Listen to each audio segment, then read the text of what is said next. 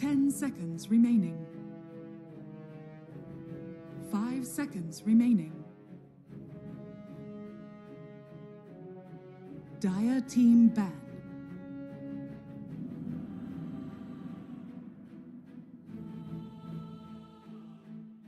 10 seconds. Dire team ban.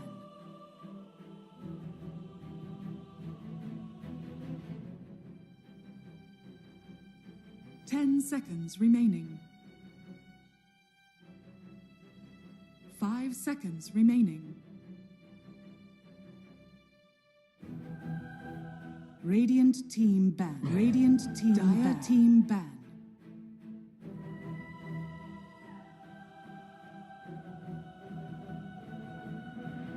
10 seconds remaining. Radiant team ban.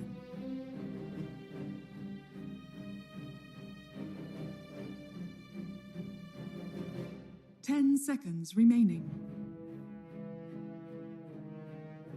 5 seconds remaining. Radiant team ban.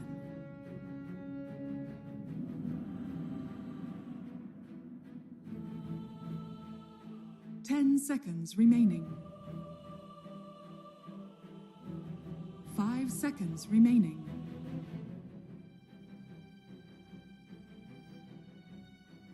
Dire team pick. And we always see this disparity in terms of the hero priorities for the top level versus what we actually see here in the qualifiers. As you always like to say, Winter, at the end of the day, you want to pick stable and solid heroes, and there's nothing more solid than just your comfort. You're going to start things out with a Hoodwink just to keep things blurry. Yeah, Hoodwink is, I believe, what, the second most picked hero at TI. I think the first one was Mirana. Mirana and Hoodwink both 1 and 2. Very, very versatile hero. Works in all, I want to say, every situation. He gives you a stun, he gives you damage, he gives you good lane, he gives you, I guess, team fight in a way. Very difficult to kill, very elusive, kind of like an invis hero. I think the heroes that can traverse the map, having invisibility, having some sort of move speed bonus, is just really, really nice on Oswald at the moment. Like you see all these like what bounty. Wait, bounty hunter is not banned. What the hell? Bounty hunter is not banned, bro. That's the thing. Apart from bounty hunter, there's also a few that immediately stick out. I know Lina was a really big one. At some point, Ember started being a first ban until people started realizing that Slark in the second pick could counter him. You know, there are all these heroes left up in the open. But I do agree. I think Hoodwink is very stable. We've seen an increase in players actually prioritizing maxing Scurry as well, which at first I found very interesting. But then after what you mentioned, you know, with the bounties, the trees being so heavily prioritized, this whole moving around the map and setting up moves, that seems to be just an elite skill to have on your team. You want to have a dedicated scout, I would 10 say, seconds in remaining. the current age of Dota. Yeah. Because the map being so big, you want somebody that can run around remaining. very efficiently, either with indies or very high move team speed, or both. So you can gather information and figure out which side of the map you have to play. I think this is the aspect that is very, very difficult to practice in pubs, and you can only practice in your scrims and against better opponents. And I think in pubs, if you play for the vision, it generally doesn't really help you that much, unfortunately. And now we see like the Ember that you mentioned. Yeah. Second phase. 9 pick Ember, then you ban the Slug. Usually that's what you want to do. I think that's gonna be the staple thing. The Slug is the new Huskar. You pick a mid hero that gets countered by Slug or Huskar, and then you just ban it, you know. Usually at the 9 pick you pick it and then you ban it in the next phase. I think this is gonna be a very common practice among all the teams. For sure. And I think it's especially something that Direborn will be bringing out a lot of, given that I would consider Pota 2, you know, his best hero, his signature is that Ember Spirit, so it's no surprise to see that prioritized. I remember last season. Sanking his like, you'd say so? best hero?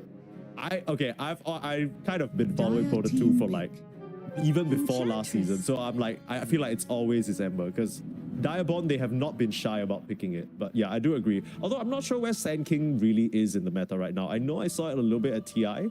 Seems to be a preferential thing. It's okay, I think.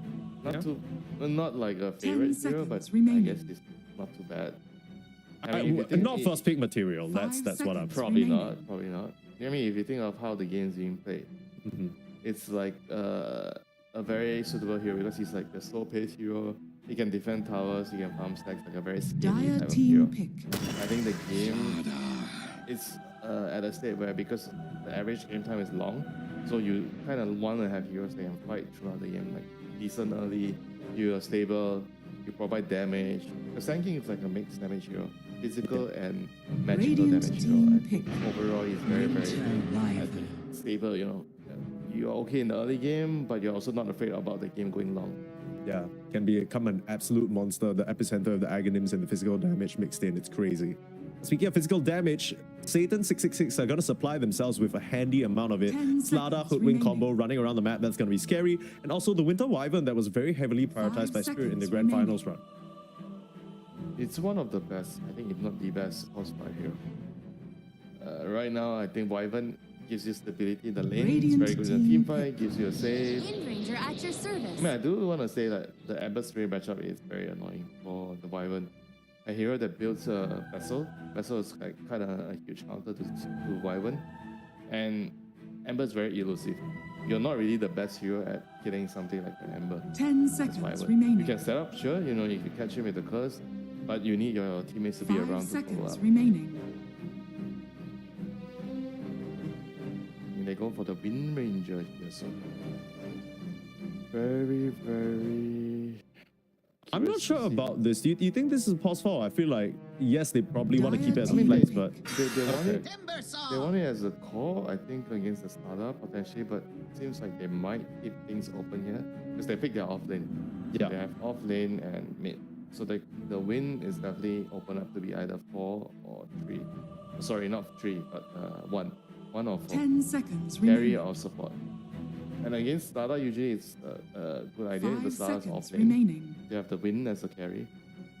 He can't really kill you, he can't really hit you. You kind of fully counter the starter because he can't hit you. And you don't really buy MKP on this hero. So, I mean, we'll see. Potentially very high chance that it's going to be a core, but we'll see what Diabond decides to do. They have the overall last week here. And Satan, they need to pick the all-important 18 hero here. What are they going to pair with the Slada? Usually we see Slada plus SF is one of the common ones. SF is banned. So there's Slada plus TA. What else? I mean, I guess Luna is decent against the Timber. what do you want into the Wind Ranger though? Like, let's say Diabond do put this Wind Ranger on the pulse ward, and then the Slada, his whole idea is amping up a heavy physical I damage. guess Clings is fine. Okay. Clings with Slada is pretty deadly. I think you want someone that will either buy Nullify or MKB. I guess MKB makes more sense somewhere down the road against the Wind. Dire team ban. They go for their off lane right away because they think that the Wind is gonna be carry, so Yeah. they're countering it with the Centaur. But they need to ban out. I think they need to ban out still Lifestealer. Lifestealer is a Centaur counter. I think they are trying to throw the ball into the 10 Diabond seconds and just remaining. say that we don't believe you'll move it to force forward because your draft is gonna be 5 kind of seconds awkward. Because if you remaining. think about their overall setup, they have Enchantress and Wind. Yeah. That's not a lot of stuns, set up. They're very reliant on the Ember chain. But that's what they're Radiant saying. team They ban. dare you. I don't think you're gonna put the Wind as a support. Dire I mean, if they team put the ban. Wind as a support, you're right though. Like, what can you actually pick as Diabond on the carry? Yes, you can counter and get the Lifestealer in there. It's a pretty solid Yeah. overall concept. But then suddenly, things like the Cold Embrace, the Scurry, the Stampede, it's just so easy to run away from Diabond. It's hard to imagine how they will get anything done on the I map. mean, the 10 lane is seconds gonna be remaining. difficult. I think partly the lifesteal, sure, I agree that 5 mid-late game, seconds. you're gonna have Radiant problems with the team core ban. embrace, Stampede, you're gonna get kited. But in the lane, it's gonna be so strong that you just run them over. I mean, you imagine if the Timber wins his lane, the Dire team lifesteal wins pick. his lane, both your side lane cores are gonna be extremely fat. You have Ench and Win as support. Radiant You team control the pick. runes, you're gonna have a very, very easy time dominating the map. So, Perfect call so there. they choose to ban out the lifestealer, they pick the things, so they have the things starter. So what are they gonna do on the Diamond side? Is there gonna be a replacement for the lifestealer again? Which doesn't 10 really seem seconds like remaining. they have a good replacement. I mean, TB is maybe okay. 5 You have seconds physical remaining. damage lineup, so you pick a higher armor hero and just put the Wind as a support. I think that is also fine by me. Okay. Oh, it's Dream of You Cell, may of now course. select your heroes. He's gonna want his cast, he's the best cast player in SEA. We forgot about that one. We forgot about Direborn, of hero- course. The hero just feels like it's not really that strong anymore. It got nerfed so much. Yeah. I mean, it's very annoying in the lane. I think the laning wise is still annoying, but later 5 it kind of seconds feels like the remaining. hero just doesn't skill as hard. He's very easy to kill in the mid late game. Like that's my issue with the hero. And if you think about what the Satan team has, they have the Slada plus the amp, and the Kling's just wailing on you, and you really have to be careful there. Of course, you have your dodging. What's the? You mean the parry? Or Yeah, the parry that which works against the Klings. But I think overall, if you do not snowball in the lane, this hero generally, in my opinion, just feels very underwhelming in the mid late game. yeah, absolutely. On the flip side, it feels like Satan, if they manage to come out of the lanes okay, their damage is going to scale very nicely, right? The physical burst along with the hoodwink to set up on the map, that feels like it's always going to be lethal. But then you look at Direborn, if a Timber starts to fall behind, if a Kes starts to fall behind as well, that's not going to feel nice. You have limited team fight and just kind of comeback potential in your supports. I'm not really feeling the most comfortable if I'm playing Direborn's draft, but you do also have to remember these are signature heroes, right? You got Pota on his Ember, you got Dreamer Cell on his Kes. If anyone can make these two heroes work, it's going to be the guys on this team. Overall, it sounds like you're favoring Satan's lineup a bit more though, Winter. Yeah, a lot more stability, a lot more, I would say, room for error, a lot more leeway. But they have to be very careful with the lane. I think they could definitely lose the lane pretty hard. Early game against Enchantress. Enchantress is going to have, I think, a lot of say what happens. If he gets a good creep, if he gets a good start, he can definitely snowball the game. So they need to be very, very careful of this. And I think the early game is very, very crucial for Satan. Like you said, it's not about winning; it's about surviving the early game for Satan. So what is the game plan for both of these teams? Because apart from surviving the early game, at what point do you expect Satan to make their move, right? Because after you survive the early game, let's say things are even, is it just that natural progression into hunting people down in the Slada, trying to take the Roche and pushing the game forward that way? They need to play through the Slada. It's a Slada against Ember matchup. This is a super favor matchup for Slada. So you need to, I think, at least be 70-30. I would say, okay, maybe 60-40 is still acceptable, but usually this matchup is pretty difficult for Ember. You don't really do very well on this matchup. Like Slada just bullies all the other melee heroes. It's just the nature of the hero. It's a late pick Slada, so I mean you're gonna have that problem to solve. But like I said, Direborn, they have the Enchantress in the early game, so the Enchantress can definitely tip things to their favor. It's going to be very, very important that he gets the right moves, especially controlling the runes. Sure, you can lose the lane as Ember, but if he can actually get the runes, he'll be fine. And if he does survive the lane, and then you can really play through him. I think with controlling the runes and moving to the side lanes, I think based on the side lane matchups, Timber against things, Kes against Centaur, these are lanes that if you have the right rune on Ember, you just go over there. It's very easy to get kills. I can definitely see that. And on the flip side, you look at Satan's heroes.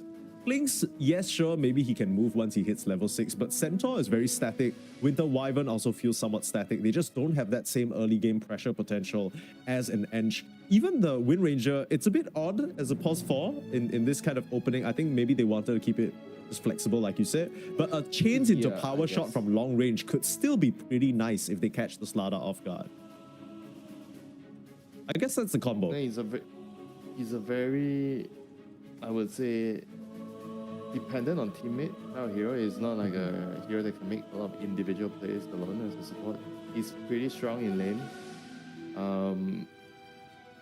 You can always itemize. I think the shard is just, you get the stealer and then you get a shard later. The shard is just very, very annoying for melee heroes, right? Like, especially the Slada, you're gonna get kited a lot during the team fights, and the Wind is pretty hard to kill.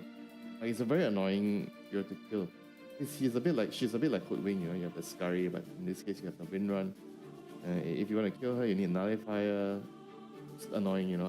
I think part of Dota is when you're playing support, you want to have ways to survive during the team fight, and you want to have a way to contribute to the team fight. Right? All these supports that have escape ability are very, very valuable, you know, in the competitive side of things. Yeah, I think just being, especially for Wind Ranger, she's not necessarily the type of hero that has this big team fight ultimate that can turn the game around. A lot of the times you're looking at multiple shackle shots, multiple power shots to come in and change the flow of these small skirmishes. So if she can stay alive, which from what you're saying, it's going to be very easy for her to do so in this game, she can throw more of those out, keep the Clinks locked up, kite the Slardar, and perhaps help Direborn get a victory here. Of course, in case you're wondering why you're still looking at Winter and I's faces, it's because we're still waiting for one of the players to reconnect. Apologies for that, folks. They're getting it worked on, don't worry. But yeah, I think really exciting stuff. First game of the new season, as far as I'm aware. I know there were some other sort of Chinese qualifiers happening as well alongside this. But yeah, this is going to be a big deal because in case you haven't read up on the news, these upcoming Blast Slams, which is what Unchained is a qualifier for, they're going to be in not just an online setting, so the players don't really need to travel as much. I guess it doesn't really apply to the Southeast Asia side, but I think I've said this time and time again, Winter, this is a really big opportunity for a lot of these stacks, right? Because you're talking about how Southeast Asia, it looks a bit different now. The complexion has changed. There aren't as many orgs as there used to be before, and you can look at that as a negative. It definitely is. But there's also a chance now for a lot of these unsigned teams to maybe prove themselves, right? Come up to the highest level, rub shoulders with the big dogs, and just show the world what else is left here in this region. Could be a good opportunity as we're finally into the game here. New names like DO6 that you mentioned. Playing a lot of these online tournaments, but now might be able to get himself on the big stage if he lets enough arrows fly here. All going to be about those runes though for the Ember, like you said. This Slardar matchup is going to be a tricky one. Both teams already seem to have an idea about what they want to do before the horn blows, setting up around this bot rune.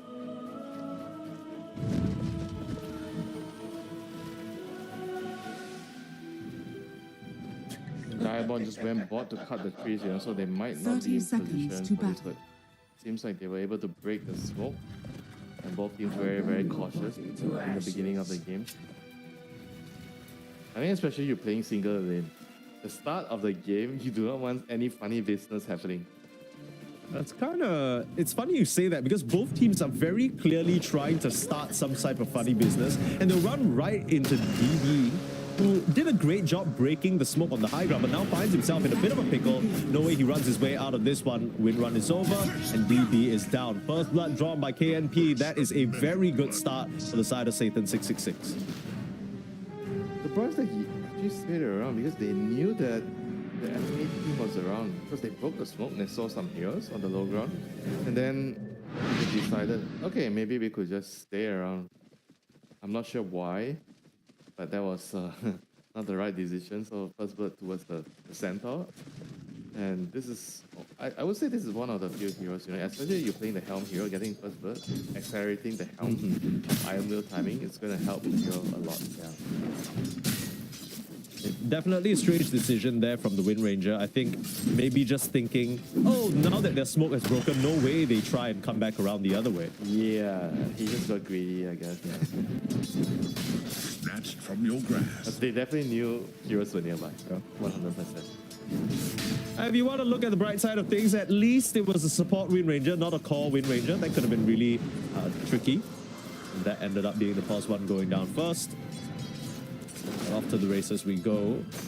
Wota 2 and DB up here. Womi and DB rather. I keep getting confused. I almost want to say Debota 2. That's too much of a mouthful. Yeah, blame the players. Why are they using names that look alike, you know? Like literally 3 names that look alike. I like it. I like a team with cohesion. It reminds me of the good old days when everyone would set their profile picture. They're just trying to troll, bro. They're just trying to troll the customers. They are. And it's working. They're getting you, Winter. It's causing a reaction. I'm just gonna use the hero name. Okay. Yeah, that's fair. Winter, man who's always about the Dota. Well, currently Pota is actually doing a pretty nice job against this Slardar. One of the downsides of this matchup is Slardar does not have any way to break the flame shield, and this fish is getting grilled right now.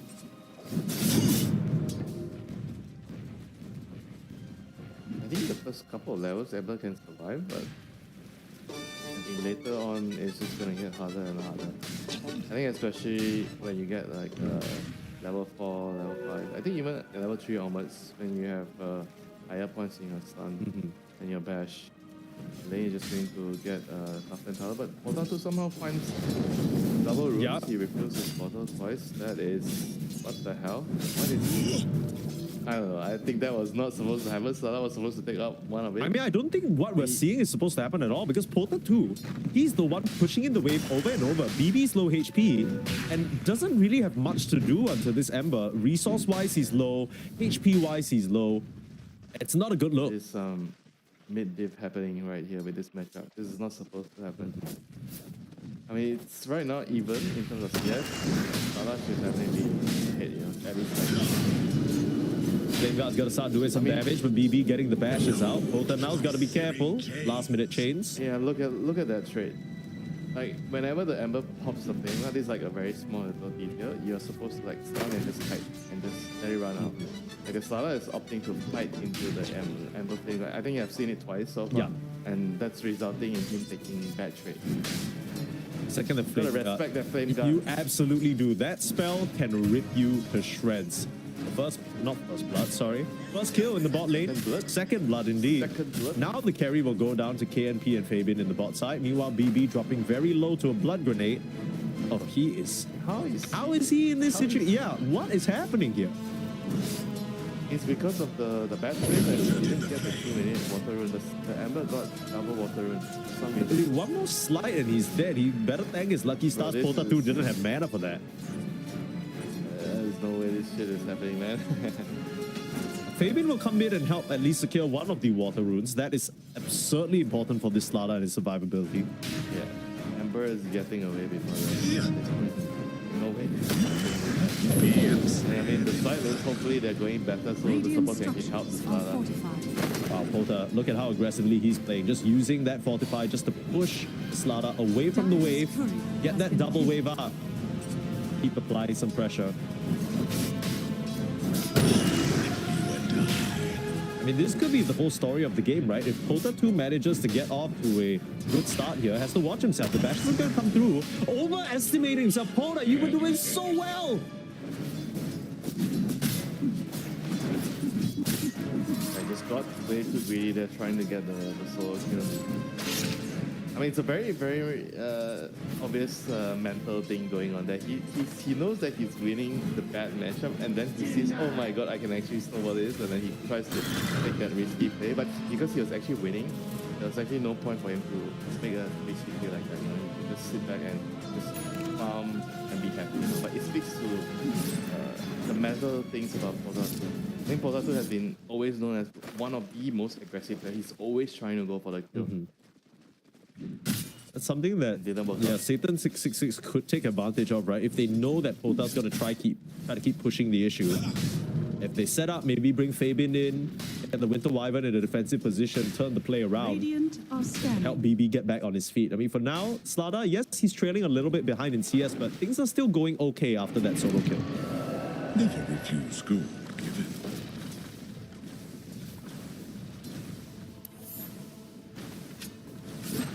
6-minute runes. The runes are going to be very important right now. It's kind of interesting that the supports on Dire's side actually choose to go make a play onto Dreamer Cell instead of try to help secure these runes. It's going to get snatched away by DB, so even though, you know, the Slada doesn't get it, at least the Dire's Ember structures wasn't are receiving it as fortified. well. Yeah, also Journey, I feel like the Center doesn't really... Radiant's They're top going to try to get they're going to lose a lot of health. Yeah. Well, all of it is healed back out. Meanwhile, Wota able to make something happen on the top side with DB. Onto that Klinks who was left alone. Not really ideal there. Probably didn't even need a shackle actually. Just caught him standing in the middle of the lane.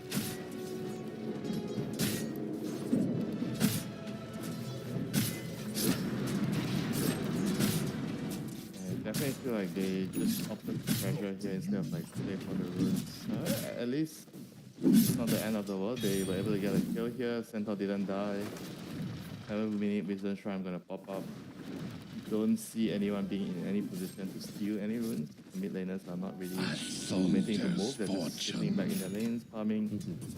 But the kill, the Slardar kill, you know, getting a kill on the Dire's Ember middle tower definitely is under attack. tipped things into his favor. He was actually getting pummeled so hard. Yeah. I wonder how much that's going to affect the flow of the game, because I don't think Pota was even supposed to be in this position to begin with. The fact that he's gotten to level 7 with this much ease. You imagine if he didn't give away that solo kill, he'd be in a much better position, even putting the Slardar back into the dirt. He's still continuing to play aggressive despite dying that one time. Yeah, this guy is, if you play against him in pubs a lot, this guy, you know, he's a super aggressive player. He's always in your face, he's always trying to, you know, get a kill, pressure, make you, Radiant you know, are scanning. feel like you cannot really, you know, do a lot of things. I think he's the type of mid laner you definitely want to always babysit with the support. You want to go with him, especially when he's playing something like an Ember. Go control the runes, make sure he gets the runes. Get an advantage with it. This reminds me of how you like to talk about Bob from Execration, right? He's always going to make the crazy play. So if you can try and set yourself up around the fact he's going to go for those moves, your team is actually going to be in a better position instead of trying to convince him to be someone he's not. Yeah, you gotta be ready for it. It's just, I guess if you already played with this guy for 2 years, Yeah, exactly. No. It's not like his playstyle is new to you. Diabon, that's the most interesting thing. They haven't really prioritized supporting this Ember except for bringing in the Wind Ranger like once. That's about it, right? The Ench has very much stayed around the bot side, not really made any I mean, rotations. to be honest, he was already winning his matchup before that. I guess that's why they're not. And then he died alone. Yeah, fair. That's a rotation here. DP on the Slardar is trying to look for a play. He's in the enemy jungle. No camps for him to farm because they already cleared the stack. Yeah. Something you always want to keep an eye out for with the Timber Saw. I mean, even the Ember to a certain extent, right? The Flame Guard can clear away that hard cap stack very easily. Dire's top tower Walter's is under doing attack. okay. Not anything crazy, but the Clinks matchup, not too bad. You know, he got that solo, not solo kill, but the kill on the Clinks as well. Now that DO6 has hit level 6, it's not so easy to stand around in the lane no more.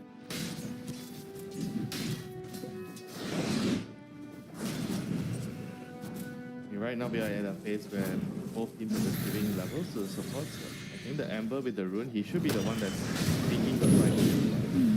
BB will beat him to the punch, but let's get the return kill onto Fei Bin. Pause for pause fall right now, but overall, a greater investment used by Diabon because they bring 3 heroes, just get a 1-for-1. And the runes are the real prize. I want to get it. Timber's in a little bit of trouble. He's gone. Dire's He's middle dead, but tower if is the under Ember gets the attack. rune, he's going to tell the team, guys, relax. I don't know. Oh, BB snatches it okay. away though. I think, yes, Slardar might have been pummeled in the first maybe 5 to 6 minutes, but he's made great use of the river, rotating up the top, getting the rune while he's at it. I mean, BB's back on track, I'd say. Needs another 1,000 gold before he gets his dagger. But yeah, things are looking much, much nicer for him. The Ember is right next to him in terms of network, like the net. But yeah, judging by how the game started, I guess you should be happy that it's neck and neck instead of the Slardar being behind. Yeah, overall, at this point, Satan 66, they want to play like a slower pace game. You want to farm the Helm, you have the Helm on the Centaur, you want to slowly get to your Lotus. I think the Lotus is a very important item here against the Timber, so against, especially the chain. The Searing Chains is the main disable of the Diabon side. Sure. And they're making a move with the Ember Spirit right now. He has a vessel complete. Wants to kill the things. No rune, but ready to roll. Shackle's not going to go through. DO6 is still rather tanky, but all this magic damage flying in, even the curse won't keep them at bay. DO6 trying to run over to the left. Even the Cold Embrace keeping him alive for now, but not for long. BB's now rotated back in, getting himself a return kill. Satan fully ready to respond for that move. Saw it coming, but they couldn't save their flanks. Dire's middle tower is under attack. You know, like they didn't need to embrace him. You know, maybe he had a better chance to escape if he didn't get embraced there. Yeah, agreed. I guess this Timber is like a kill onto champion mid lane. Because this Timber is like a really, really happy target, a hero, you know, when he sees people embrace. drops all his cells on the target. Fighting's not over. Power shot onto this poor Hoodwink again. Another cold embrace. This time the Timber not there to cut down the squirrel. For the shackle, Polter's gonna run. Turn around, kill DB though. The whole affair was kind of awkward. Feels like Diabond were just overstaying their welcome. Trying to get a return kill of an additional one onto the Hoodwink and nets them with another death instead. Yeah, after the first initial kill onto the Klings, just felt like it was enough for them and they should just go back and Refuse gold, give I it. guess refill, get your status, farm some creep. Yeah. I agree, they definitely overstayed their weapon and they were supposed to just back off after maybe getting a little bit late. BB, he stuck around too long this time. No resources, just tanks a full shot of slight chains into the face. Ends up going down. You can see that DB and, Diabond, I keep getting confused, are really insistent on trying to pressure down this mid tower. They'll finally get what they came for. I feel like I've seen Dixon bring in like what? 4 or 5 creeps just running it here and trying to take the tower down. And you also see like the power of the power shot follow up the Ember Spray. That's a lot in this early stage. And you kill almost any Dire's hero. middle tower is under attack. Chains, power shot, drop a vessel, you're dead. Not much that Satan can do about it. They don't have any ways of repositioning forcefully. What a snap. Okay. What? I think people run. I mean, it's just for BB to try and chase down straight edge. Nice slash through with the stuns, big Lotus as well. He's still got himself the Mage Slayer, keeping him alive, and the rest of the spot coming through. Sharpshooter through the trees. The last parry won't do it though. Dire's top tower. Full rotation in from Satan, bringing everybody to try and kill this Dreamer Cell Kez, and it works. Definitely worth it, you know, and this is a hero, like I said, he needs to snowball. He's not the same anymore after all the nerfs to him. Radiant's You bottom really tower need to get is a under very good attack. snowball going. Dire's top tower And has he has the fallen. Mage Slayer on Dreamer Cell right now, working on his meta, he needs to dispel for his case. Yeah, I mean 40-minute runes, DB is ready on the bottom side, he's gonna pick up the Invis rune thanks to the pushback, holding the Ember Spirit back. And time to sit back and farm, you know. The Lotus, they want a Lotus. The Lotus up on center would mean that they're ready to go. Misada has dagger now. I don't know if it was scouted. They know that he has dagger. He's moving with his Invis rune. These are some really nice wards placed by Dixon, but I'm not sure whether BB just scouted that out. Dire's middle tower is under attack. Look at how aggressively Diabond are positioning though. They're straight up in the jungle, taking away this area and farm. Yeah.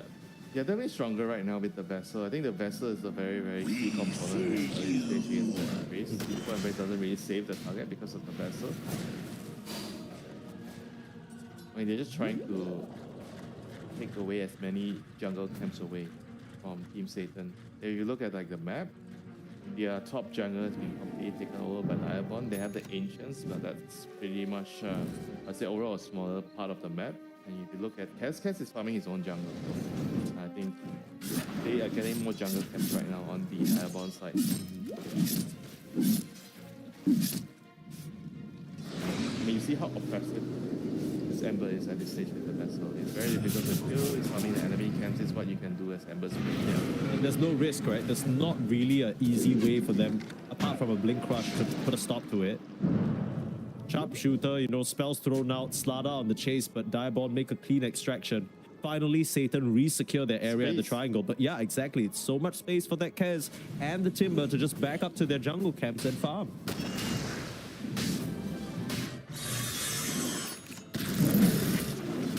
In Team Satan, they need to get a kill here. They've committed so many kills.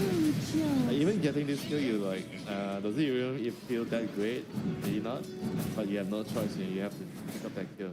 Because you've already moved so many heroes in this area.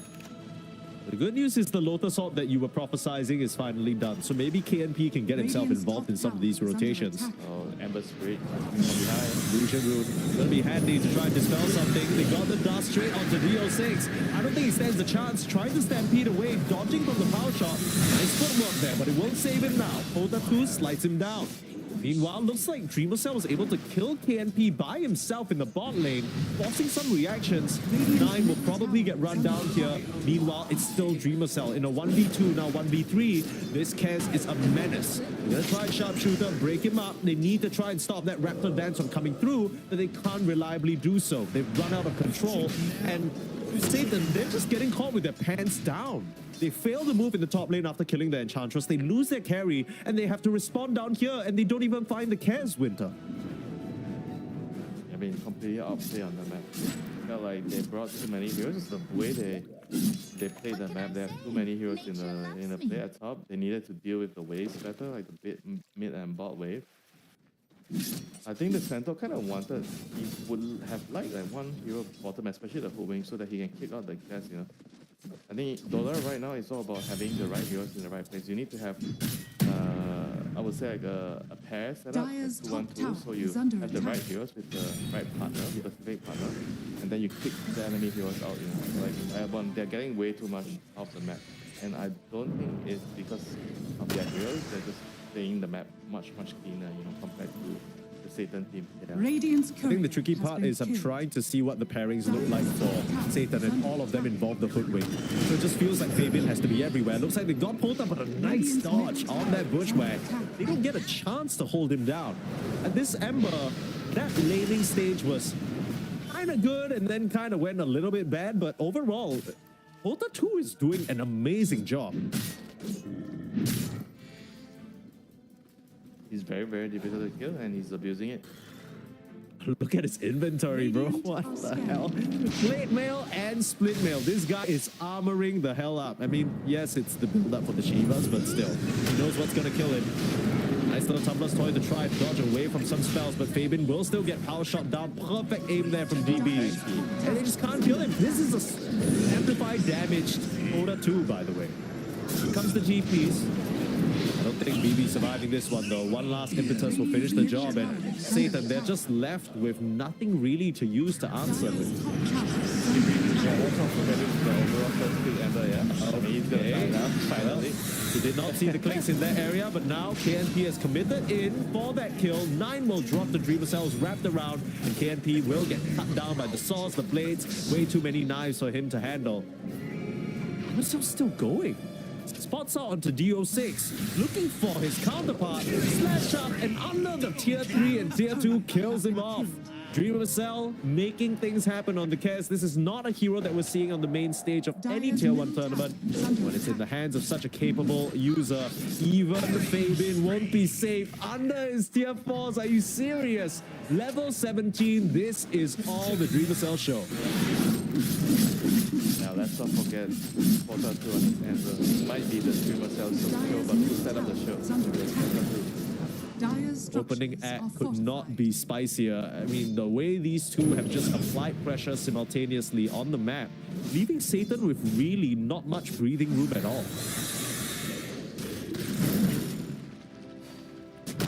I feel like they have the tools, you know, they're Dragon and Sala. They're not weak focus on Centaur. They just need to figure out how to set up the map. Push the top lane, push the bot wave, and then when the waves are out, get a smoke, go into their jungle. Because their own jungle is the problem right now, they're getting pressured.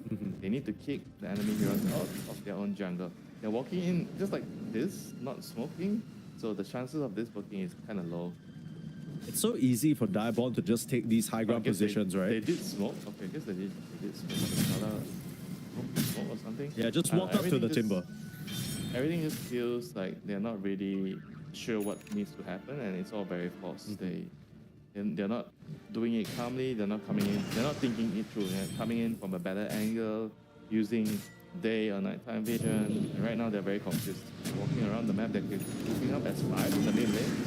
And if this fight doesn't work out, Shield Rune blocking all that damage. Between Porta's gonna turn around with a vengeance. We know how aggressive he can be. He's the one leading the charge, but now might have to watch himself. There's a safety remnant waiting for him in the back way. With this cuts on the timber, it ain't gonna do much, but if you can follow up the damage on the Ember, that's good.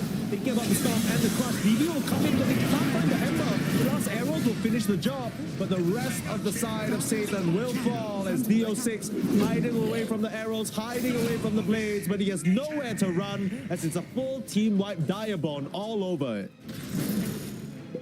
yeah, this is just a very desperate fight, you know. from Satan. They grouped up the heroes, they couldn't really do anything else, and they just decided to take the fight. They didn't really get the... I feel like the setup of they wanted to burst into 2 heroes, and then they wanted to follow up with a center Dire's stun. middle tower has But fallen. KMP got shackled at the last moment. And BB was ready for what was happening then. He knew the center Dire's storm was middle coming, and then he tower was is under preemptively attack. casting his shackle onto the center.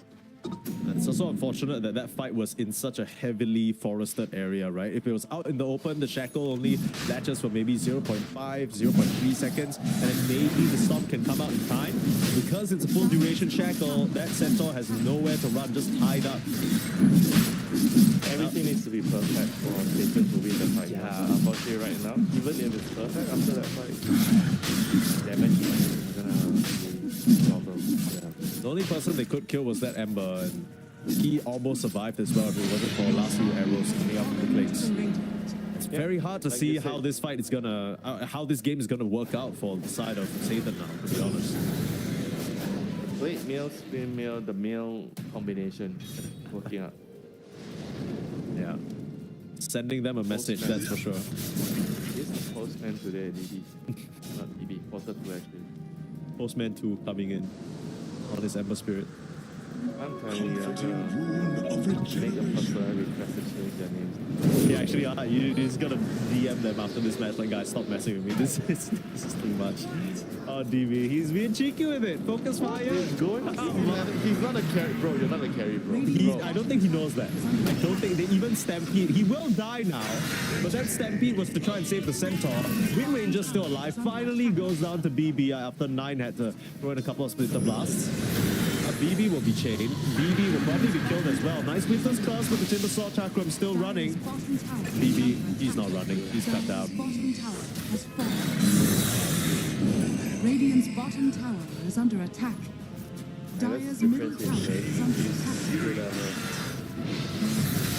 Both of these teams, I felt like they did okay in the lanes, but once the laning phase broke down, when it came down to playing the map, I think you could just see Dragon being the superior side. They understood where they Dire's needed middle tower is under to play. attack. Yeah. I think they were much better at taking away the camps. They were farming the enemy jungle. This is something that it might seem like a small thing, you know, but it definitely contributed a lot towards like pressuring their opponent. Yeah. Whereas I think the part where I felt like Has fallen. Team Satan did badly was they didn't really find the right Dire's middle pairing to their barracks heroes. are under They didn't play the map as well. Yeah. I think I want to go back to something that you talked about in the draft, about how Dota 2, the map is so big now that you need a scout. I don't really feel like we saw that come out from the hoodwink, and now you're in this situation where, yes, you killed the Emperor, but then the rest of your heroes are going to go down for the cause. Nice Full Embrace keeping KMP alive, but again, it just feels like a momentary measure as DO6 now the target. Straight edge right onto him, and Wota with the blink, chops him down, 9NZ next to fall, Fabian dropping as well. Everybody getting killed off in Satan, sent straight back down under. Dire's middle barracks has fallen. Dire's middle tower I mean, the is thing under with losing attack. the game like this is a lot of fact that how are you going to come to the right conclusion about why did you lose, right? They're probably going to defend the cast in this game, thinking that the cast or the Ember was the problem, but in fact, those are not the problem. They were like a tiny problem in terms of like the grand scheme of things, but the way they played the game. Dire's top tower And that's is the under difficult part attack. about being a tier 2 team. You're trying to improve and become a tier 1 team, but you need to come to right conclusions Dire's top about tower what mistakes has you fallen. made in the game, why the game was hard. And if you couldn't come to that right conclusion, you're not moving forward. Okay, well, here's a maybe more difficult and hard-hitting question to answer for you then, Winter. Let's say they did come to the right conclusion. Let's say they realized, guys, we didn't play the map well enough. Is that really something that can change within the course of this single elimination series? Because this feels like the type of thing that's ingrained into your muscle memory. Yeah, I agree. It's not a problem that it's something that needs to be taught through a lot of practice, a lot of time. You need to make sure everybody's on the same page.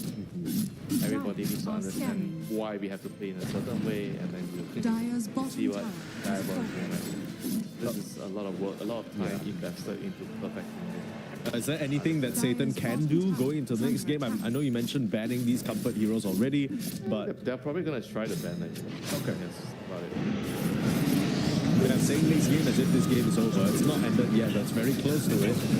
Because this is not even going to be done. He finally loses it on killing KNT, but the rest of Satan just die.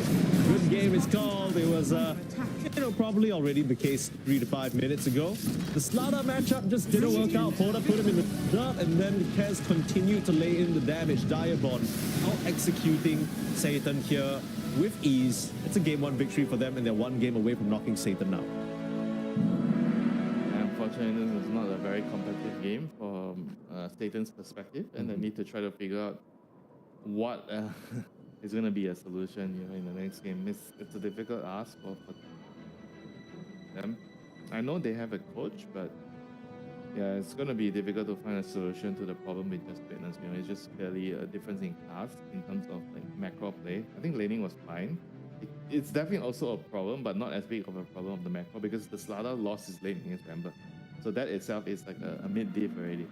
But I still felt like the game was okay. They could still win the game after that. Like, it's just a matter of how they are playing on the map, which is the problem.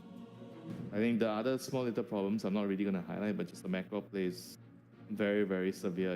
They were completely dismantled in terms of that part of the game. They didn't have the right heroes on the right side of the map. They didn't have the right pairings.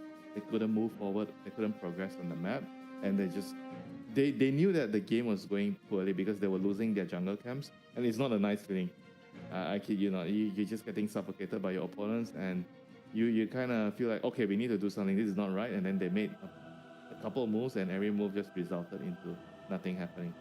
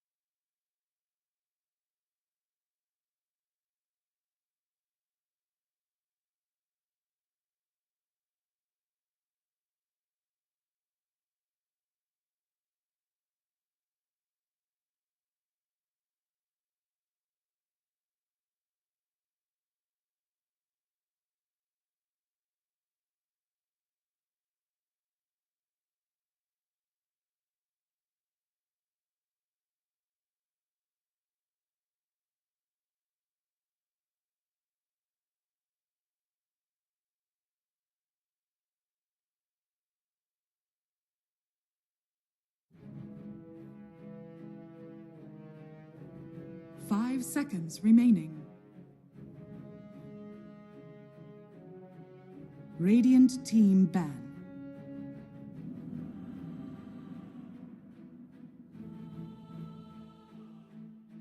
Ten seconds remaining. Radiant team ban. Dire team ban.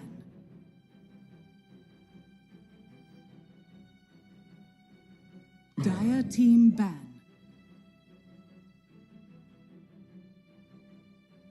Radiant team ban.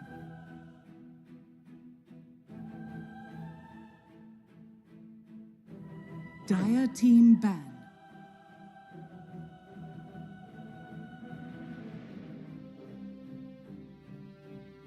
Ten seconds remaining.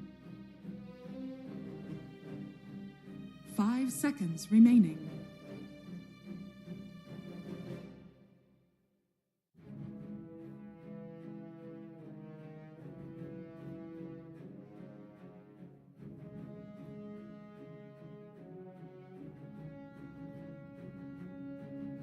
Dire team ban.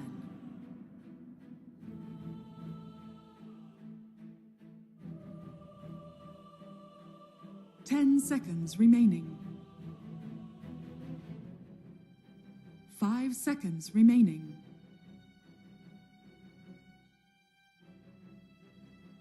Radiant team pick.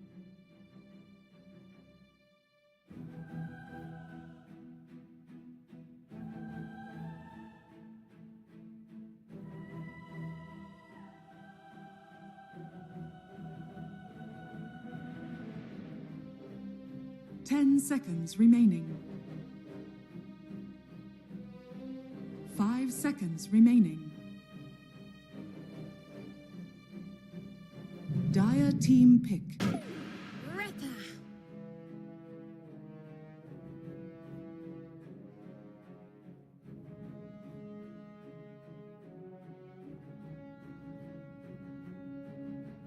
Radiant team ban. Ember Spirit. They have to ban a slug.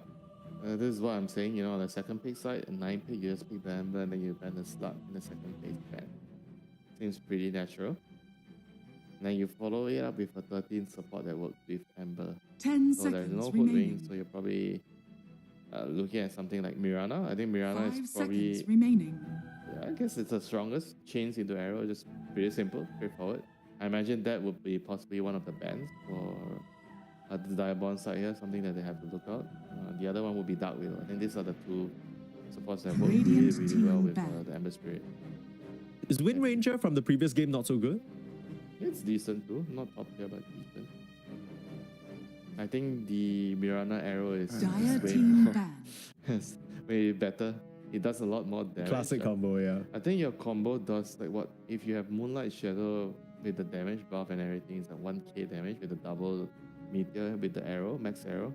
It's just so much damage, and you don't really have a long CD for that. You know, your 10 combo is always seconds there. remaining. Yeah, that's true. Pretty easy to set up. 5 seconds The Dark Widow one is like not as potent as the Mirana one. It does give you a bit more team fight though, which is nice. Yeah, it does. It does. Dire It does. team And Dark pick. Widow is also kind of like I think in a way, Ember Spirit counter. It's very good against Ember because of the roots, the fear. You have a lot of control because when we talk about Ember Spirit, we always talk about this hero. Oh, so elusive, so difficult to kill if you don't have the right heroes. And Willow is one of the absolute hard counters 10 to Ember seconds Spirit. remaining. You always feel like you can kill Ember when you have Dark Willow on your team. That's 5 true. seconds And that's very remaining. important, right? Compared to the previous Radiant game where you team pick. had the entire setup, Ranger at your service. Ulta's just running at your face. It really never felt like you could kill him. Both teams really just borrowing from each other's strat books. They are drafting the exact same thing. I wouldn't be surprised. I mean, I don't know Borrow what the Diabond play. implies you're gonna need to return it, you know. And that's true.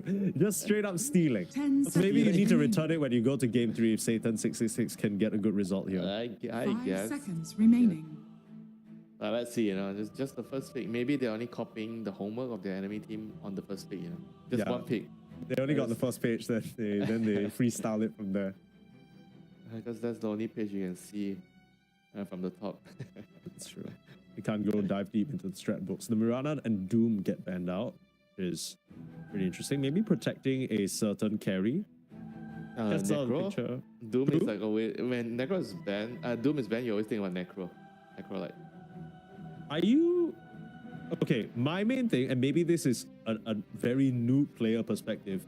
Every time I see heroes that can, number one, easily build Spirit Vessel and have good magic damage, Radiant I'm like, team I don't know pick. if I want to pick Necro. Enchantress. Then Team we pick. kind of have that already. They're gonna go with an Axe and an Enchantress. So some early game pressure, a good way of dispelling the Wind Run and the Flame Guard. Some pretty nice picks so far. Just very strong needs X plus homing. But right now, 10 Tesla will seconds probably remaining. find a way to deal with. So what are the best against X again? You know, the Necro is gonna come in. 5 It's gonna come seconds into remaining. discussion. Necro is very good against X in the lane. So do you want to do that or do you want to do something else? Because you already have Ember, so it's easy to pick your side lane heroes. You have stun, you have catch, you don't really need stun. Because every time you want to pick Necro, you're looking at the draft. Okay, do we have enough stuns? Okay, no problem. Yeah, it's okay for us to pick it. So because if they pick the Necro and the other support here, everything is still open because Necro can go safe, can go off. Your Wind can go Dire carry team and can go crossbow. They go with the SF, so they need a bodyguard now. Clockwork, I guess. Radiant What team else? pick. Tusk. That works. They go for the Tusk. They want a snowball to save the X initiations with the Berserker's call. So very nice with the snowball counter. And now, Diabon, what do you want to do with this against the SF and 10 Tusk? seconds You remaining. have pretty good heroes at gate ganking. I think every time I see SF, I always talk 5 about seconds can remaining. you abuse him in the early game? Because if you don't abuse him in the early game with the gate, you're gonna have a lot of problems. Maybe you want a pause one as well that can join in with these gate moves. Independent pause one, something that doesn't really need the 5. Because if the pause one needs the 5 to be there all the time, naturally you won't be able to touch the SF. Yeah, that's true. I'm thinking about pause one that can even join the move, like come through the twin gates, take the tower early, you know, Join even the move. Okay. yeah, get in there. Everybody get in there. Why not? Tiny. Joining the move with Tiny. Sure. Yeah, I can see that. Toss Tiny into SF for matchup. It's okay. Late game is not that great, but early game is okay. Okay. I think mid late game you're gonna struggle, but early game when you get you go your Echo Saber, you go your Dagger. Once you have Dagger plus Echo Saber, you have a timing to bully the SF. But if you don't get to bully the SF, that's I speak There for you the go. trees. You don't need a gate to join the gank anymore. You can just TP on up there and Yep. put some trees on his face. It's also kind of, I guess you won't put it mid. You can flex it technically, but it's like a fake flex. You don't want to 10 put seconds MP mid this remaining. game. 5 So right seconds now remaining. they need to pick a mid hero, I presume last for Diabon, and it's gonna be 2 more mid heroes are gonna be banned. So ideally what do they need? They need some kind of like hero that can work with the Axe and MP. I would say more stuns, they need more initiation. Against Ember Spirit, what can you pick? Tango in that Dire great, but team it's ban. okay. I guess that's DK. I don't know if Diabon are open to pick DK. I know this matchup is very good for DK. DK against Amber. You tend to have a good time. Is And Huskar whenever- crazy? It's okay, but it's not that great of a hero. I think the hero is just weak right now. Right. It's okay. 10 seconds You can remaining. definitely try it. Just thinking about Huskar the just- Ember counters is in my 5 mind. seconds Huskar just remaining. dies to the SF and Huskar later. That's true. You can win your lane, but you just kind of die to the Radiant physical team damage. ban. Dire team ban. Viper on the other hand is a nice hero. A much better hero than Huskar. Is there a chance that this could be an NP mid and then a last pick carry? Yes, but unlikely. Okay. Ideally, you pick a hero that can punish the Ember 10 in the seconds mid lane, remaining. like at least slow him down. MP doesn't really slow 5 Ember Spirit seconds down. remaining. Okay, then question for you. If you already know that the Ember Spirit's gonna go mid, why are you not picking your Yeah, mid on good 18? question. Radiant Yes, good team question. pick. Most of the teams will just pick a mid hero. But I guess Diabon wanted to Like they're worried they're not gonna get the protect MP. pick. Either they wanted to protect the pick or they felt like the X is more important because their offlaner doesn't have a big hero pool. So they wanted to secure his hero first. 10 Either seconds way, remaining. I think those are the couple of reasonable 5 seconds remaining. explanations to why they're doing things in such a way. So they go Okay. for the Invoker to round up the draft. So they have Sunstrike. So you see the last 2 picks, they are very targeted at the SF. MP TPing in and the Sunstrike. So they have 2 ways of globally ganking this Shadow Fiend to make sure that he doesn't have a good start. So right 10 now, seconds for Satan, remaining. they need to, I think they need to pick a hero that can sit in their faces on 5 the offlane. seconds remaining. Centaur is banned, so there is still, I guess Darkseer against Ents is not that great. What else do they have here? I was thinking They need- Tidehunter, but the break would be annoying. Tidehunter's okay, Underlord is okay. They need something like this, to sit in front of their face. You need to keep shuffling the wave in. And the Underlord can kind of protect the SF with your Inziate in a way. So I think these are the couple of reasonable picks that we still have. They need heroes that can shove waves and protect and create. Choose Okay. your hero. They've opted to go in a very different direction. They go for the Lycan. But it's against Ench, Ench just it's going to keep stealing your wolves in the early game. Yeah. I mean, it's a specialty hero. KMP loves this hero. He's very, very good 5 at this hero, but seconds it doesn't remaining. feel like it's a very good game for Lycan. Invoker Yeah. is kind of nice against Lycan because your spells stop him from attacking you with the Deafening Blast and the Tornado. And Ench and Hoodwink, they are also kind of annoying for Lycan.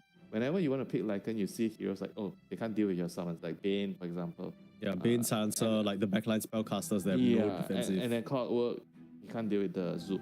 Yeah. Duplicate. But right now, Hoodwink and Ench, they don't strike me as specifically weak supports against Zoo. And then Invoker is kind of nice against Zoo. X is okay. Yeah, like it's- basically it's a they don't comfort care. I feel like they don't really care, right? On the Yeah, side of Diabond. But the thing is, if they don't care, they're gonna get run over in the lane. And I feel like mid lane is gonna be fine for Ember. Invoker against Ember is okay. It should be pretty easy for BB to play this lane. I think if you play the matchup correctly, Ember should be ahead. At least 60-40, you'll be ahead in CS, maybe even 70-30 if you play correctly. So the story of the game is going to be on the SF lane. This Sunstrike and MP tipping down with the Enchantress scripts, are they going to be able to protect the SF? If they can survive and protect the SF, I can see a way for their lineup to work. But Yeah. it's going to be very tough because Ench is already going to provide a lot of counters to stealing the wolves against the Lycan early game. And it's going to cause a lot of instability in the early game so that the Prepare for Lycan battle. will be shoved into the jungle. You'll be forcing the Lycan back into the jungle, and your Ench is going to gate to the SF. I don't see how this is going to be prevented Yeah. because of the hero matchup. And heroes are going to go to the SF lane, and he's going to get killed. Yeah, it's gonna be a lot of pressure on this Shadow Fiend for sure. And I'm honestly, you know what? You're gonna laugh at me for saying this at this point, Winter. But I was going to actually compliment whoever's doing the drafting for Satan up until the Lycan pick, because I thought even after that game 1 loss, it felt like their draft had the tools that they need to succeed. But now with this Lycan pick in game number 2, yes, it's a comfort hero, but you don't have any ways of protecting the SF, like you said. You're trying to progress the map. It really just feels like KMP is saying like, okay, since the SF has been so targeted, we need like a secondary carry. We need somebody else to kind of pick things up because he's gonna eat shit. I need someone who can do it myself. I don't want to care about protecting him. I'm just gonna do things my own way. And I don't but like I that feel very like much. The Underlord could do Exactly. that in a way because you're keeping to help the SF, and you'll also have some answers to the MP because the Underlord counteracts the map play from the Invoker. Yeah, but he's gone the like far end direction, right? Of just The battle I'm not even gonna begins. come. I'm just gonna put so much pressure on by myself that they will come to me. So that's kind of like the approach that he's going for here, and we'll see whether it works out. The flaw with that that choice here, or this choice in this game, is the lane is going to be very hard. Right. That's why I feel like the odds of it working is going to be there. If the lane is somewhat playable, I don't think you need to win your lane as Lycan, but you need to be able at least, you get XP to get some decent farm.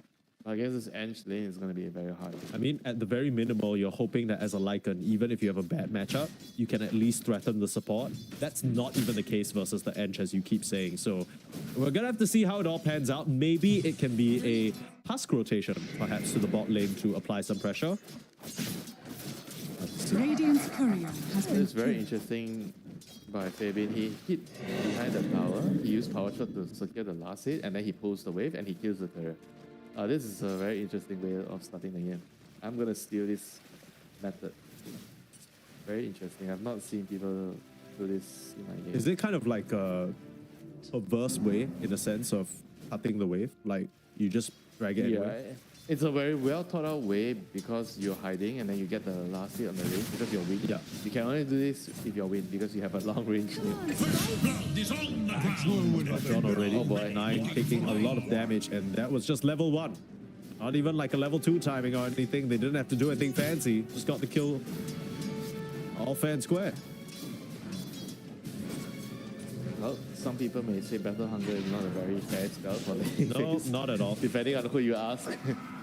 So 9NZ will be on the protesting end of that discussion. I'm also on the protesting Yeah, end. as a POS 5 player yourself, of course. Of course, you would say that. What would you say is the most oppressive laning spell from an offlaner? Let's see. I mean, don't Battle think Hunger is anything pretty pops. scary. I would say, like, even though he's not very much in the meta, I feel like Visage Soul Yeah, Assumption can yeah. be really, really annoying. There's one more. If you ever run into Nature's Prophet offlane and he just keeps sending creeps. Oh, don't remind me. Oh, I hate that. Just thinking about it is pissing me off.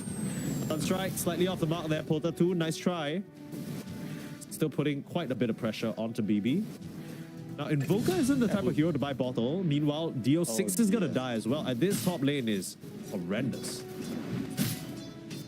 I expected kills to happen when the rotations happen, when the MP decides to come over, when the Enchantress is coming over with the creep.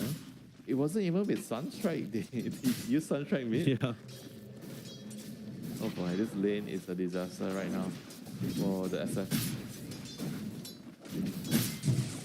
And if he dies one more time, I mean, he's 6 and 1. X is 13 and 2. This is not supposed to happen. I think Tusk is dead. He's going to try and But shard if X him. dies, On my steel. Except he's not level 3. He's almost level 3, but not level 3. It's excellent usage of the small little advantage that Water 2 has there. Yeah. Continuing the denies, getting the Lotuses, everything working out the way of Diabond. Yeah, how is the lane going so well for the X? This is unreal. This is not an easy lane for the X and Footwing. Sure, X Footwing, they're strong, but SF is, I think, the strongest hero in terms of laning phase right now on the side lanes. Sure. But I think this is why we always talk about the importance of the right bodyguard. I do feel like 9 might have messed up some of those early, I guess, waves, because I'm looking at him and he's just losing HP constantly. Maybe that's why he's playing so defensive now. I think just now he was walking up, trying to challenge, trying to trade, and ended up dropping far too low for him to really bodyguard the SF at all. But yeah, I mean, look at this. 2 spells and he's half HP. Not much the SF can do. Snowball. No snowball. Dixon's here through the twin gates. TP is coming through. He's put himself in jail trying to cut through the trees, but he doesn't have anywhere else to run, and he will get chopped down again by the axe, dominating now by Walter 2. He has no TP, the SF is in trouble. If Diabond can cut the wave, push the wave in, Dire's SF middle is gonna tower die. is under attack. All And right. Ember, What is oh happening, my bro? God. What Yeah, is this happening? get team diff. They're just getting team diff. A lot of things that are happening that are not supposed to be happening. Maybe this is what KNP was worried about. Looked at his team and he thought, guys, I'm going to have to pick something that can carry myself. Try to put some pressure now onto the Nature's Prophet. No one in the area to try and help him out, but it's just a couple of wolves. Nothing he can't deal with. Sunstrike top lane call is there. Kill on the SF again.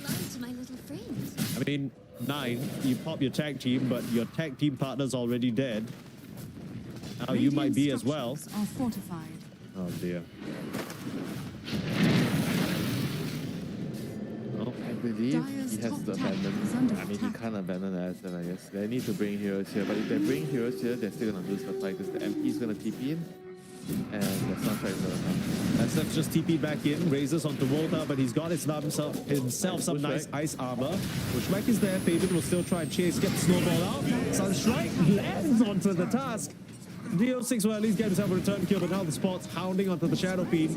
EP comes in a little bit late from the Prophet, allowing BO6 to get himself a double. Where's the MP? The Why MP did took he take way so long? too long to come through there and taking a lot of damage from the tower. That was a swing and a miss, to say the least, from Dreamer Cell.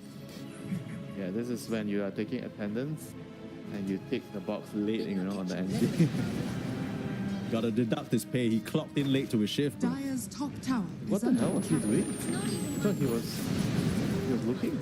But what the hell? The stun strike did not land there? I guess he was on the cliff. That's strange. But now DO6 is gonna get another kill. Okay, well, any type of bad early laning start DO6 was suffering from, he's now mostly recovered it. Not very much in the CS department, but get himself 3 kills at this point. I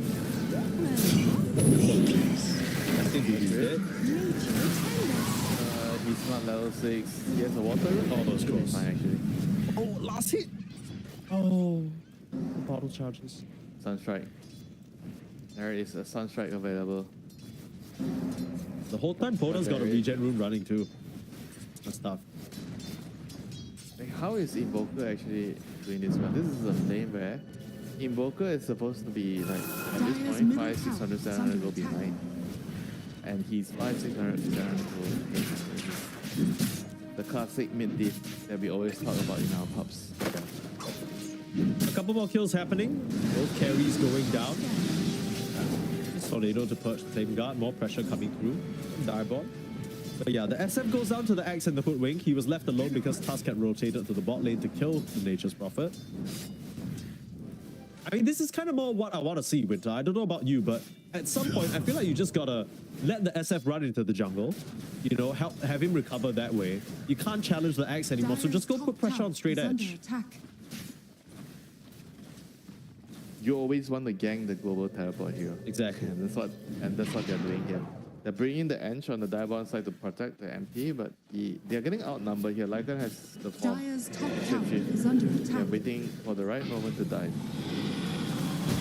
I hear Wolf charging straight in. And unfortunately, nothing much that Enchantress can do to protect straight edge here. All the damage gonna come raining in. Pota's now TP. Gonna return kill onto 9, but maybe Fabian as well. When run out, immediately Enchanted. Kill. So Pota 2 will find himself too, but they do lose the carry again. Great TP. You don't see Invoker players TPing a lot to the side lanes this early on. Radiant's Because middle they are tower is side under lane call. attack. I mean, sure, the MP died, but they got so much in return. And now your chip shift is on cooldown. You have to farm for 60 seconds, 70 seconds.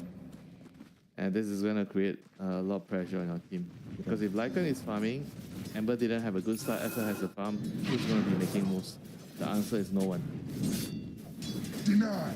Everybody just needs to get some farm and recover. Yeah.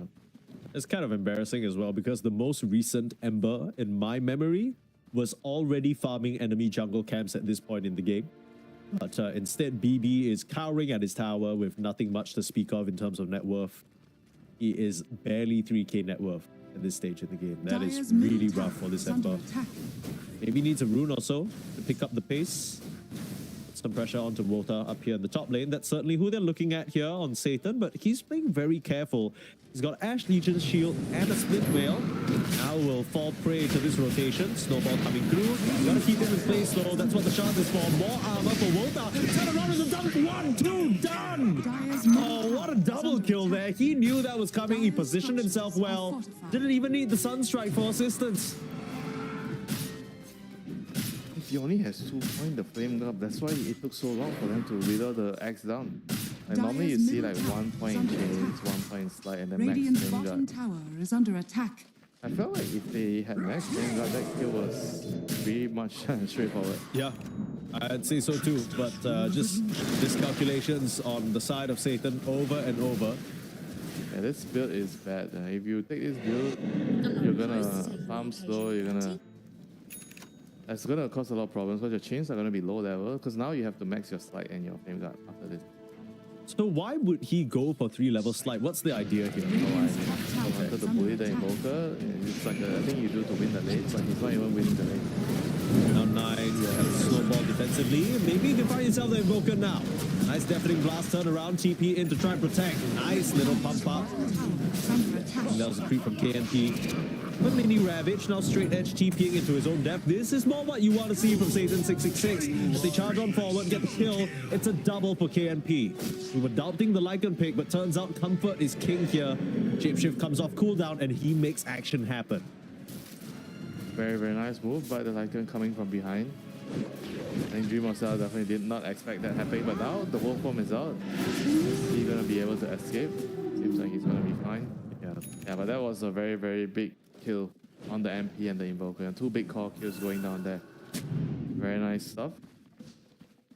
Dire's bottom tower is under And attack. this needs to happen a couple more times. You know, the Lycan shapeshift with the Helm creep coming in and they flank the fight behind. DB almost dies to what I believe are some creeps.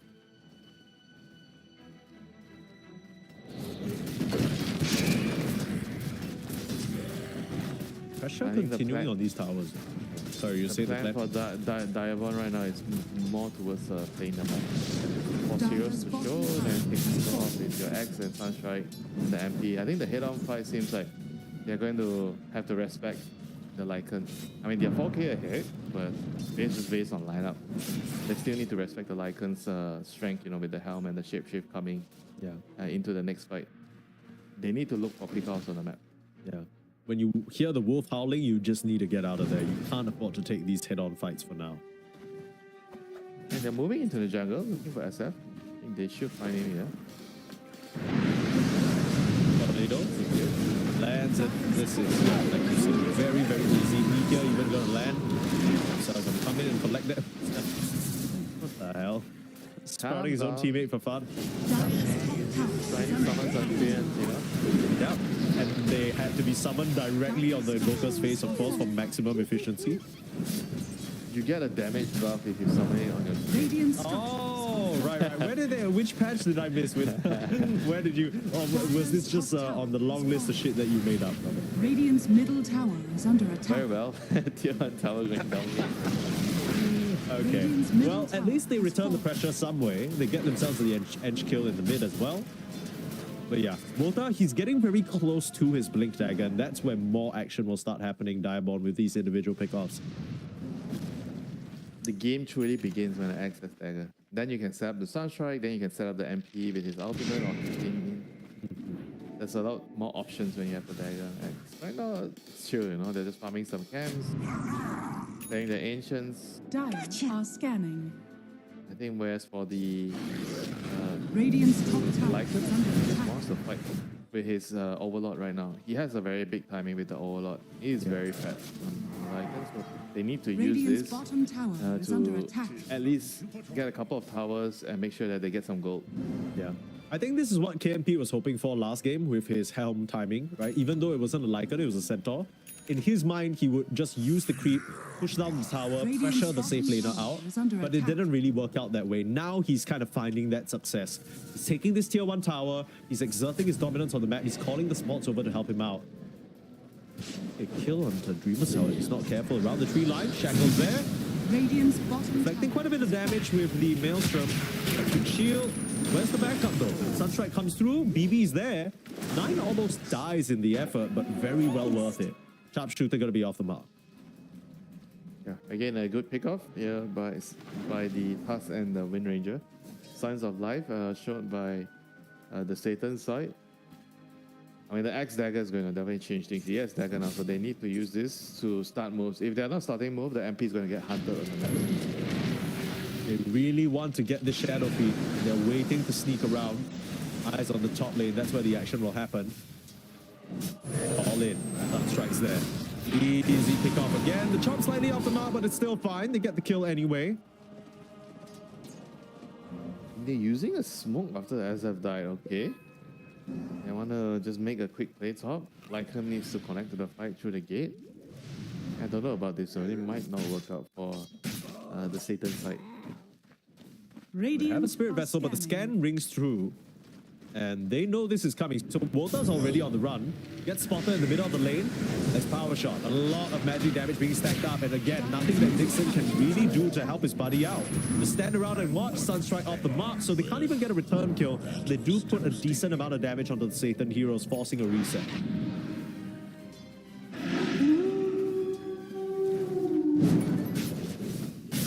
And all this was only possible because they had a lane ward there. The SF plays a lane ward earlier. Still a good kill for the Satan side. Getting the axe. Now the SF has some room to farm. He has, I guess he's kind of truly recovered into it. He's not like top net worth, especially when you're talking about SF. This hero needs to be top net worth. And usually you're just top net worth. And now the Lycan is the one that is the top net worth hero. He's doing a very good job moving around the map, playing around the helm, and another kill. Another pick off. You see the power of the Ember with the power shot here, just killing off supports every time they see them. Yeah, can't really be too greedy, chopping off the lanes as support when you're playing into this type of combo. Yeah, we were talking about these two supports being decent into the Lycan, but it's not the Lycan you need to worry about, right? He's going to be busy pushing the lanes, he's going to be playing the map. It's the Ember who is going to be eating supports for breakfast, lunch, and dinner to try and recover from that bad start that he had. Wing will be the first prey. Yeah, now you kind of get into the phase of a game where the Invoker and people want to farm a lot. So you need to chill and just look for pickoffs on the map if you're Diabon. You're not really exactly looking to team fight 5 versus 5. That's the Lycan with the Overlord is just too strong right now. Do you agree with the fact that the Axe has not really left the top lane at all? Because in my mind, after he got the blink, I thought that he could start running around the map in other places, but he only seems interested in sticking near the top side and flushing out the SF. He doesn't seem to be interested in TPing bot to deal with the Lycan or finding any of these supports. Is that okay? Yeah, I think it's fine because SF is the easiest hero for him to kill. Okay. The other cores are not that easy. The Lycan is not, because you don't want to fight the Lycan because the Lycan is very strong. He's not the vulnerable hero. The SF is the weak point. A weak point showing himself in the bot lane right now. And he's not alone when the SF is showing himself pulling the wave like this. Usually he's not alone. Very, very blatantly while he's at it. Straight into the Roche pit. They're ready to go. AD Rune, Lycan online, Manta, Falcon, ready. And this Roche is going to get ripped apart. Very, very easy affair for them here with the presence of Dark Lord helping them out. Aegis there for DO6. So the weak point now suddenly has a second life, and you need to be a lot more careful about hunting him down. Ember Spirit in trouble. I get chopped, but manages to just jump away to the Remnant last moment. Aben will finish off that kill. Things are definitely looking really nice for the Satan side. They get a kill, they get the Roche. Right now they can progress the map. This helm with the Lycan with the helm of Lord is just putting a lot of pressure on the Diabon side. Eyes onto Dixon as well. Walrus Punch going to come through and stop it in time with Pushback. They're trying to slow down the SF, but Dixon should be dead meat here. Looks like they found another support as well. BB there, the slight change. I mean, kills are starting to flow easily the way of Diabon. Sure, they might be support kills, but for the start that Diabon had, they can't really seem to claim back any tempo in this period of the game. Yeah, it's just again, the nature of their heroes. They're very greedy with the Invoker and the MP. And now this is the timing where they have to hide from the Lycan as a dart. There's no hiding. Oh dear, nice blink call. Keep him at bay. Tornado will lift you up to the sky. Dex is dropping low, but now maybe a bit too deep for the rest of Satan to commit. They will relent for now. Shapeshift kind of wasted. That might be an opportunity for Diabon to strike back if they actually want to fight into this Aegis.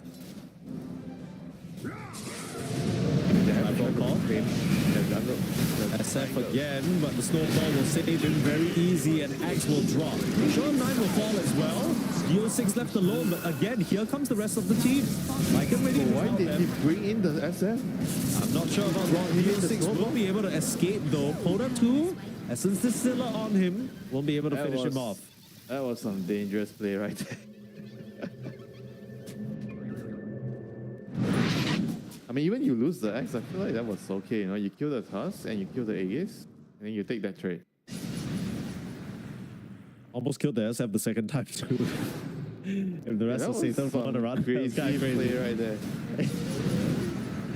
it's just one of those moments that we've seen even in game one from the opponents, right? I feel like a lot of the times, these players, maybe they get a bit too wrapped up in the fact that they're ahead, and then they make these very unnecessary decisions. It just keep your lead, you know. You don't need to push it that hard. It's time to pick the disable help box. Yeah. You know, if you disable help, your teammate can't put you in the snowball. Yeah, I think that's what the command was for, because I'm sure there are many griefer tasks who just bring you straight into your death. That's your only way of defending yourself. Disable help. That's true, but then you technically don't have a save on the SF, so if you get caught and you disable help, you're cooked. Seems like a lose-lose situation for that. It's a lose-lose situation. You're just fully counting on the task, right? Okay, fade it. A little bit of revenge here on DB. Who's getting revenge on who? Is the question. DB, is he actually going to survive? Yeah, he's fine. Things were going well when they were grouped up together, you know, but all of a sudden, Satan decided, no, we're going to split up and farm. They have AC and the Lycan though. They're just really strong and they just stick together. Just follow the Lycan, follow the Wolfman, and Radiant's things will middle work tower out. is under attack. These are That getting a bit Ember- disjointed for sure. That Ember and SF farm. That's it. The rest of the heroes, you just walk beside the Lycan and be his bodyguard. Or actually, maybe the Lycan is the bodyguard, not the Tusk or the Wind. Yeah, that's true. Tusk got the win. Tusk and the win are the ones in jeopardy. There we go. Nice scout out. For a juicier target, they'd love the Invoker, but he's already escaped out to the wind. The MP has quietly farmed to the top of the network. Dreamer Cell, he's learned his lesson. I don't want to come to the fights. Every time I showed up, the Lycan just eats me. So I'm just going to jungle. And look at his network right now, 16k. Top of the network. Oh, Manta for Spike. Interesting, yeah. He bought a Manta. Okay. Just to dispel the root from the Ember. I guess so, and I mean, the only thing I'm thinking of is another way of countering the map play from the Lycan. Found themselves pulled up, picked up, no save, it'll go down. We'll take a task with him, might take BB as well. My goodness, BB. That's about that BKB. Oh, Dreamer Cell, you showed up to the fight. I don't know about that one. Nice call from Wota, but it might not save Dreamercell. KMP's on his tail. Lycan about to eat him, like you said. KMP striking away at this Nature's Prophet. Needs another room. We'll find it with the help of the Ember, and KMP is on a mega kill streak. It's will trade for the Shadow Fiend, though. I think that's not too bad for Diabon. Looks like both The two supports will get away as well. The two supports survived for some reason. Aghanim's complete for Dixon here. Little Friends, very useful this game. Yeah, very good against the Lycan. Be careful now. I was surprised Dreamer chose to TV down. He's been like doing the right things the last 5 minutes. Dodging, just pushing wave. Okay, my team's fighting. I guess I click a R, you know? Just an excuse to use it to farm. Yeah. And then now he decides to come to the Dire fight and the are Lycan scanning. was just chasing him the whole time. Well, you know, he's... If you followed Diabon last season, they were playing with CJ, right? And it was... This, no, they weren't playing with CJ. CJ was on mentality monster. Yep, there you go. Okay, easy kill on the BB. But he's the new carry on the block, you know? He has to show his solidarity. If he doesn't come, he's going to be off the block very soon. That's how it is, you know? You go to a new workplace, you need to impress your co-workers. Show them you can play for the team. Or what? If you don't impress your co-workers, then what happens? Then they file formal complaints against you, and then you're closer to not passing your probation, brother. I don't know. It's terrifying. Sorry. Everyone has a say in whether you get to work. I thought that was HR. You know, HR has to approve if you pass your probation. Yeah, that's true. Well, HR looks different depending on which team you're on. Sometimes there's one player who's HR, sometimes it's the team owner. Bro, you know, sometimes You never know. the one player is HR, he's the hiring department, he's everything. Yeah. You know? Sometimes the mid player is your hiring manager and your like, HR. And your CEO. Some may say it's not fair for one person to hold that many portfolios in a company. No, but then if you don't want it, then don't join the company. Yeah, not like you have a choice. Dixon's gonna get killed off, little friends or not. We can see he does a lot of damage onto that Ember. Brought all the treants over to him. Well, he might be in a pickle if he doesn't die. Oh He boy. dies anyway. Dude, the late BKB actually screws him up. He didn't have a defensive gunner anyway. I mean, even if he did, he just didn't think to pop it, I guess. He could have gotten out if he did have one. But whatever you want to say about this series, regardless of how it ends, there's no doubt that Perfect is kind of mandating BB right now. Now, KMP, this would be a huge kill, forcing his BKB Oh, he out. just picked up the BKB on the career. Lucky Lycan. That was close. Get the hell out of there, KMP. Not the way you want to use your first BKB. 9-second gun, down the drain. I mean, he's got a big kill streak, so I think preserving that is also pretty important. Can you imagine giving all that net worth over to the Nature's Prophet who is already exploding? The game just feels like the Lycan cannot afford to die. But at the same time, if they just get to the Aghanims on Lycan, you bite the... I guess you don't really want to You bite don't want to bite the Never mind. SF. Okay, you bite the Ember, doesn't want you to get you to bite him too. So you bite the tusk. Nope. Wait, why do you not want to buy that? Ember doesn't need to be bitten. It's already flying around. Oh, bleeding. Max move speed is max move speed, brother. You're not gonna say no to that. Nice dodge. Look at that, you know, with the max move speed. Here comes the SF doing the damage, kills off the Invoker, and lets it rip. Ultimate to scare everyone else off. Meanwhile, BB still on the chase. Watch for Walter though. He's watching for his opportunity. Top tower is under attack. Be able to find it.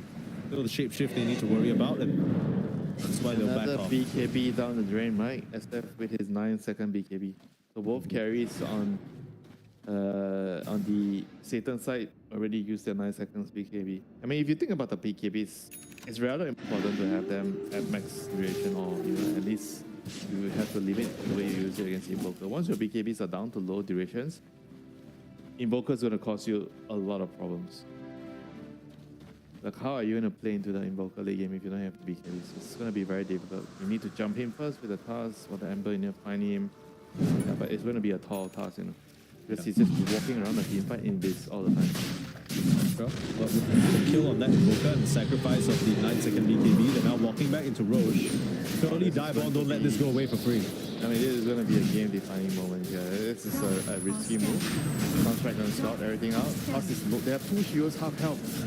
Yeah, but the Looks thing like is, a bad idea. get in time. Can they get out? Can they run? Well, nobody's really in position to punish them. In fact, it's Satan running up to the high ground. BB pops his own BKB just to push them away. So another sacrifice of another BKB charge to get this second Aegis. I mean, I guess now for Satan, you need to... Yeah, I agree. But this kind of puts Satan on a somewhat timer, right? You're talking about they go into the later stage, the Invoker's going to cause them problems. You want to like take all the tier 2s and minimum 1 lane of racks, I feel. I think BB did the right play there. He just used his body to buy. So they needed like maybe 3 to 5 seconds extra time to finish Roche and get out. If he didn't do that, they probably would be forced to fight, in that scenario. And they didn't want to fight because 2 heroes were low on health.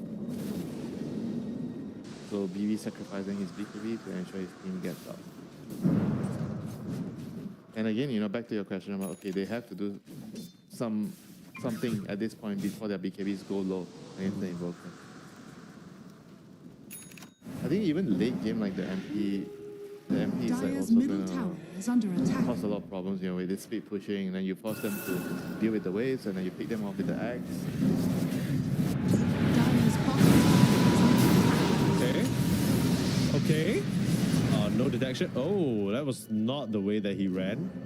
Another BKB on the drain. All this might seem like it's nothing, but it's going to cause them problems. Low BKB charge. SF is down to 7 seconds BKB. And you ask yourself whether that was even Radiant are necessary. scanning. Like, did he need to make that play? Dire's bottom tower is under I attack. mean, he'll tell you yes, because he was supposed to kill the Invoker by blind raising him. He had the confidence to think that he's going to land all the raises. And I would argue that confidence is something that's really important for a core player. BB? Okay. What is this now? Are you going to say what? BB diff again? Okay, well, to be fair, that was like a 4-man attempt. That's a bit different. The other times, if it's a solo kill, I'm going to say that, but that one was just a bit Dire's bottom unfortunate. tower Wrong is place, under wrong time. attack. So you can't blame him for that. I don't think I can blame. Yeah, well, Radiant Winter, are scanning. if it's up to you, I'm sure you can find a way to blame it, but I'm not going to. Fair enough. Doesn't have his BKB, Winter. He doesn't have the BKB. He's getting struck down. A very disconnected fight here from Satan as they're coming in one by one, and they can't even kill Porter 2. It's under attack. DO6 is gonna have to try and run. Some trying to scout him out. Meanwhile, the Axe got the call, stopping the Lycan from entering the fight. This is troublesome. KMP knows it, and he has to back off because the rest of Direborn are on his heels. Yeah, again, just very disjointed. They're not together, they're not ready. I feel like they forgot how to play. 15 minutes onwards, they did a good job. I would say 15 to 25. They did a good job playing around the Lycan. But after that, I don't know, like, last 5 minutes have been not been following the Lycan. After is just walking around, doing his own plays. He's gonna get a kill here. No BKB on Primo Cells on no way out. Okay. Primo Cells has just been caught time and time again. It's not really being Dire's cautious, top in tower terms of, has like, he's very fallen. cocky in terms of how he's pushing the place. He's showing himself. It's just funny. Dire's middle tower is under attack. Water 2. Lotus not gonna save you. Okay, it is. Well, 9 is not gonna be quite as lucky. Porter 2 still dead though. Now they're on to Dixon. I'm gonna be so real with you. Dagger? Okay, I have no idea what the plan is from either of these teams for the past like 3 minutes. I feel like I'm watching DO6 try and Shadow Blade get solo kills. BB joins him, which is the only reason why the Nature's Prophet even dies. They take a bad fight in the top side, and then Direborn decides to stick around for some reason, and then now they lose 2 heroes. I feel like if either of these teams just played together, the game would quite literally be over. For who? The question is. No, That's if the important question. if Direborn stuck together as 4 heroes, and then the Prophet TP's in, I think they're actually fine. I don't think the DO6 ages even matters. But they're always trying to, or at least the Prophet showing himself on the lane. DO6 is getting these silly little silver edge run around, pressure you situations, forcing reactions, and it's like, do we have to do all of that? Maybe they're worried about the lanes. Maybe the Lycan is really pushing the lanes more than we can tell. Because we're just watching from the third person perspective, right? We're not feeling the pressure on the map. But I also don't know if you... Yeah, but then again, you have Invoker and MP. The lane shouldn't exactly be a problem. Exactly. You have NP with Manta. You can just send your illusions in. They never even have to see a real hero. Yeah, maybe he's also regretting not having a BKB. The classic. Caught you in your You go stuff. into a game, your carry doesn't buy BKB. Oh and you my ping. god, don't that's my life, bro. That is And then your carry pings the Walrus Punch. Why would I get BKB when there's Walrus yeah, there's Punch? like BKB's not gonna stop shapeshift, bro. And then you ping the Shackle Shot, you ping the Requiem of Souls, then you ping the Searing Chains, and then he mutes you. Yeah. Classic. The classic. Yeah, just exactly, the classic. When you tell somebody about your day you have in Dota, that's, as a support player, that's basically your day. Yeah, but we gotta try to be positive, right? Yeah. Gotta try to be PMA. You go into the game, you do your best, you don't ping anyone unnecessarily. You buy your items. If you win, you win. You lose, you lose. I hope Dota is actually that simple. Is that your approach, Winter? Is that how you take your public Of course not. matchmaking in? Of course not. Oh. You know me. Oh, Something needs to be said about everything.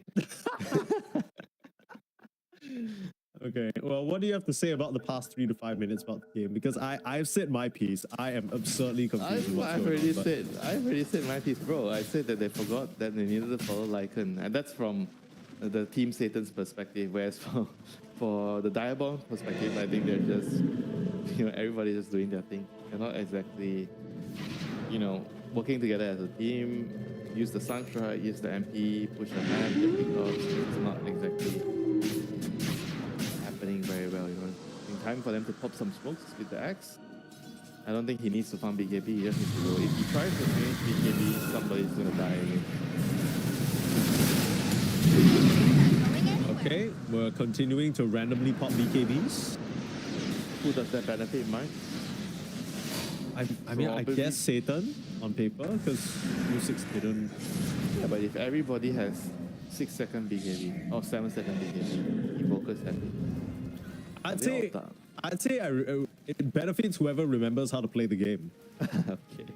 Okay. Independent of. Because now they're just pressing that shit like it's free. Imagine that you used to be able to refresh them, buy a new one.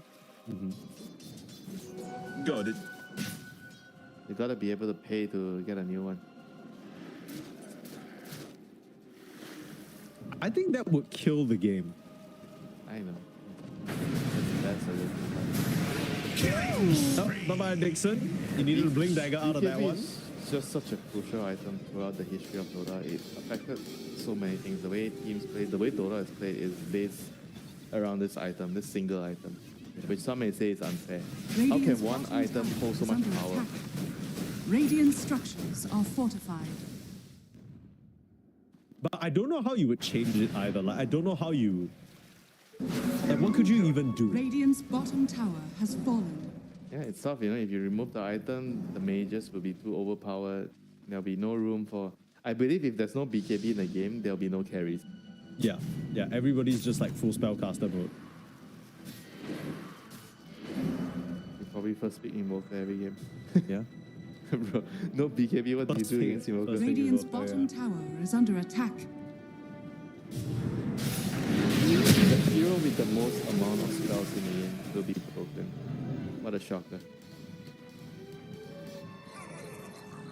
Some other I don't know, heroes maybe- will also just become like unchecked entirely, right? You think about heroes like Venomancer who get entirely countered out by Venom, of all the heroes, Can you tell I like Venomancer? yeah, sure, brother, No BKB, you think about Venomancer, sure. I mean, I've played so many games where I'm just playing Venom and then someone buys a BKB and I'm like a little range creep. So sad. I guess I am an expendable hero. Dire's Everybody middle has- tower has fallen. You don't That's know how your I feel. place, Mike. Damn. Know your place. Okay. Dixon will get caught again. Just died, I swear. Okay. He has buy back. There's an outpost to TP in if he buys back. A bit of an awkward position though. They get the call on tonight. Nice Shackles himself. This is a very strange fight. Nobody can really decide on the target they want to go on. KNP's trying to hunt down the backline. They will try and settle for the axe, but the tornado keeps them at bay. Very nicely planted. And Wota's going to come in.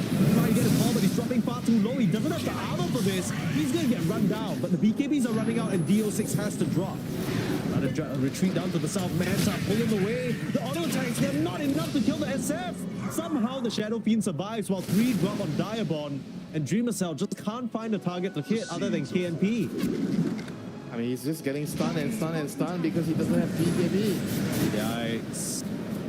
He needs to TP home Even and buy the BKB neutral. ASAP. Neutral getting in on the action like you said. Now he'll TP back home and maybe queue up that BKB. No, he's looking at the AC, funnily enough. Like, for real, he is going to completely skip BKB. He's going to TP back in. Okay. Dire's top tower is under Gets attack. AC. He just bought his AC. I'm sure the MP is going to carry the fight right now Dire's with the bottom AC. tower is under attack. 0 mana on Wind Ranger, still trying to chase. Very cool. They have a gem, but they have not spotted this warp face right in the middle of the lane. Okay. actually literally unreal that the MP has no boost. How's the MPT being in here and surviving? Okay, well, I guess he's gonna get himself a kill. Ooh, nice blink. Roots and run. Close enough. 9 will survive. Kind of feels like overthrow. Yeah, Does it everyone's feel just like casting random spells, right? Yeah, does it casting feel random like- spells, pressing random buffs. Overthrow is a very important aspect Dire's of top tower the is professional under Dota attack. player's life. Yeah, It at is this a warm- point.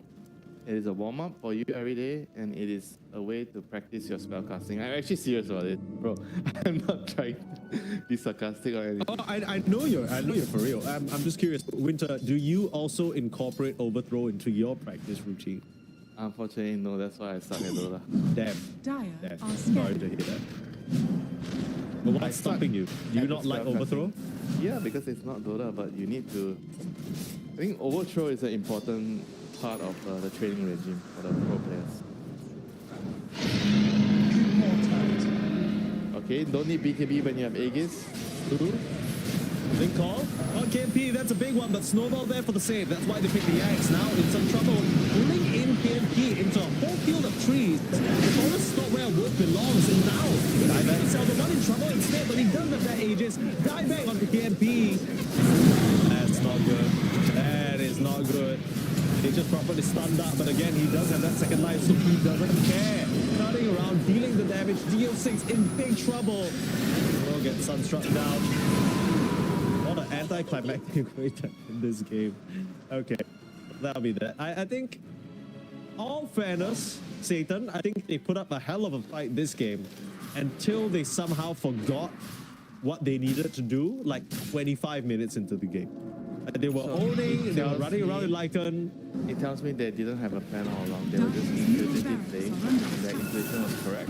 First 20 minutes, then after that, they were dropped. Dire's structures are That's fortified. unfortunate. Divine Rapier now for Mr. herself.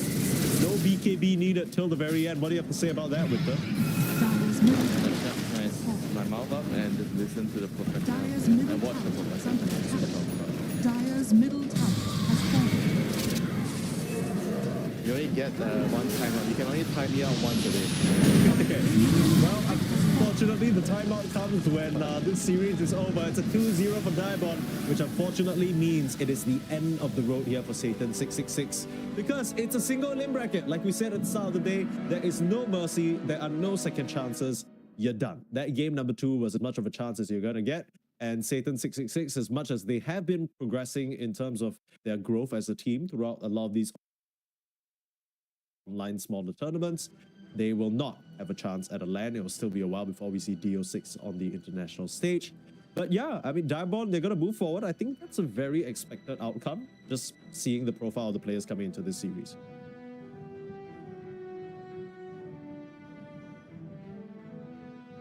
Oh.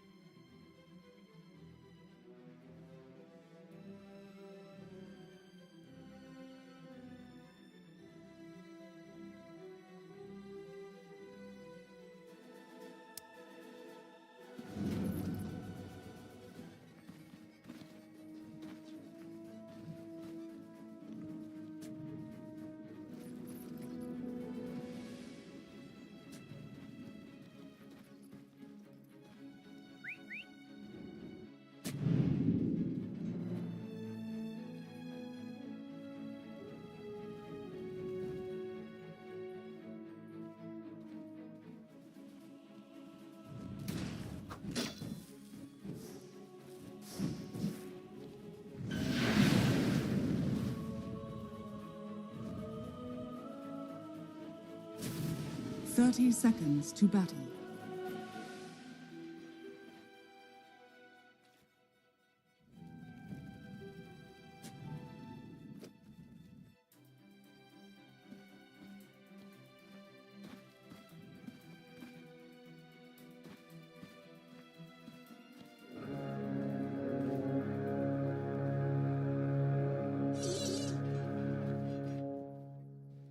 The battle begins.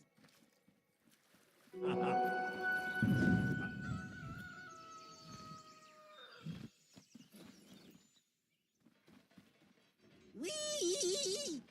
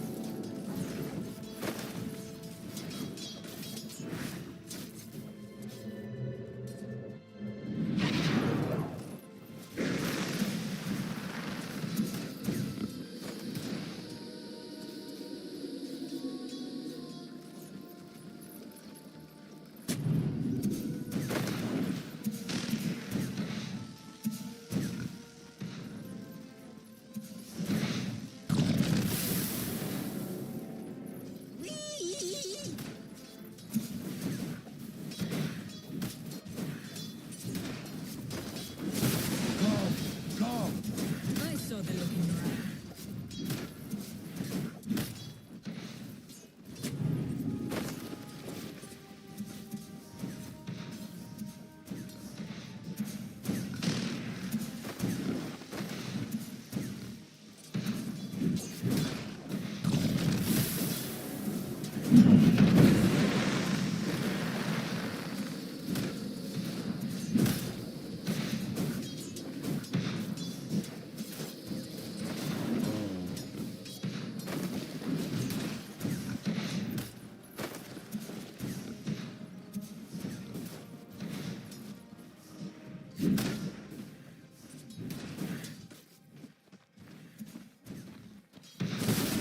Warriors of the wood.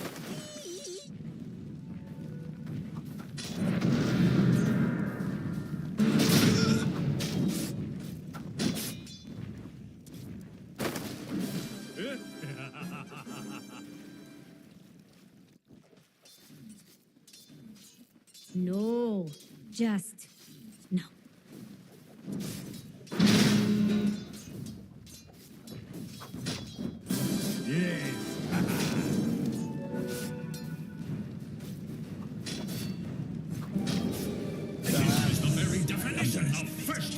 Dire's middle tower is under attack. Our season is over.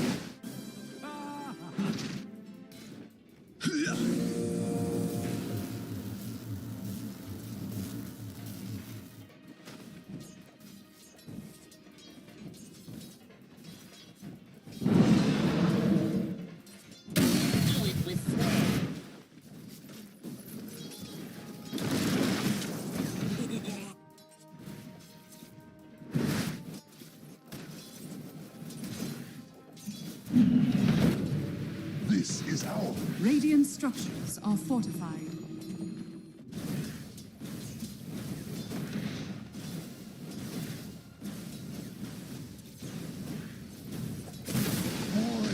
the wood.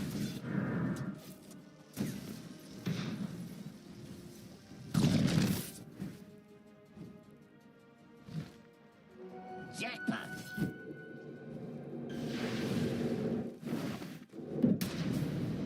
Radiant are scanning.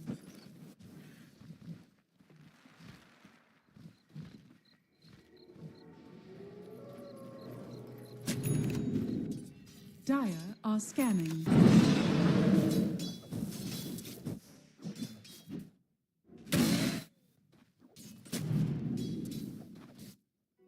Amazing what you'll find laying around.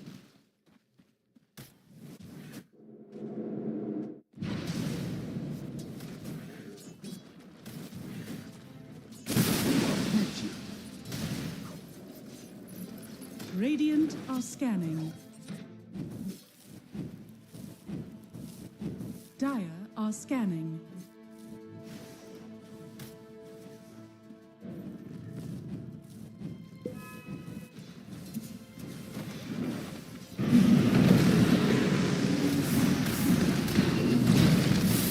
Radiant's bottom tower is under attack.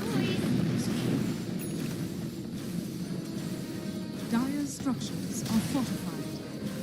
Radiant's courier has been killed. Radiant's bottom tower is under attack. Radiant's middle tower is under attack.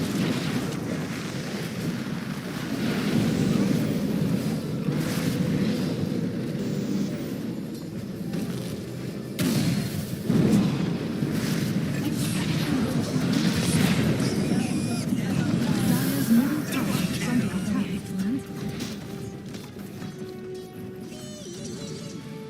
It's better this way. Dire's top tower is under attack. A tool to teach.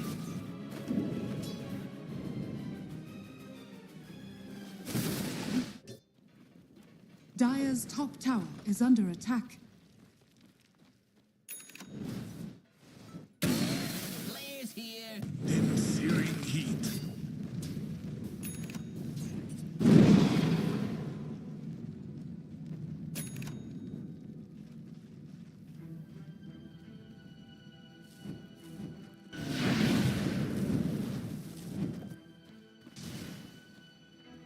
Dire's bottom tower is under attack.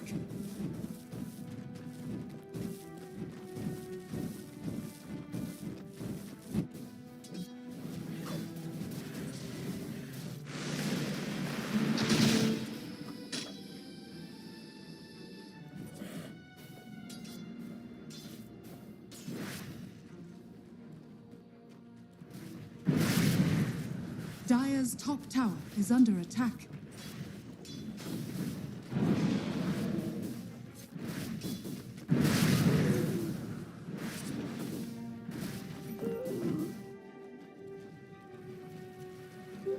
Behold, a subtle burn. Never refuse gold given. Dire's top tower is under attack.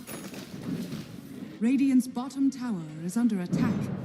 There it goes. My fever breaks.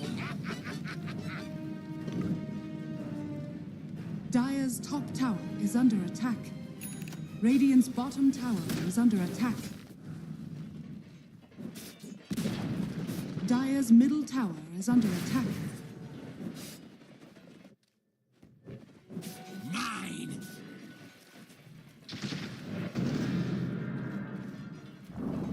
Radiant's bottom tower has fallen.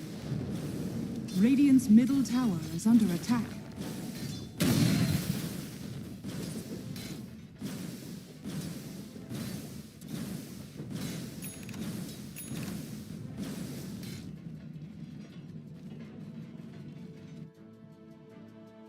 Radiant are scanning.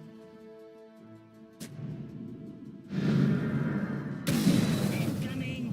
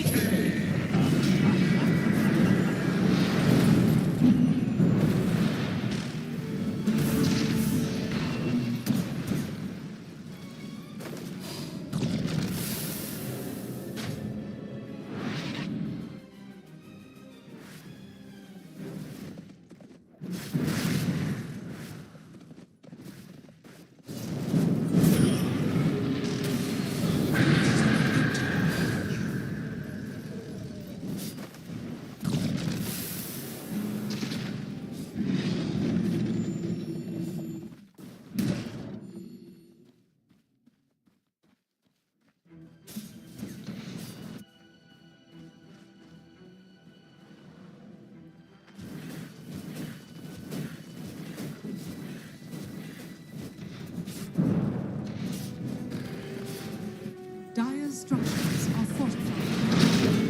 Dire's middle tower is under attack.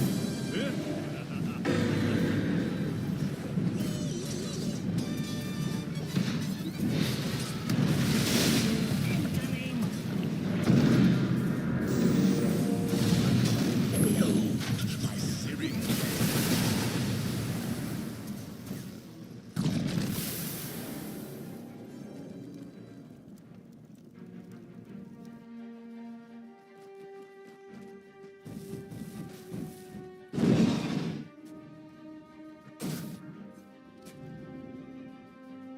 Radiant's middle tower is under attack.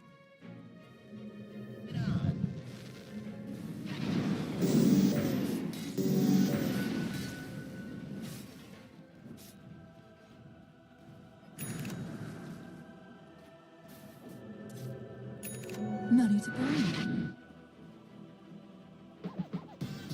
Dire are scanning.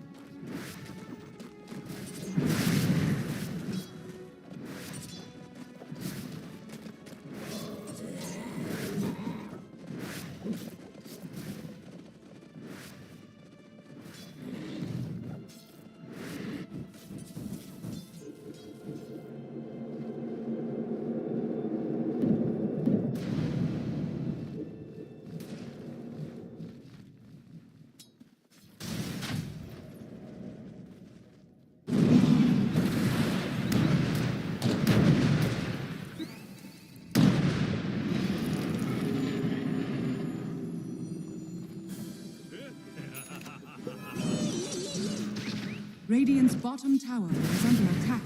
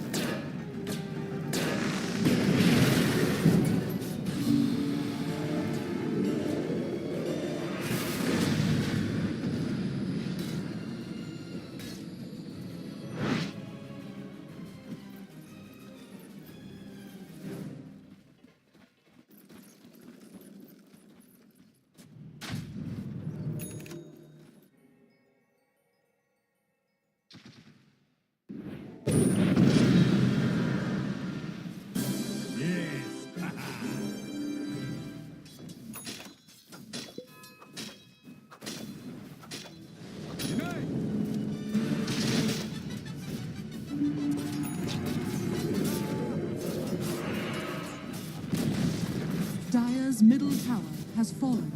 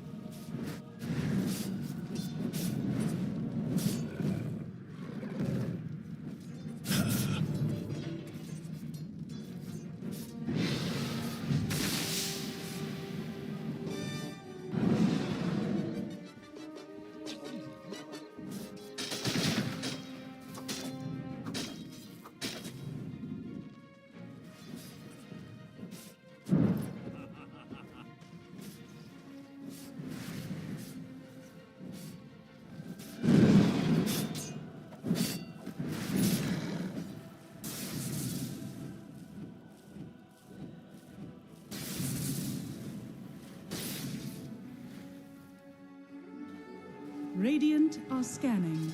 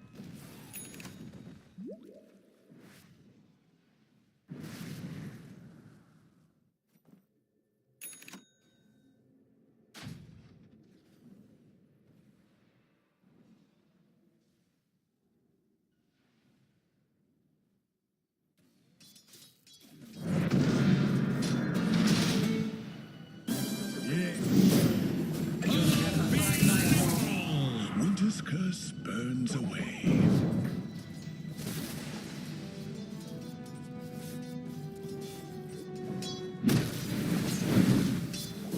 The seeds of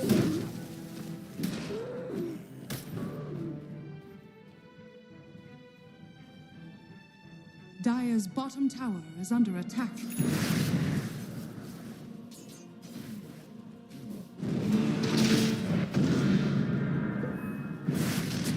Dire are scanning.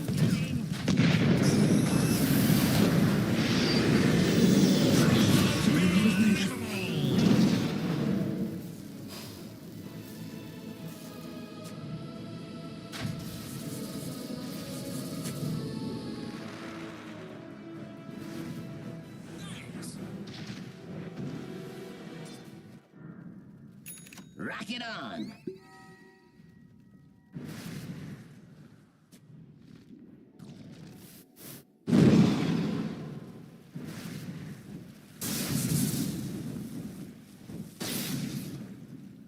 Dire's bottom tower is under attack.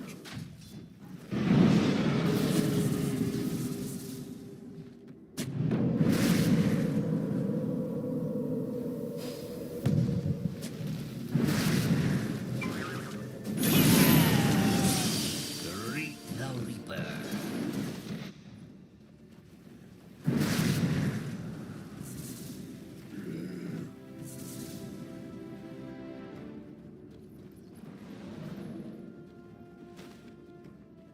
comforting rune of regeneration.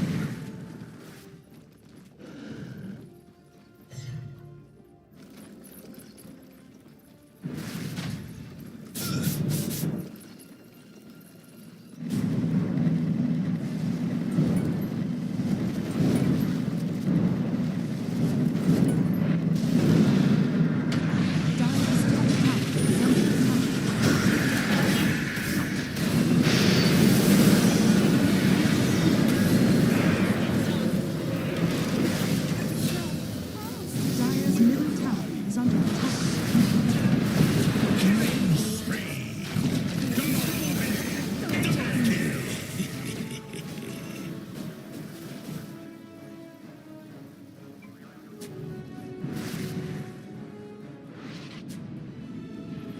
Dire's bottom tower is under attack.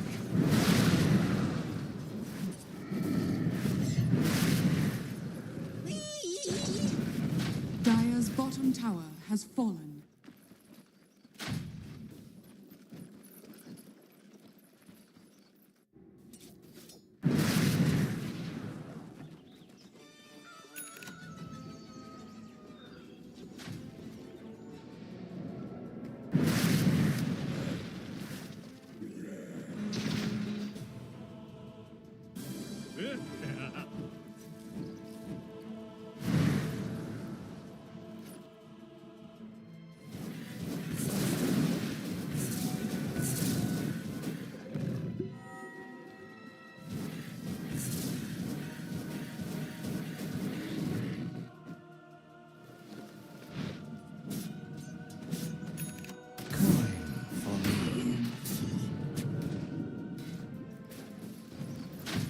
Dire are scanning.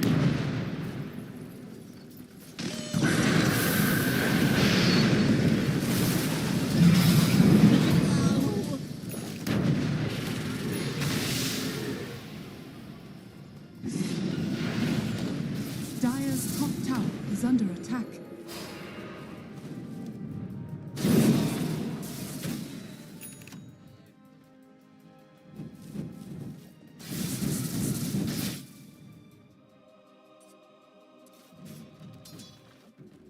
Dire's top tower is under attack.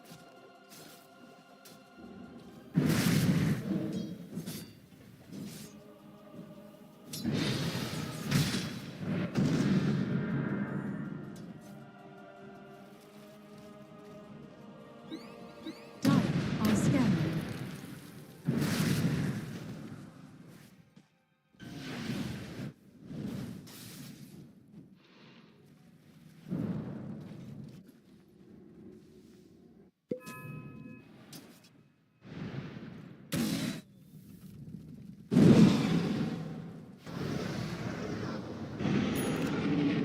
Radiant's middle tower is under attack.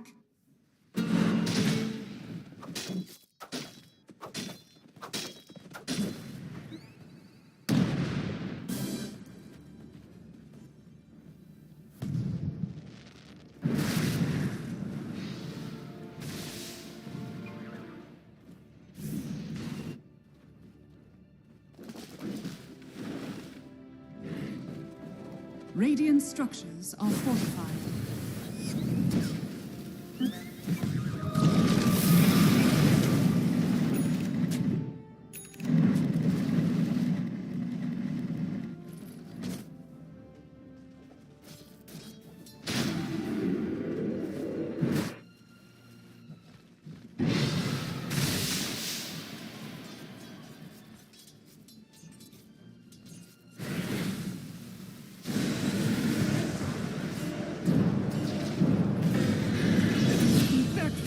Radiant's middle tower is under attack.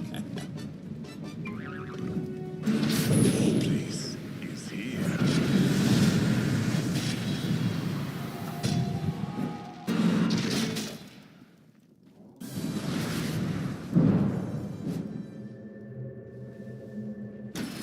Dire's bottom tower is under attack.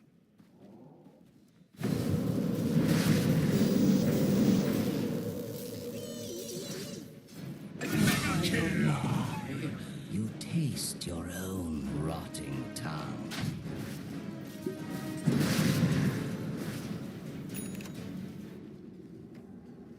Dire's middle tower is under attack.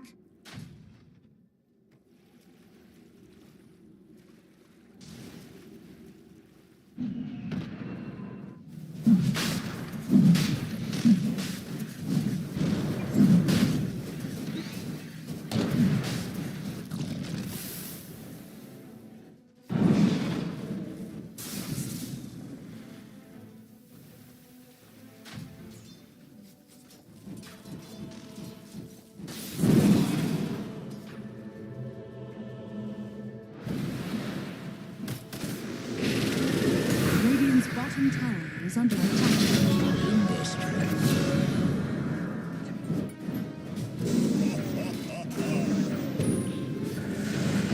Roshan has fallen to Radiant.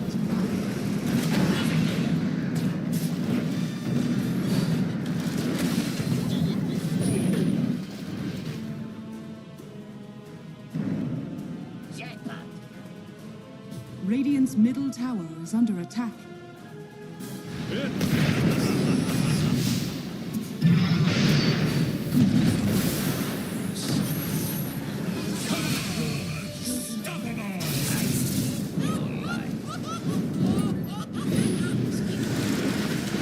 Radiant's middle tower is under attack.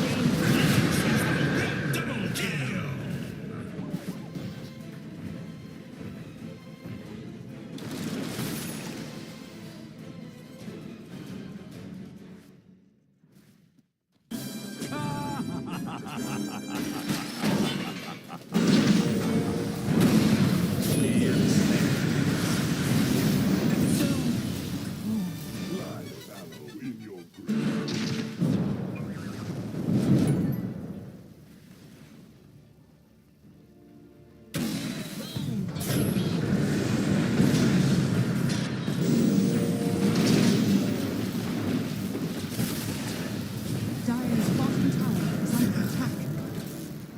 Killing spree. Unbelievable.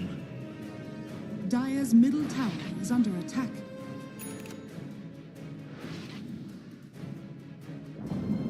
Dire's middle tower has fallen. The rune of illusion.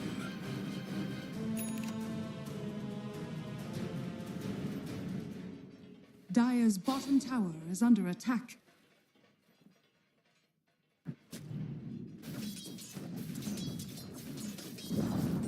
Dire's bottom tower has fallen. Dire's middle tower is under attack.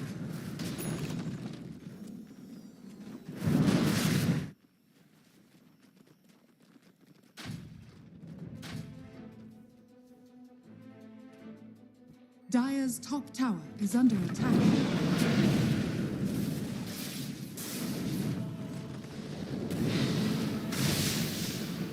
Dire's top tower has fallen.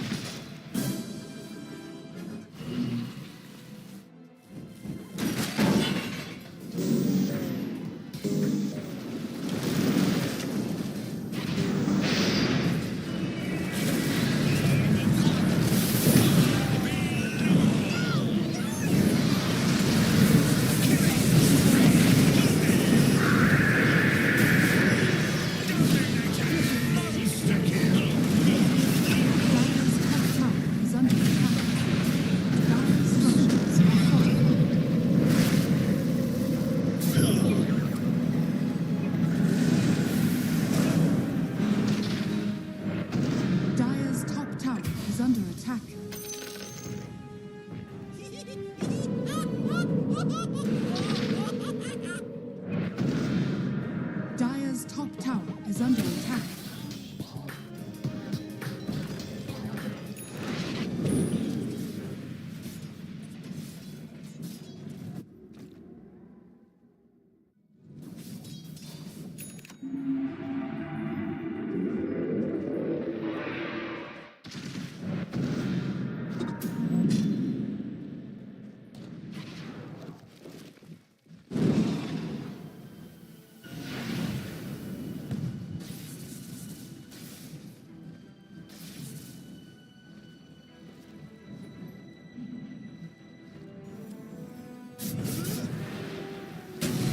Dire are scanning.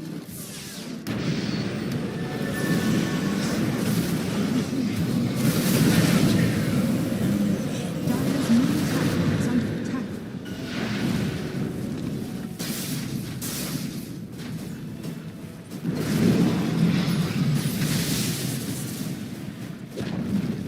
Dire's middle tower has fallen. Radiant's top tower is under attack. Dire's middle barracks are under attack. Dire's middle barracks has fallen.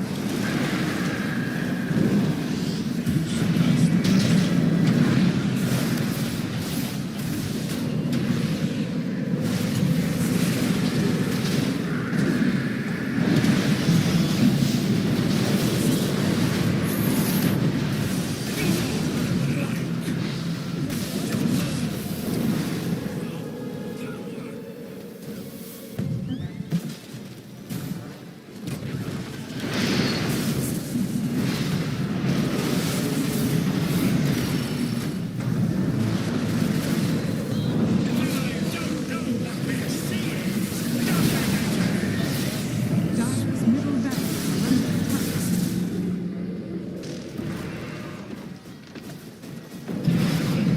Dire's middle barracks has fallen.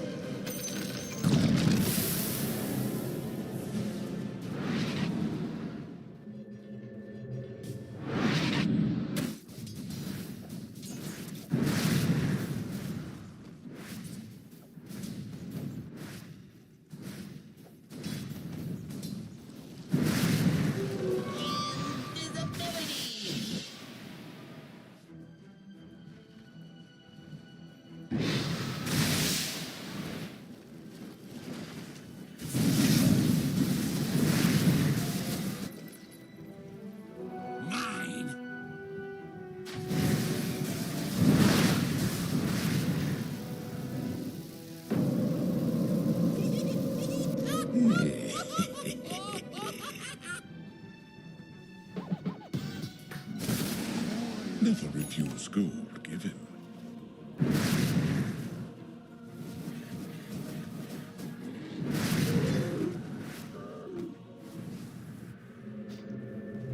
Dire are scanning.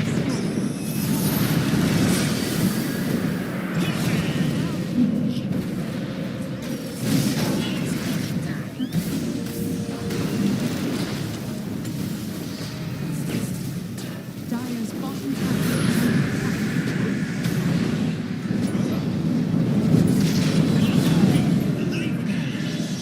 Dire's bottom barracks are under attack.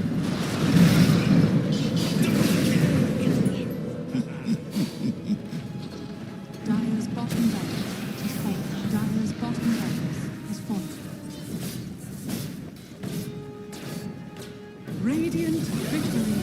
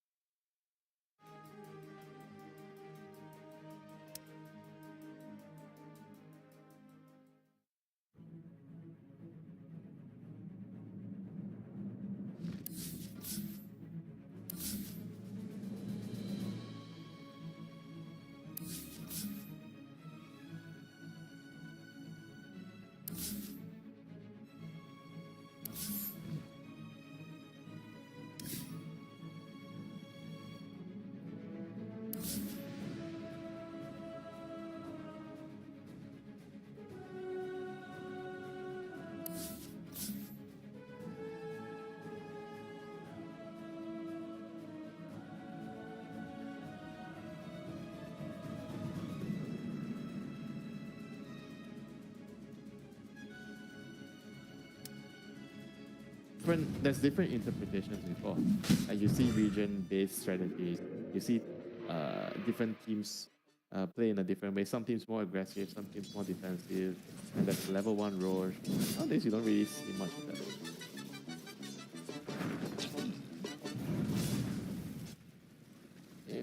It's not just that. It's just not possible. Even if the enemy figured it out or people figure it out, but it's just the fact that it's not possible. Right. That's the issue that Dire's middle because tower things are not is under possible attack. anymore. The possibilities. I can see what.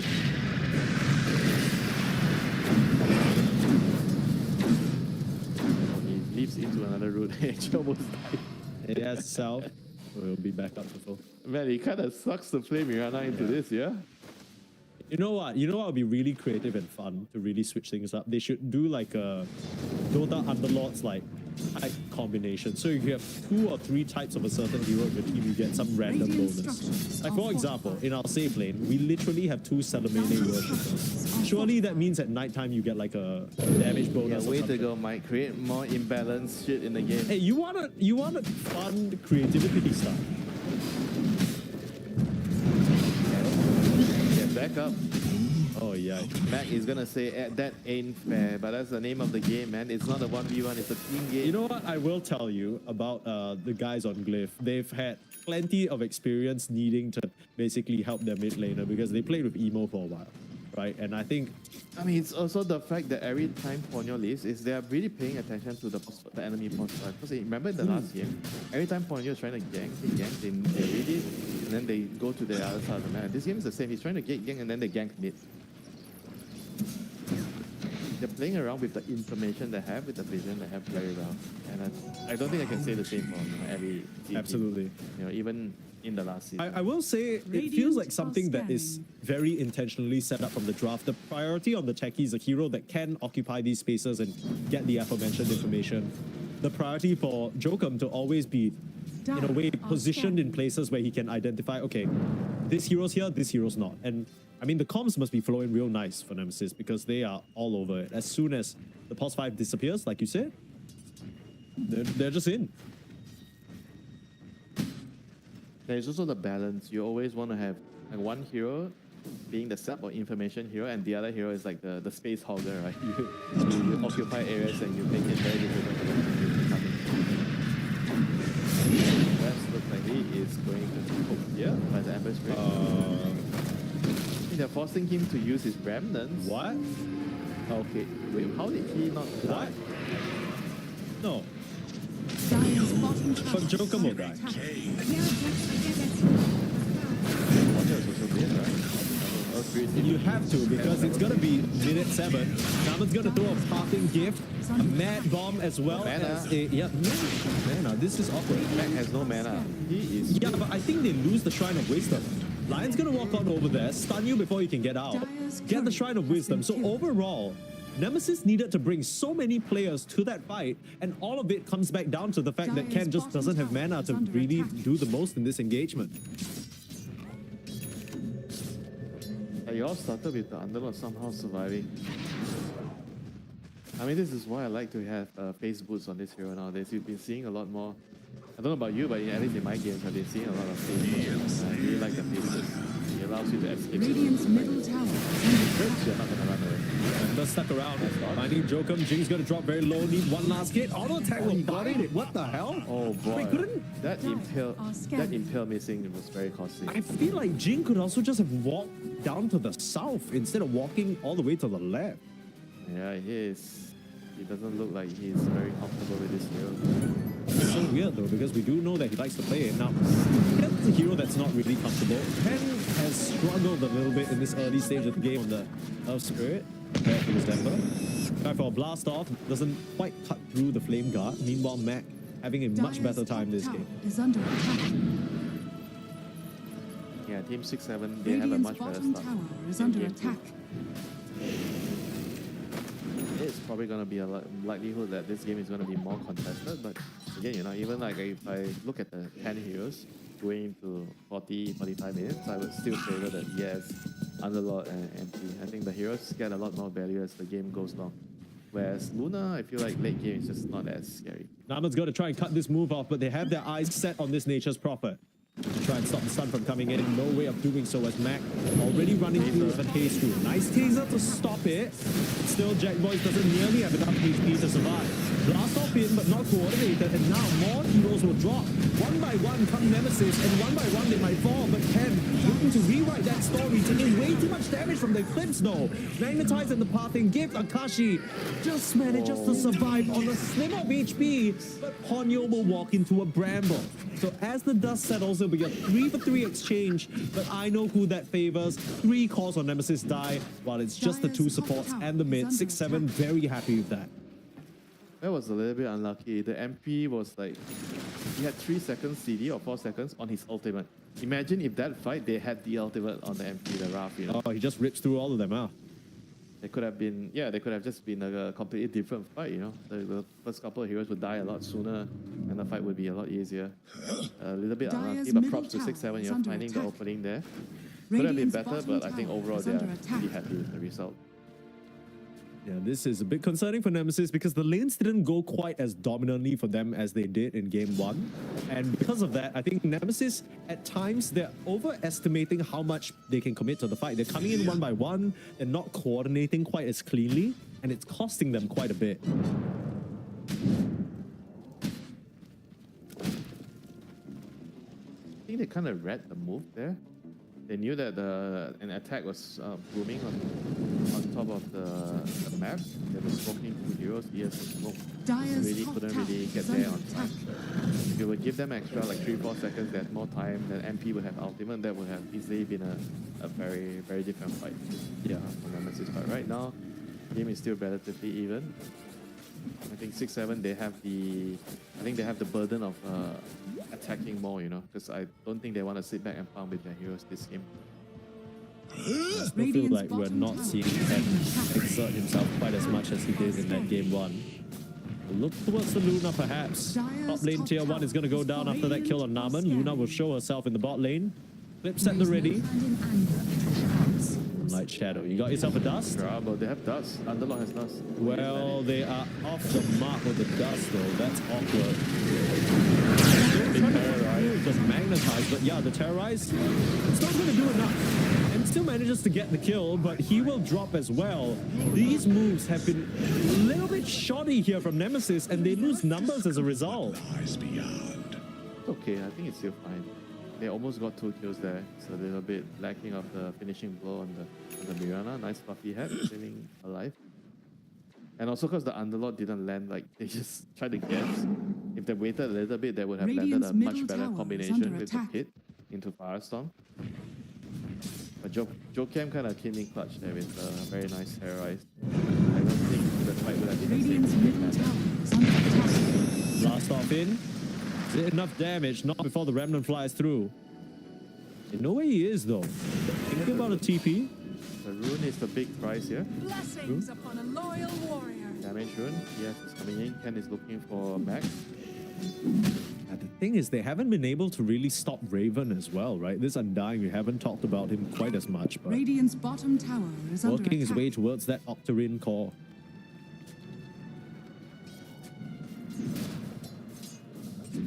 He's going to be a problem. Things are looking good. Yeah, I think their immediate concern is whether they can close out the map, right? They have to choose one side of the jungle. Either they take the top side jungle, they have to bring numbers, or they have to attack the triangle.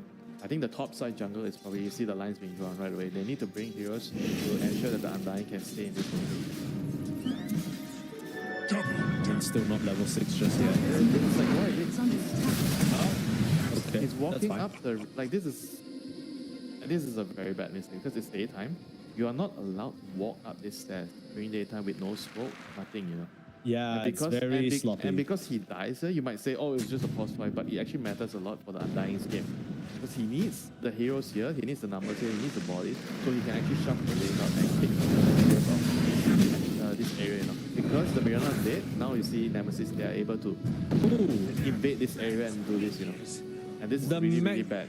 Yeah, the Magnetize was used though, so I don't know how much longer the Earth Spirit will want to fight, especially since he's so low on mana. But yeah, I completely agree with you. I think 6-7, some mistakes on the supports bleeding out a little bit, and because of that, Nemesis get to reclaim this area with ease. Especially Ponyo, I think even in game 1, they're making a lot of mistakes. Going to the wrong areas. Sometimes it's the right area, but you just need to smoke and you can just walk alone. You know? That's why I said that he seems like he's a little bit disconnected compared to his game. And now the 40-minute rune, once again, the numbers are being brought. Scanning. Scan comes through, Dire's middle Invis tower noted, is but under they'll give attack. that one up to Mac. They know that there's a full presence here from 6-7, might just be Naman going down. Comes the Remnants, and is noting this, but not much he can really do. What will die? Dire's middle tower is under There you go, attack. chains into arrow, very Radiant's easy bottom setup. tower is under And also attack. the Dire's Moonlight Shadow. structures are Invisibility. fortified. This is one of the best abilities for controlling runes. You know? The cooldown is 2 minutes, so every rune you will have it. Dire's middle Never tower thought about it has that way. fallen. It makes sense, right? It does, it does. I did never thought about, oh, yeah, okay, well, that's a very easy way to play Mirana then. Joker, I guess he got caught out, that's why he made that commitment there. But even with the mistakes from the supports that you were talking about, Raven's still able to very much occupy this area. He's now 500 gold away, or 500 and some change, away from that Octarine core complete. Radiant's middle tower is under attack. And Nemesis, they're happy farming right now. They're not the ones in a hurry to push their advantage at attack. They're the ones defending here. And 6-7, they're doing a good job. They're keeping all their tier 1 towers up alive. And now the night phase, this is a very important night phase. They need to be able to make out a plan, whether they can plan for Tormentor or they have to attack with the Luna's ultimate. Those are the options they have to look out for. They're playing the Luna, they're gathering heroes around Akachi. They're bringing the numbers. It doesn't feel like they're going to find a very concrete opening here. So the runes is going to be, again, back to the runes. 60-minute rune. Moonlight Shadow is up again. As you said, Winter, every rune you can pop that shit. Every rune. You'll get caught again, pushing the waves, and you talk about the mistakes coming through from this Mirana player. That is going to cost him his life, but he will turn around, throw up arrow. He's going to try and come in clutch for Ken. He's dropping low because of the Spirit Vessel, and the thing on that finishes him off. Jing is going to stand his ground into the Willow, who's the only one here, and Jokum can do nothing but die to Raven. 6-7 again, bringing the numbers and using the spells. Yeah, they get it done around the river. And the underline is farming that silence. That's coming. Yeah. No interest. And this is how they have to play and break apart the game on 6-7 side. Through the Ember Spirit, try to attack, control the runes. It's just very hard, by nature, for the runes to be contested on the Nemesis side right now. The Moonlight is very annoying. You don't know exactly which angle they're coming from. You don't know how many heroes. You're not sure if the Undying is here, because if the Undying is here, you have to bail. You have to ditch. Yeah. Radiant's And unless you have a tower is ward under sentry attack. combo on both sides, you can never be sure. Right? Like if they're even coming. They could it's also always be a risk. Yeah. The worst part is maybe you gather like a whole bunch of people around the runes and then they just decide, okay, you know what, we're gonna go hunt your MP down. You don't have insurance against that either. Dire's Now there's a bottom big tower timing for is them under since they attack. have Underlord X. So he's gonna be able to use this to maybe get a pick up. They're looking for the Ember. Smoking towards the Ember Spirit, but Mac kind of knows that something doesn't smell right, He's like backing off. They're I driving mean, by, literally no one is showing in the entire map on Nemesis. Yeah, I mean, Jackie's gonna show now. Like, who cares? Like, that's painfully obvious. Dire's And bottom Team tower 6-7, they is have the under map attack. control with Dire's the bottom tier 1 tower towers being has alive, so it's fallen. easier for them to defend areas and hold on to the map, and another tower goes down. So 6-7, they're having a very, very good time playing through the Undying being the Radiant offensive are hero, scanning. taking towers, making the moves. And Nemesis is a lot more defensive right now. Hidden. Another right shield rune on Ken. This is a very big deal for us, Spirit. Shield rune. Yeah. Slightly off the mark there, Jin gonna immediately get head start. There's the Underlord X you were talking about. The Lion in a fair degree of trouble, but able to retreat through the tree line, and look at this wraparound. Raven's there, the tombstone, and now you gotta get the hell out. Try for the GP out, didn't expect the Luna there, has to turn around the Magnetize. That is not gonna net him anything. Again, Nemesis losing numbers. team sequence was bad there. I think the Underlord should initiate with his hit so that they secure the roll. Because he missed the roll, because there's no setup, right? He just tried to roll. Yeah. And then he missed the roll, and then they couldn't control the Lion, and Lion got out. And then they used the pit after, but it Radiant's was really bottom pointless. tower is under attack. I think better execution there would have made it easier for them to kill off the Lion, and then they have to decide whether they can take the subsequent fight. But if the Lion doesn't die, then it's very awkward. Yeah. I mean, the whole setup for this game has been rather awkward. You can kind of tell that Nemesis, they have this recipe, they know what they want to do, but at least in some aspects on the executional side of things, it's not quite there yet, at least on these set of heroes.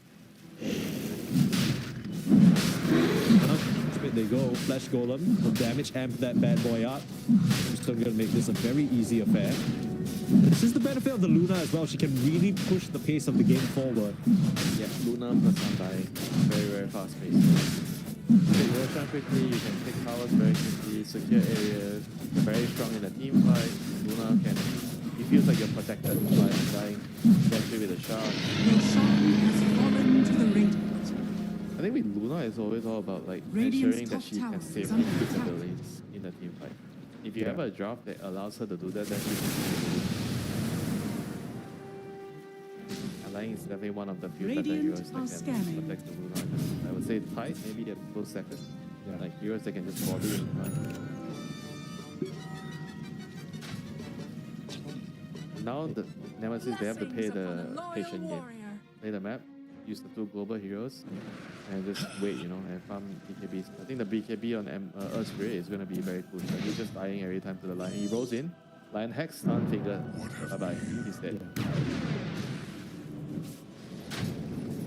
Tricky part is by the time Ken gets his BKB, the Ember will have his as well. And Dying's completer is Glimmer Cape. He's looking at a full pipe being queued up by Ponyo, so even more magic resistance, very much needed inside of 6-7. Cape, yeah? Okay. Yeah, I like that a lot. I think we saw this build as well. Yeah, I think it was from Collapse. Yeah, If I'm not wrong, it is Collapse, yes. Yeah, Glimmer after the offering core into the dagger. Yeah. Like a couple of cheap items that increase your survivability are scanning. by a lot. We can't let So you just keep playing around the Soul Rip, low cooldown, keep yourself alive. Shrine of Wisdom gonna get stolen away. So the scan notes this, so Radiant's middle Nemesis tower won't is be under caught. attack. Jokum's gonna try and play for the opponent's Shrine of Wisdom. I think no one to be there. He'll be right. Pick up there for him. Dire's bottom tower is under attack. And they need their BKBs on Nature's Prophet and Earthquake. These are two very crucial items. Whatever the Underlord gets right now doesn't really matter anymore. I think the edge is just very big timing. Then after that, you don't really feel too much from this hero. Dire's middle tower is under attack. He's queuing up a Lotus. It's nice against the Ember and all, but it's not going to change the game too much. The ES BKB is the most single important item right now. And Ken needs to sit back and farm and make sure he doesn't die. He's been Radiant's sitting bottom around his tower mines a is lot. under attack. Just waiting. I think he has to go back to farming. Radiant's He has to bottom get tower his has fallen. Yeah. Of course, we were talking about his Ember Spirit being world class, but comparatively, the Earth Spirit is looking a bit dusty. It's not even. You should still make it this more than 7. Yeah. Radiant's middle tower is under attack.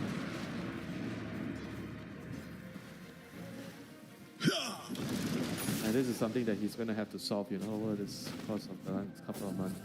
Yeah. Increase his hero pool, make sure that he's able to at least have like 3 high pool heroes. At least 3. I think 3 is like the bare minimum. And he's recovery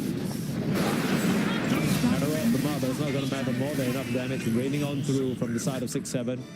Complete reversal of the previous game where the Ember Spirit from Ken Radiant's was middle looking tower is under attack. world class, like you said, and then now we have the Earth Spirit, and he's kind of on the receiving end of an absolute ass beating.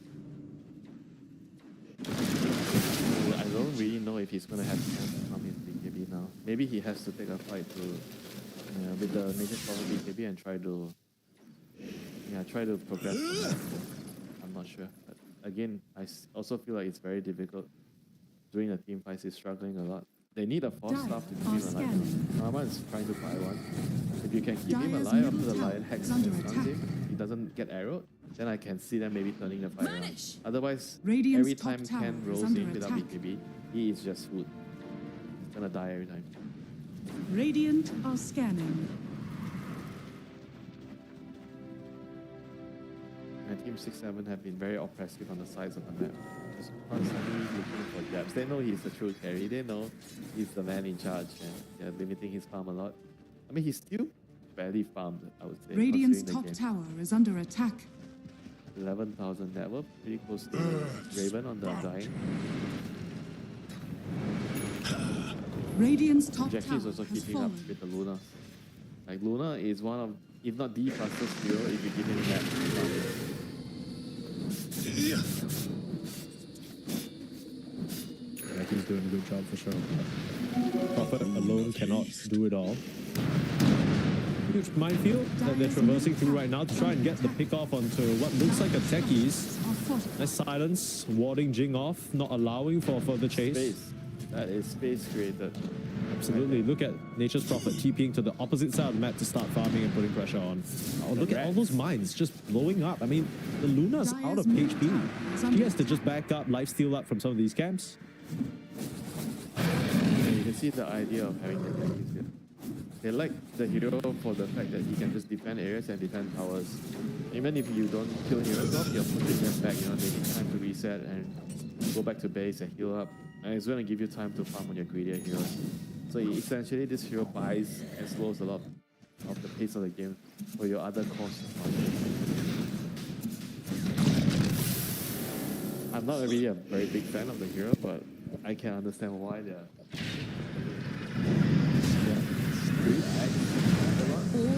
Oh, dude, the immediate blink out, the glimmer allowing him the barrier.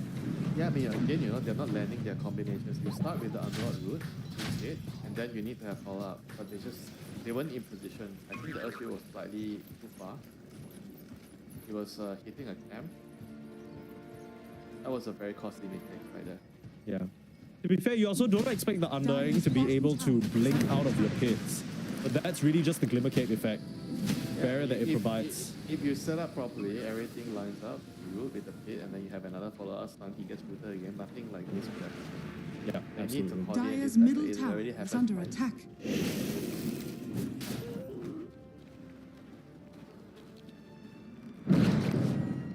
I mean, this is the aspect I felt like, at least in this game, it's the biggest aspect of coordination between Ken and his team. I think if he's the one he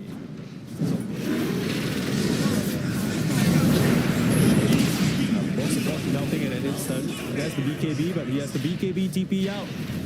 His game is not looking great at all as 6-7 not willing to go out without a fight. Boxing gloves off now, full fists forward and delivering an absolute beating to the Nemesis side, especially in the mid lane. I mean, Mac is taking his revenge, that's for sure. So Ember feels like the key hero right there. Not surprised. There's a lot of games at the last couple of stages, Ring PI, that he got banned right away in the first series. Like one of the very contested mid heroes.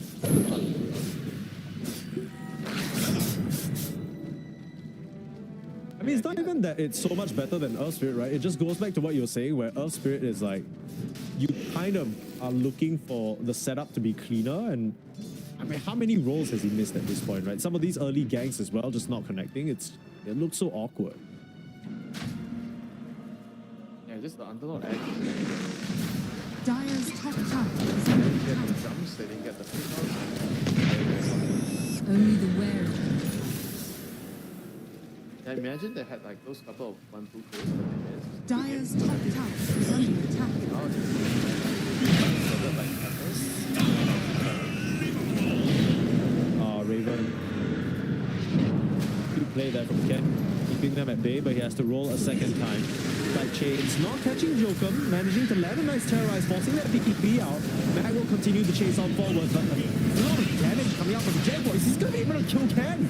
Okay, this could be right. Guidance coming through, Akashi in trouble, committing way too deep, and now Nemesis, they take their revenge. No need to do all of that, but 6-7 get a bit too ahead of themselves, and the buybacks from both supports helping them get big kills. That was definitely one. Wait, they can go road. Wait, just go. Bro, just go road. Surely, yeah, the pings come through. Okay, yeah. There you go. I mean, that is a huge blunder from 6-7. Radiant are Roche scanning. should have belonged to one. This is not a mistake that we can't afford to make. Radiant's middle tower. Can you imagine if 6-7 lose this game and that's how they fall out of the qualifiers? That would be... Oh my goodness. Like, Roshan has fallen to the dire. Radiant's middle tower is under attack. yeah, that makes sense to me. I thought that might be a case for ES to get the A. Nah, no, not with the way he's been playing. Radiant's middle tower Yeah, he needs to land a couple more early game gangs for him to deserve that one, I'll tell you that. Is that how you select the A carrier? If you're feeling your spells, you do not have the right. I mean, look, the ages would have been lost right here, bro. You can argue he's gonna be alive and they can take this fight. Well, they can take this fight without him, it seems like. They don't need him. They just need Jackie at full HP, bro. Jackie, kind of badass. He just TPs into 4 heroes and kills off Jing. Now Raven sneaking around the corner trying to look for an angle. Here comes the blink in. But the full commit, Ponyo will just get auto-attacked down. Meanwhile, Jackie, he looks like he'll be losing his first life. I say that, but he's still standing strong, fighting into the zombies. Turning around and even doing damage onto Raven. Raven's in a fair degree of trouble, but now it's just Jackie and Jax, the last people remaining. The BKB won't survive him. Suddenly, it's Nemesis who are the ones to stumble, thinking they were strong with the Aegis and not respecting Akashi. I'm not respecting Raven. I think the dying actually did a lot that fight. If you look at the damage, 3.2k damage, and there's a lot of healing as well, 2k healing.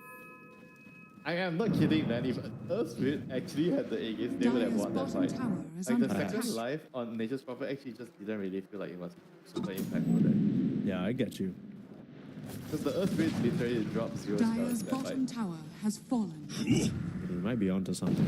Dire's They couldn't have bottom predicted that their tower Earth is Spirit would under die in that fashion. Yeah, I know. Dire's turret has been killed. Dire's structures are fortified. Everything's back on track here. 6-7 on the high ground now with the Luna. That's where she wants to be. So minimum 1 lane of racks, it seems like. Dire's bottom barracks are under attack. I don't know. Dire's I bottom didn't barracks expect Ken to have this kind of puny of a Dire's performance middle from the tower Earth is Spirit. under I thought that he was kind of the spirit guy. You know, spirit slash puck guy. Yeah, Earth Spirit is one of his weaker spirit heroes. Right. He was always known for Tom, Chemistry, and Puck. Bro, Not Earth Spirit. But puck is dead unfortunately, right now. Earth Spirit is, yeah. Yep, know how to play Earth Spirit right now, and Puck is kind of in the Blessings upon a dark. loyal warrior. And Storm also kind of. Maybe he's also. Never considered refuse kind of gold tough, but he's given. very weak. So outside of Ember's Spirit, he doesn't really have. Maybe he has something else, you know, like a tangle or. Radiant are scanning. I know he likes to play Pango as well, you know, but the hero is, again, you know, not the best hero right now. He's okay. Not the best. Dire's top tower is under attack.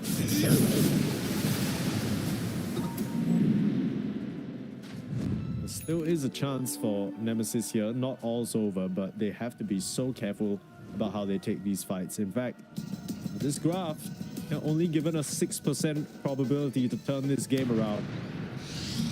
You know, against techies, you walk up the wrong hill, you might still get blown up. Just need to set the team fight up well. It's gonna be Naaman first. In trouble again, easy pickings. This drop even with the pull. Neruda, Mac will just put it in. Okay. What? Okay. Sure. All right.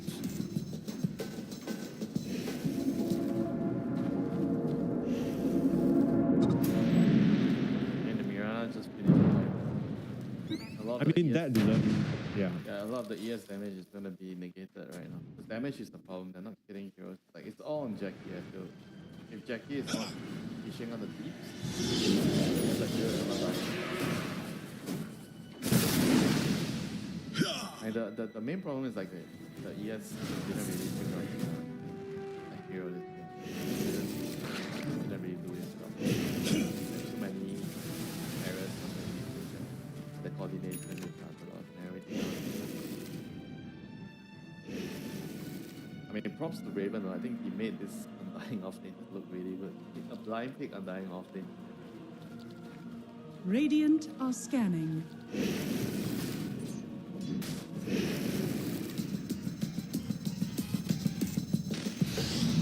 I think other than the laning phase, he's also played the mid game really well, where he understood he needed to fight the runes. The first couple of fights when he actually showed up to secure the runes for Mac, very crucial. Mid game just felt like everywhere you look, Ravens popping up and making a fight Dire's unwinnable. top tower is under attack. Nemesis had no choice but to lose supports over and over. I mean, you look at the deaths. 4-11 on Joker, 1-7 on Naman. These guys have not really been able to do much this game. Yeah, the trio is just not working out for them. They didn't really get enough of the early game. I don't think they're weak.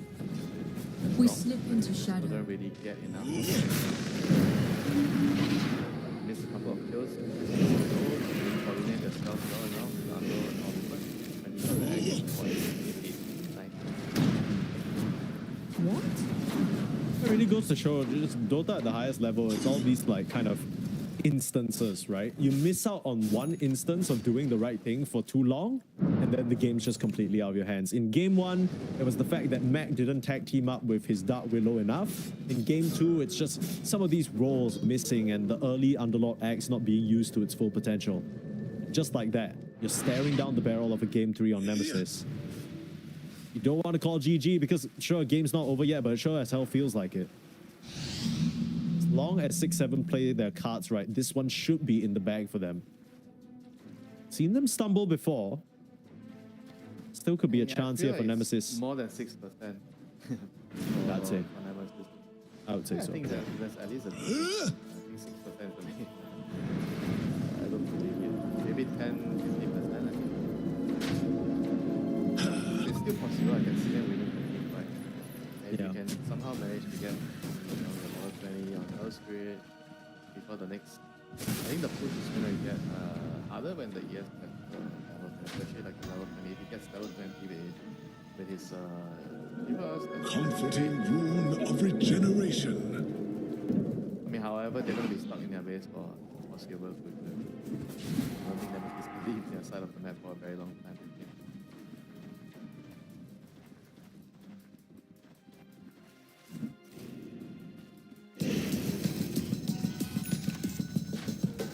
7 just picked the right time to attack.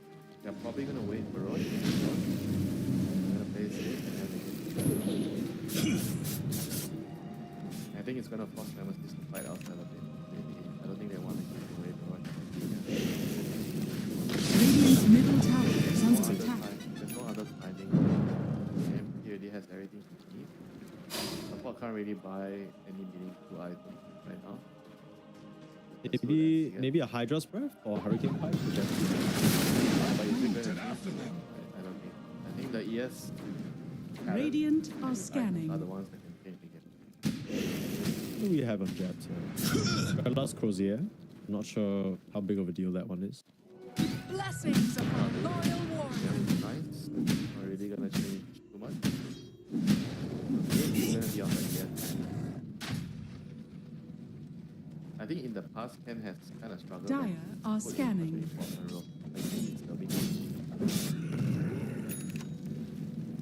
Like he's good at enabling others, but when it is, I trust everyone was out of sight.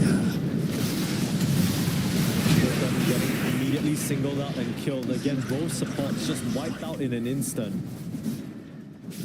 BKB charge used though. They're gonna recommit in. Ken setting out onto Mac. His counterpart in trouble. 4-star's not gonna save. Mac on a sliver of HP will survive because of the flame guard. And now things are getting messy.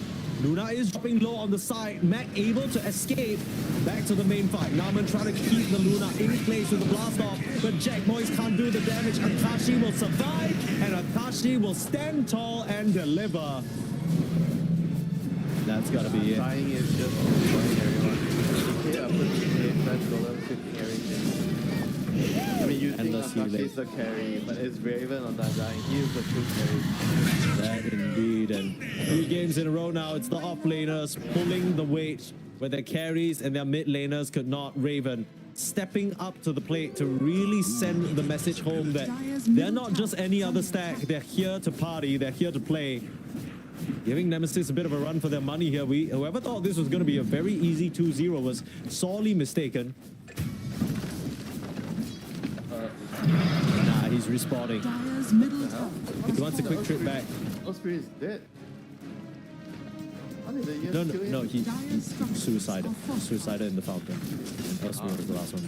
Dire's middle Yeah, barracks he are under attack. ceaseless search. Isn't there like a timer for that? I guess it didn't run out. I don't know. Dire's top tower is falling. I don't understand. Big sense, but The Radiant now have mega creeps. Mega creep stone. And I admire Nemesis for their tenacity in not calling GG, but yeah. This one, now I agree with the 6%. I think it's 1% now. Damn. Yeah, it's 1%. There goes your extra 5%. Sorry about that.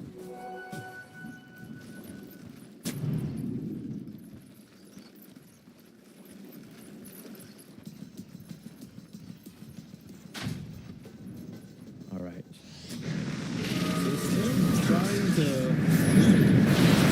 I mean, I feel like I've seen the same replay of the fight happen over and over. Mac guns flying in, both support get wiped out in an instant. As we see here, Hence popping his BKB, trying to get anything done, but ultimately doesn't manage to. I feel like off-screen Jabs is dying. You know, I don't even know whether Jackie's joined this fight. Doesn't look like it. And this game's done. Are you okay? I've been to hell and back and back to hell and Amber's Spirit is going to be a Dire's very middle tower big is under contest attack. here. I like what you did there. But Nemesis not willing to call GG till the very end. You're going to try for one last magnetize in onto the Luna, but look at the HP bar now. Give you a bit of a spoiler, the Luna is still full HP. GG is finally called. Nemesis will be brought to the brink. A game number 3 where this freshly signed team that had practiced for almost a month at this point, they were already prepping things before TI even started. They're now at risk of being eliminated here in the first round of RES Unchained.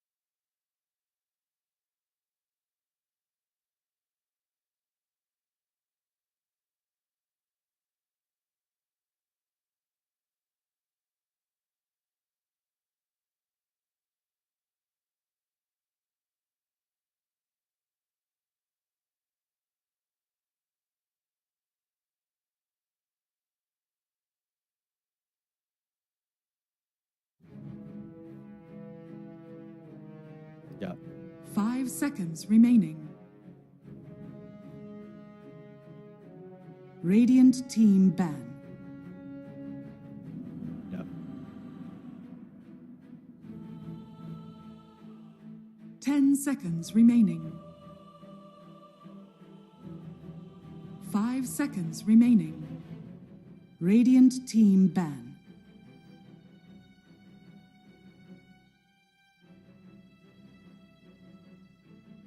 Ten seconds. Dire team ban.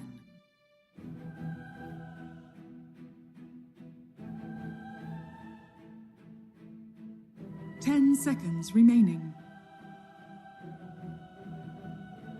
5 seconds remaining. Dire team ban.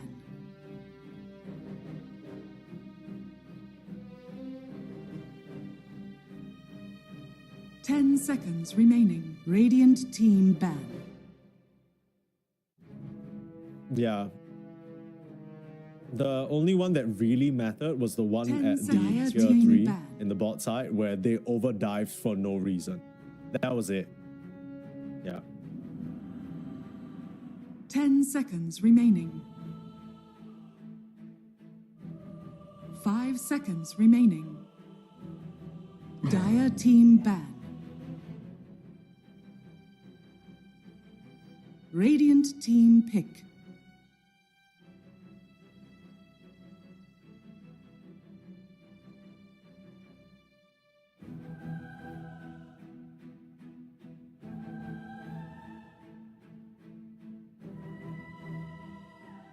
Dire team pick.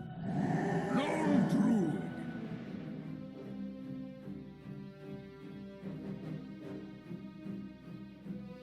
Radiant team ban. Winter Wyvern.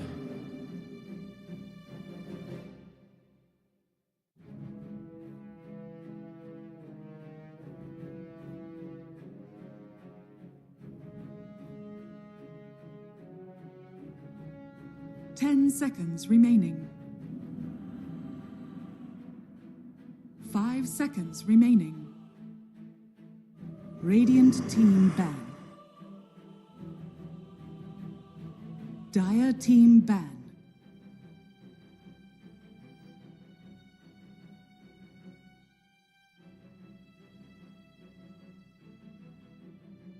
Yeah.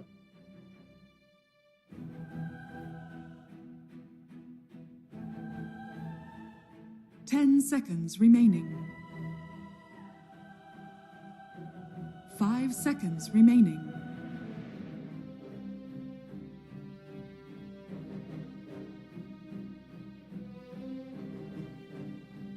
Now it feels like the draft is branching out into two different directions though. Do you want to sort of divvy back into that Ember and build your draft around that? Because we've seen Winter Wyvern be a little bit of an awkward hero to make work with your mid, right? She doesn't really move around as much. She's kind of maybe a Splinter Blast and a little bit of Arctic Burn damage.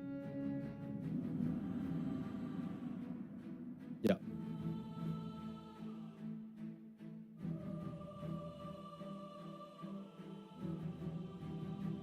Okay.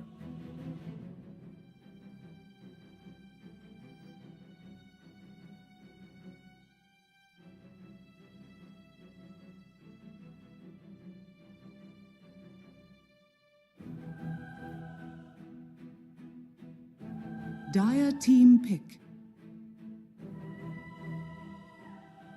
Radiant team pick. Ripper.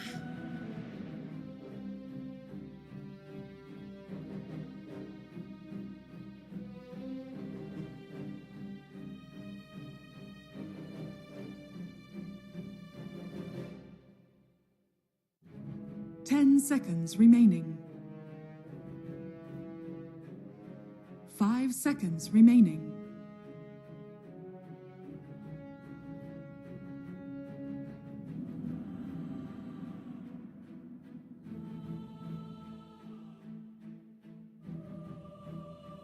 Radiant team pick. Okay, Rubik. That's quite an interesting pickup at this juncture. Yeah.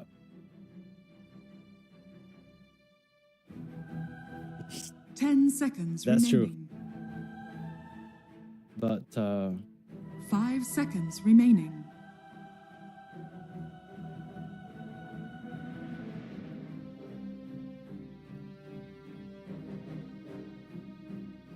maybe he thinks that Rubik can get away with his like awkward laning stage against a Wyvern as well.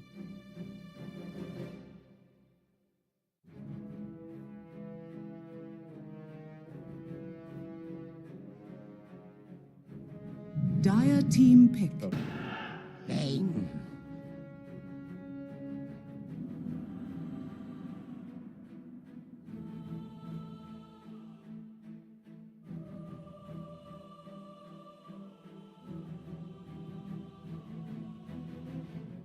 10 seconds remaining.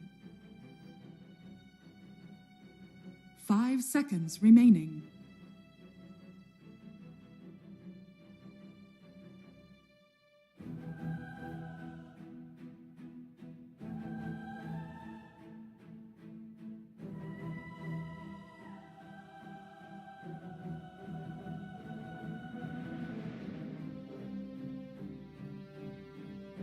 Mm-hmm.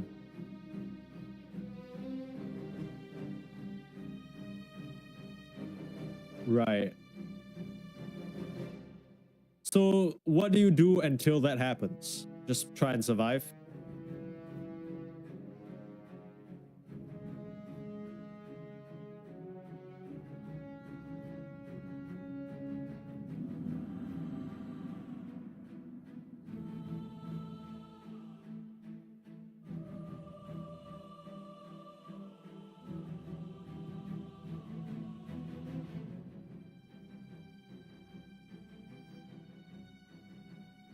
Dire team pick.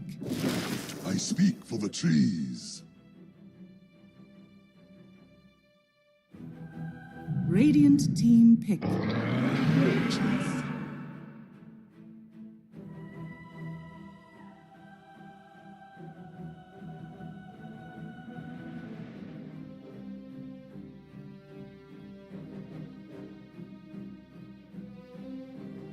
10 seconds remaining.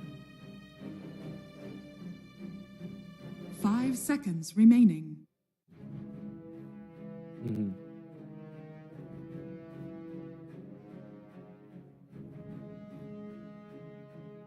Radiant team ban. Ember spirit. All right. What?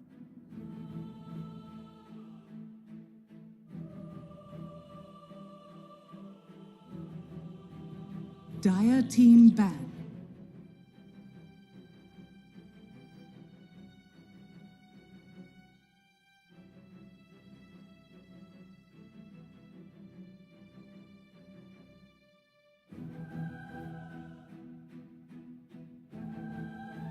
Ten seconds remaining. 5 seconds. Radiant team ban.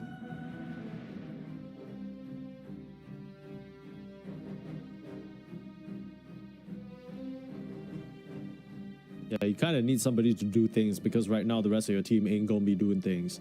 No one's with the hoodwink running around getting things done. The Wyvern herself needs a bit 10 of seconds extra remaining. oomph. 5 seconds remaining. Maybe you do like a Void Spirit, but also, yeah. I mean, I don't know. I feel like at this point, whatever Ken feels like he's comfortable on is probably your best bet, right? It's less important about what the hero can do. It's more important about, Ken, do you feel like you can take this hero into the lane versus the Ember? In fact, they'll even respect ban out his puck, which just goes to show.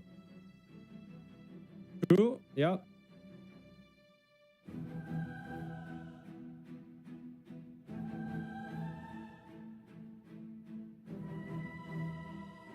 Ten seconds remaining. 5 seconds Radiant remaining. Team pick.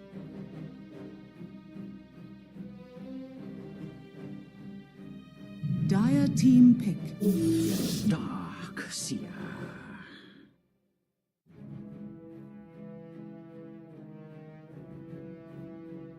Mhm.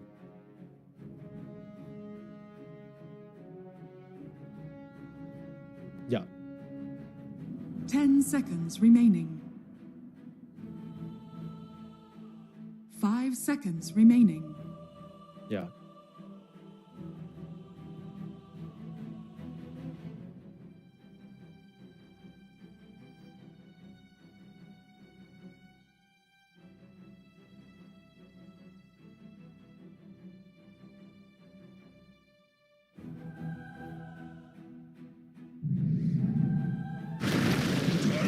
Choose your hero. I need carry. Yeah. Yes.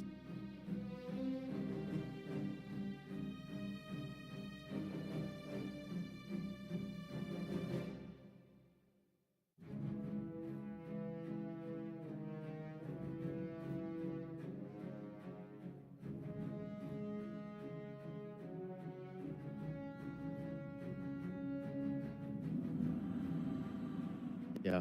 I think this goes back to the Glyph days as well, where I feel like Nature's Prophet is a very strong hero and all, but where Glyph, back when Jackie was playing on, 10 looked the seconds best is remaining. when he actually had agency to dictate the tempo. When he was able to 5 actually get in seconds there remaining. early, you know, take control of the game, crush his lane, and then take the advantage further. That's exactly what the Tiny is going to be able to do for them. And very important, right? We saw what happens when you leave Raven to his own devices. He will amass his net worth. He will make an impact. So they're hoping to stem the bleeding in that regard and nip the problem at the bud. I don't mind this too much. In fact, I think it saves their draft a lot. You're taking that pressure off of Ken to be that win condition, and you're putting it on someone else instead.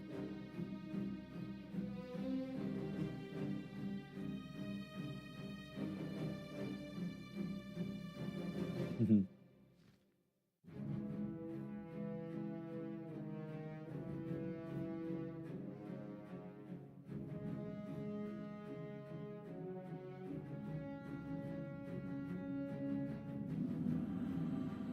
Yeah.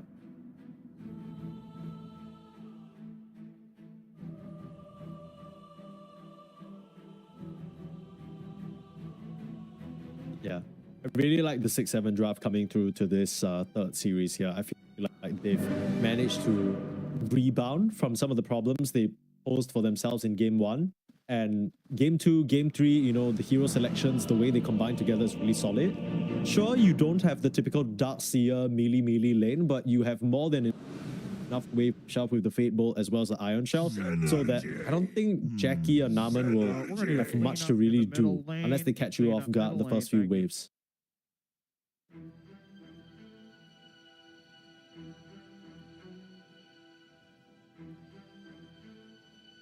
Mm-hmm. I cannot believe that worked.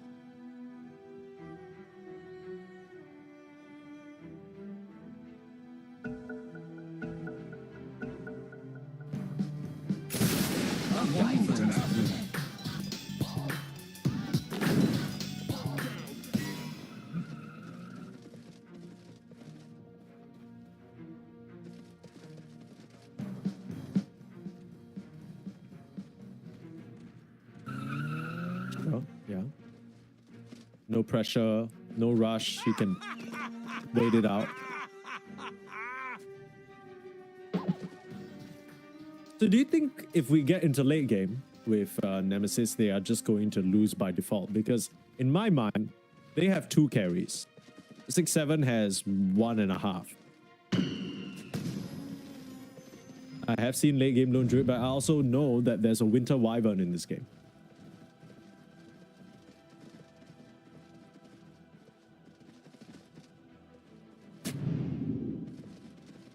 Thirty seconds to battle.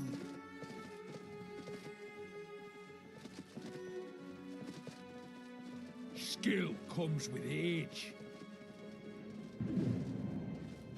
I feel like there are some games where the Darkseer ends up giga strong late game, but this doesn't feel like one of them.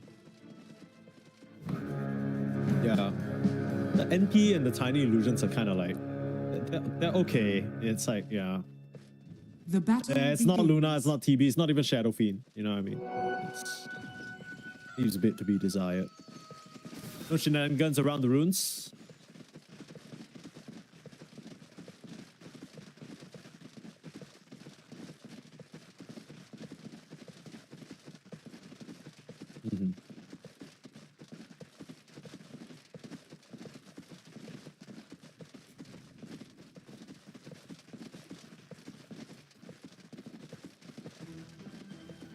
kind of similar to last game. Most of the Nemesis damage was also magical. These came out, things got a little hairy. Light came out from Mirana, things got worse. Naman opting to put damage onto the Rubik instead of the Darkseer, pretty interesting there. Like Darkseer is a hero all about margins, especially early on. You end up in these situations where you're basically fighting to the death with ion shells and creep waves and trying to get the better of your opponent that way. They're pretty tricky.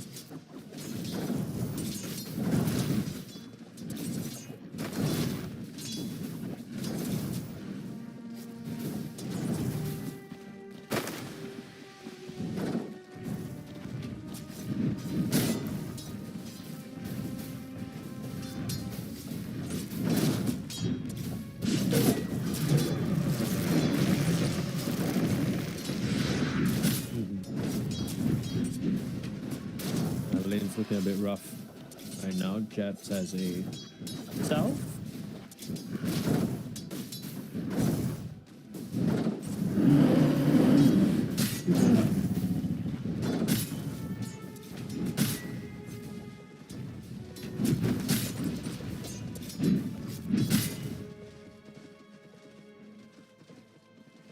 Radiant's courier has been killed.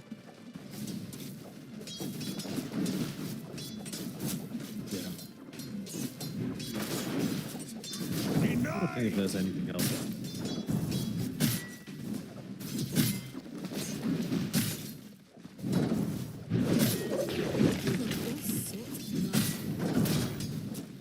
I haven't really been able to stop Raven from doing this just yet. Surge will come through in the end. Just need someone to pick up the creep wave. Pick up all of them all the way through, okay.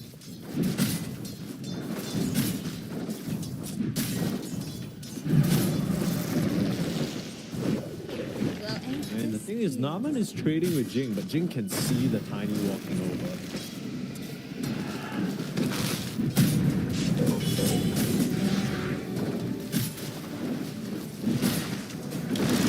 The very definition of first blood. Run red first blood.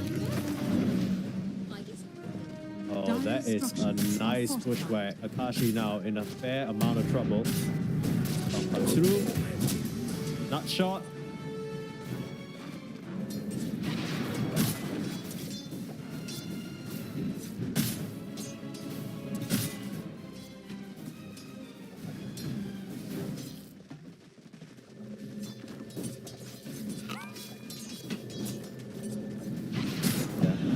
With the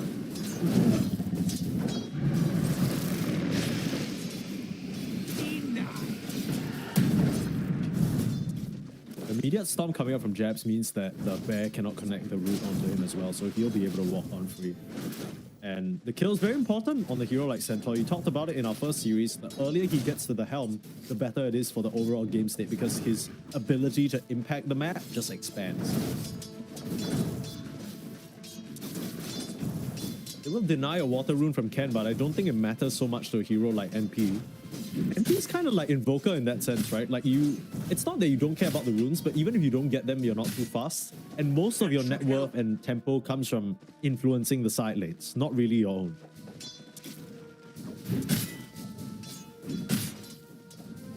Sure. No. Yeah. I mean, they're bringing a full-ass pulse 4 over to make sure that they secure both, so there's that. And your pulse 4 is busy dominating down here, so...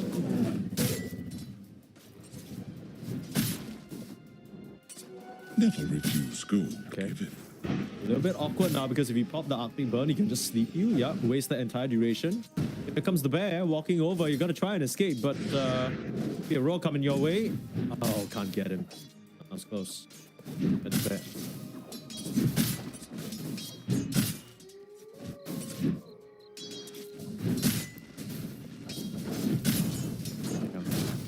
Well, he does have Jackie around the area who could help him with an avalanche. Probably would have been fine.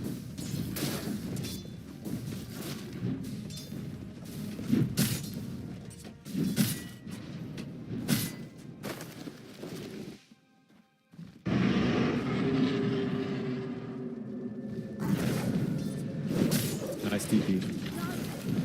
TP's back to base.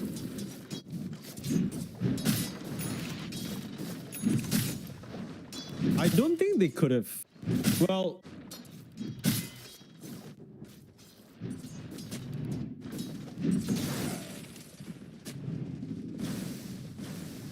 Radiant's bottom tower is under attack.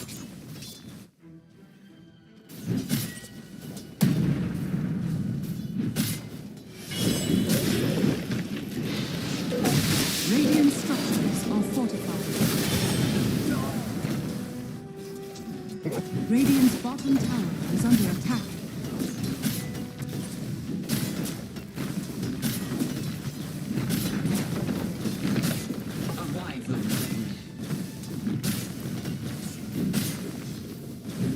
it's kind of weird because in Akashi's first like professional showing, it was also on Nemesis. Radiant's bottom Onyo was tower right next to has him. fallen. No, sorry, not Nemesis. This was Talon. They played together for a while, so yes, I can agree with the whole maybe disconnected from the rest of the team, but you'd think that these two guys still would have some degree of laning Radiant synergy or are communication. It has, you're right. Who? Radiant are scanning. Dire's middle tower is under attack. Yeah.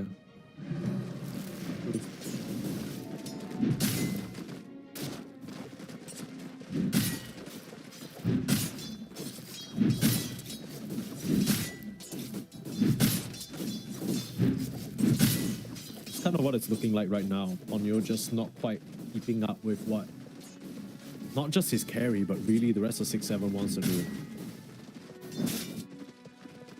Dire are scanning.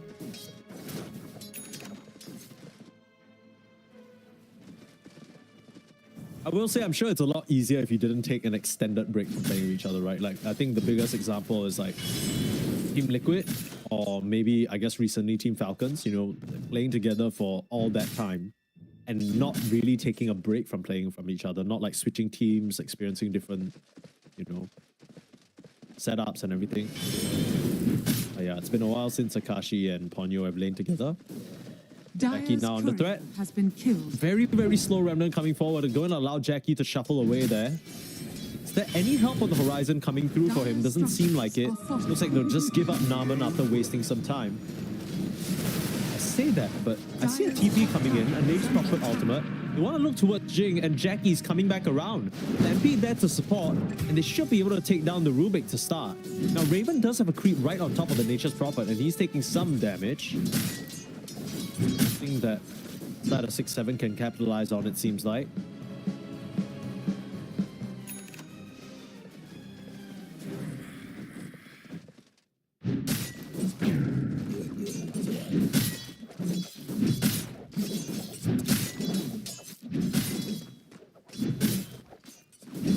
And gotta watch yourself, brother. Okay, Arctic Burn slows the Raven creep. And the Splitter Blast gets it done. Get his ass. Nicely done. Naman gets the last hit. That's tax.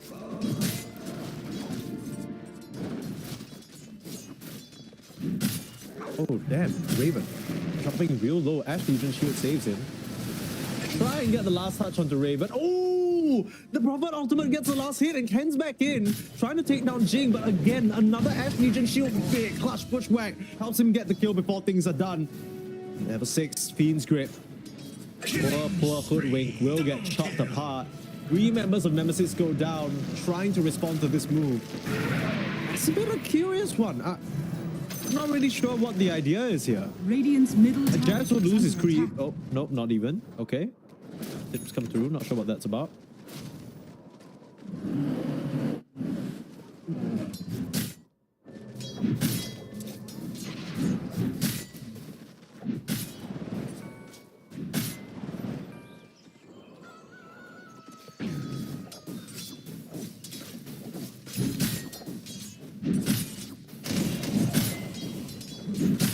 Dire's middle tower is under attack.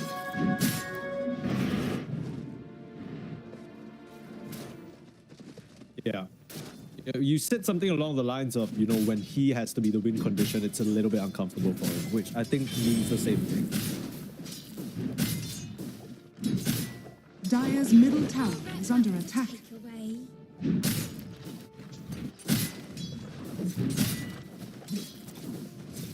Dire's top tower is under attack.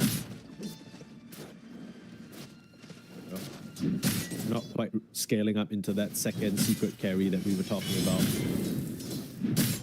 That's the Maelstrom flying out and still basically highest net worth, so Dire's maybe top we don't know what tower we're has talking fallen. about. Sure, he TP'd in there and died that one time, but other than that, he's been pretty much focused on himself.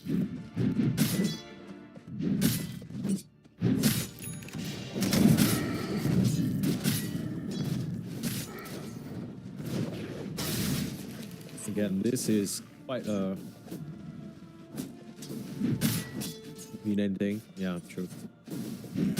Oh, this is kind of uncomfortable. Like we said at the start of the series, there's quite a lot of history between this organization and the 10 players in this game.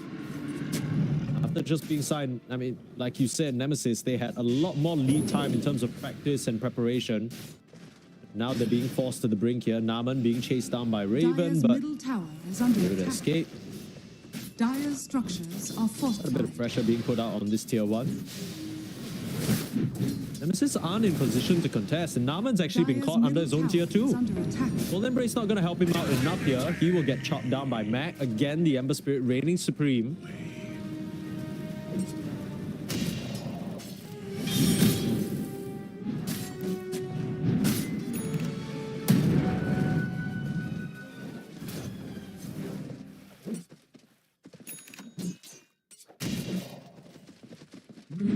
That me a bit. Radiant are scanning.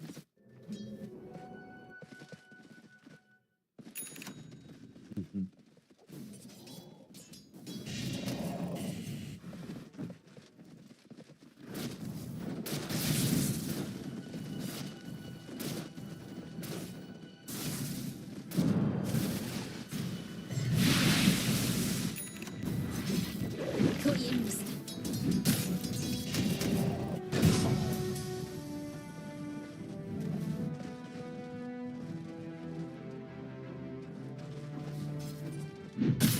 Dire's middle tower is under attack.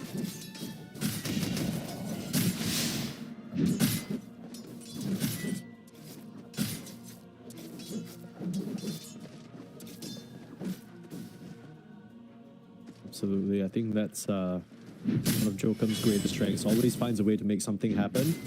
Jackie, under threat of a Fiend's Grip, but they know the Footwing's in the area with a Bushwhack to cancel, so they can't fully commit for this.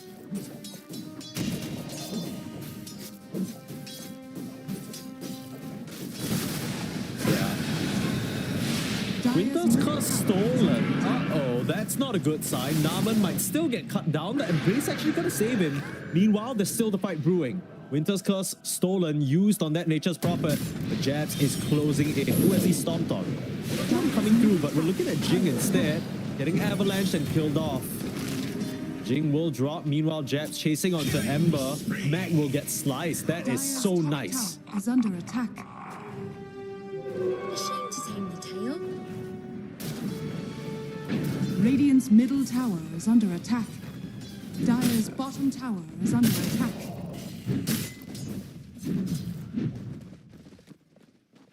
A bit of a strange one. Dire's top tower is Not under supposed to attack. happen. Yeah.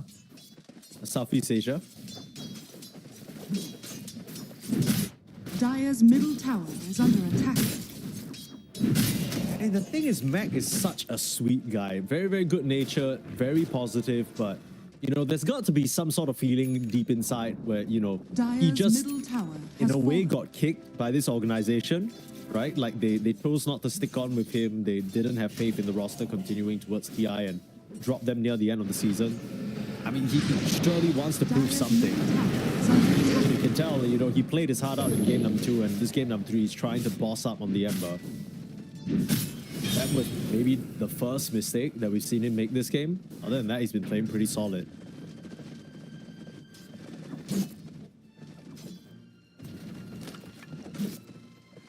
Get a bit caught up here?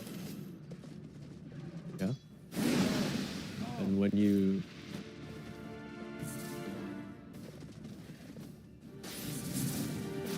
true.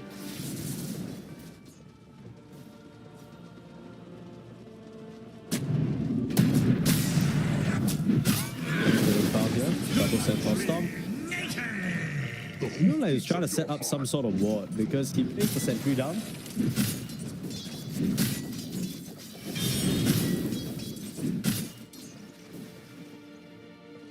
It almost seems like he knew that there was vision in the area because the sentry he placed is actually quite near a cliff off. It seems like he's trying to de-ward or something. Maybe he... Scanning. Coin of the realm.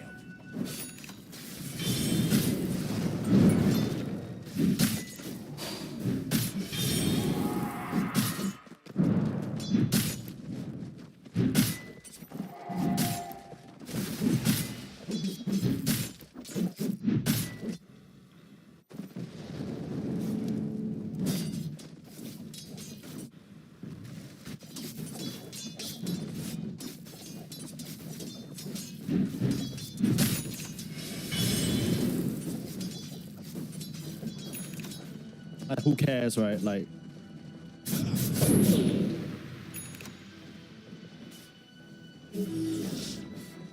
and not to mention, we're in an age of supports that can really scale and get game-winning items as well. We've seen Melody be the one to popularize all these agonyms and all that stuff, right? Like, you don't want to be giving away too much net worth.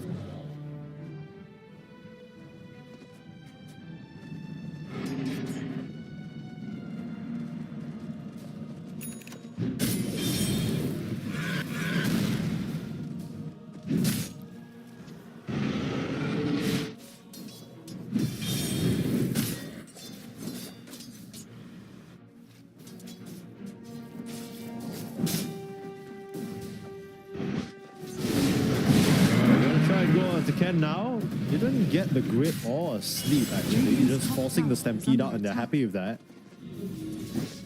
Fresh Shadow Blade from Jackie. I'm gonna hunt someone down. Going out to the bait. Easy finish. I say that. Uh-oh. Turn around for the sleep. One might just live off of that one. One more hit.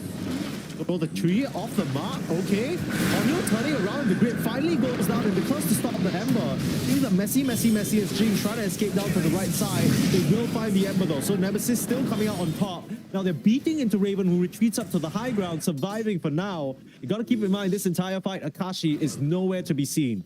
He's still busy farming, which puts 6-7 at a one-man disadvantage, and that's enough for Nemesis to take that team fight.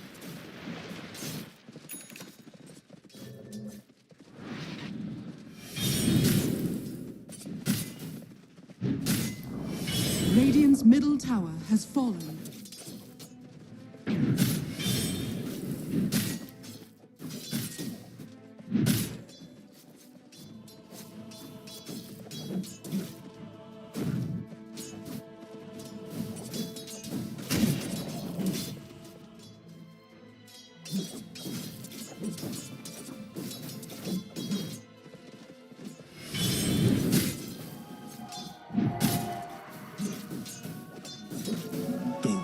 Of illusion.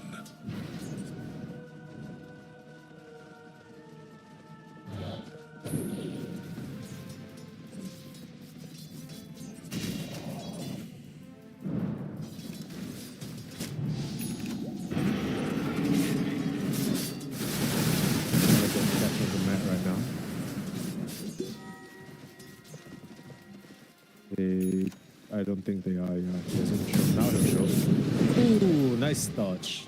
A wyvern's breath.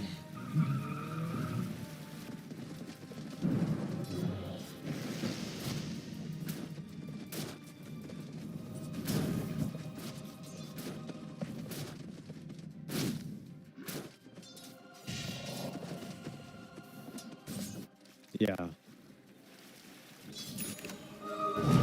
And also, wasn't Jackie around the corner with a Shadow Blade? He could have started it too.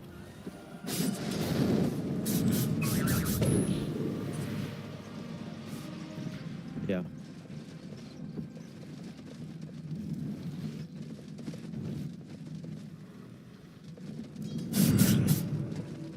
Yeah. Because of this, they get nothing instead, so... Radiant are scanning.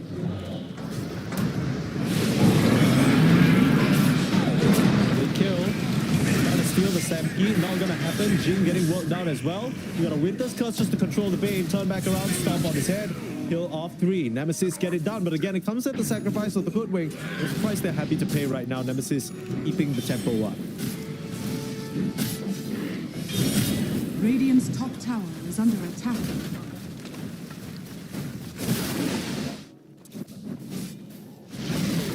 Radiant's top tower has fallen.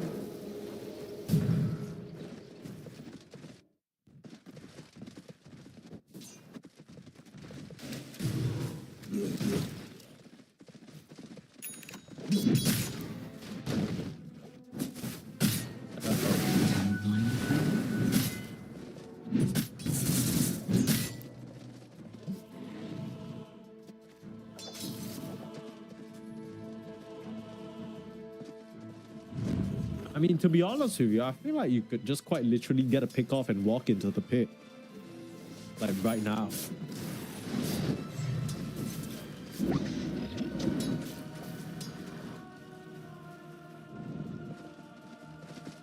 It's about to get caught, but has a sentry, so spots out the Tiny. Essence Distiller gives the vision. Ponyo trying to run a bushwhack from long range into the burst. It's all there.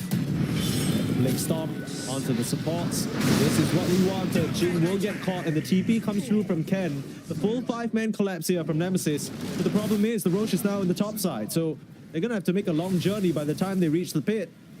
Supports are gonna be back alive. Dire's top tower is under attack. Radiant's bottom tower is under attack.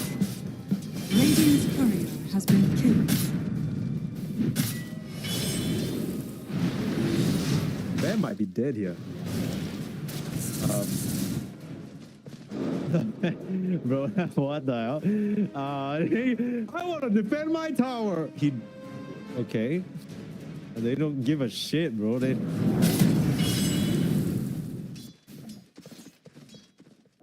Sure, yeah. That was so lame. No, I agree. I just don't know what he thought. I don't know what he thought was gonna happen there. He like walks in with the bear as if nothing can happen to the bear, and the bear just dies.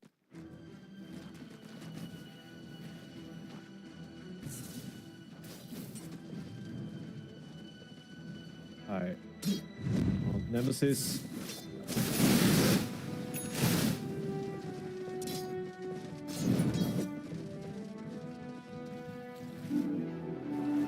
Dire are scanning.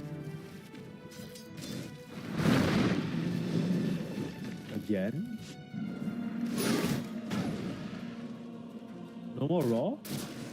It's turning around, doing quite a bit of damage. It's quite tanky actually. Nice. Okay. Uh-oh. Why is he showing? Brother, what are you doing? Mega kill! Well, he won a bear for another 52 seconds to be precise, and now they can walk into Roche. Radiant's middle tower is under attack. Maybe they can't walk into Roche because it's only like 50 seconds left. They're trying to hunt down the ducks here. He's got to stomp off Stampede to help the rest of the team catch back up. Raven's gonna go down as well. Nice vacuum wall, tries to surf, but there's trees all around him, and Lunjan's ain't gonna stop nothing. Two supports turn around onto the Winter Wyvern to get her killed though, but Ponyo don't pay the price for it. The rest of Nemesis comes swooping on in. What is he done? That's for the avalanche. The rest of the never mind. Okay.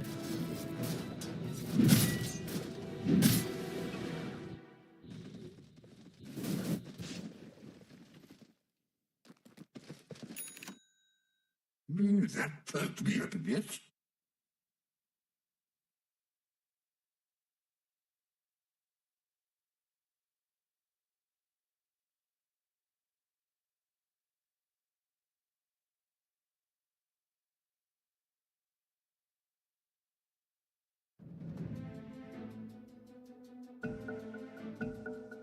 Yeah. tough situation to be in for sure, but they are not Radiant's out of the middle game just tower yet. is If under they can attack. just hang on, you know, wait it out, there is a peak area in the late game where the lone druid is going to be a problem, and your nemesis cores have not fully scaled up to the maximum extent just yet.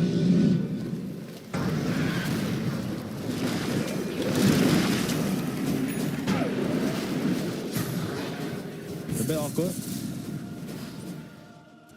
They kind of chain the bushwhack along with the storm. That's the awkward thing. Yeah. Ah, that's not good. I mean, since you're around the area, do you just try and take the tormentor? I don't think anyone gives a shit about the tormentor anymore, I guess. Ooh.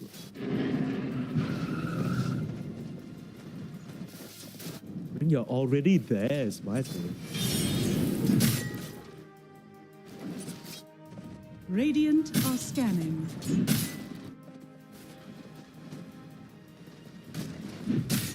Bro. Radiant's top tower. is Who's the under carry attack. again? Let me double check. Yeah, okay, just so we're on the same, page. Speaking of carry, heart almost complete here, Radiant Mr. are Centaur. scanning. Radiant's top tower is under attack. We'll be carrying that item soon. That's what yeah, same. I guess. I mean, we saw his damage into the bear. It's like there's that initial burst, and then the subsequent hits are kind of slow and heavy.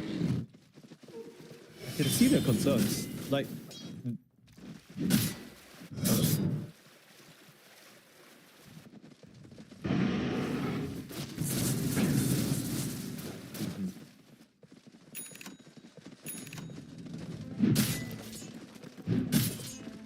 yeah, he hasn't really exerted his pressure quite as much as you expect yet.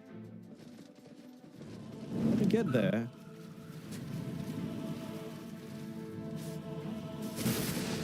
Nice pings coming out. Both teams just challenging around for this area. There will be found. The blitz a bit on, but the Ember in trouble. Big vacuum well to both support. Cold Embrace will keep it healthy. Maelstrom damage will work through that poor Winter Wyvern though. It's hiding away in the quiet. It's the bear. Still try and get the kill onto Ponyo. Need a bit of help from Tendrils of the Deep. No, just need an auto attack from Ken. Nice toss back. Jing gonna be searched away back out to safety. They'll be fine. But still, that's not the way you wanted the fight to go.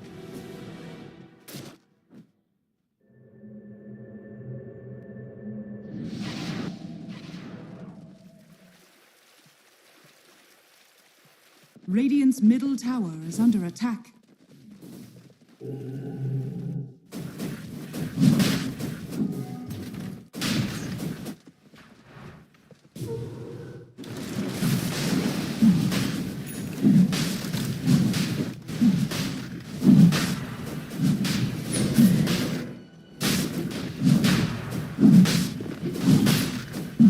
Roshan has fallen to the Dire. Dire's top tower is under attack.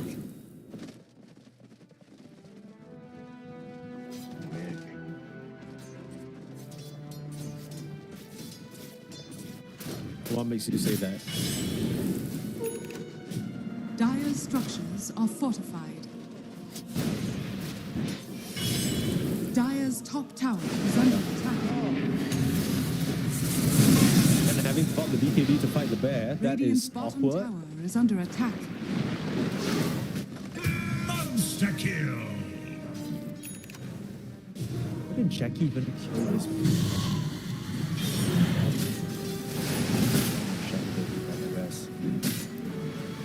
Now,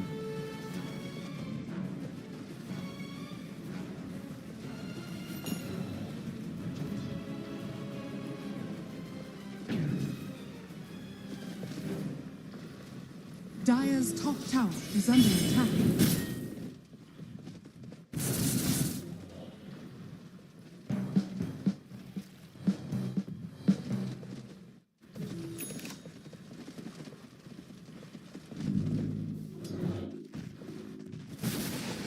Radiant's bottom tower is under attack. yeah. Radiant's bottom tower has fallen. Open gun and blink. Try for an initiation. Where did he found? Nice slight dodge from Mac. Able to get himself back out to safety.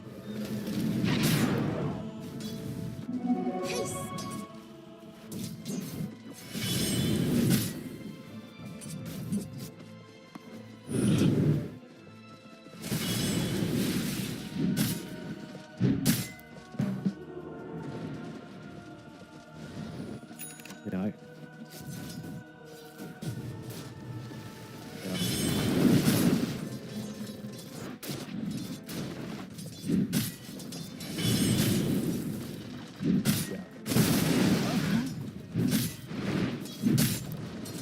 Radiant's middle tower is under attack. Yeah, you can kind of get the feeling that in him holding it, it's almost like Nemesis are more scared to lose the gem than to actually get something done with it, right?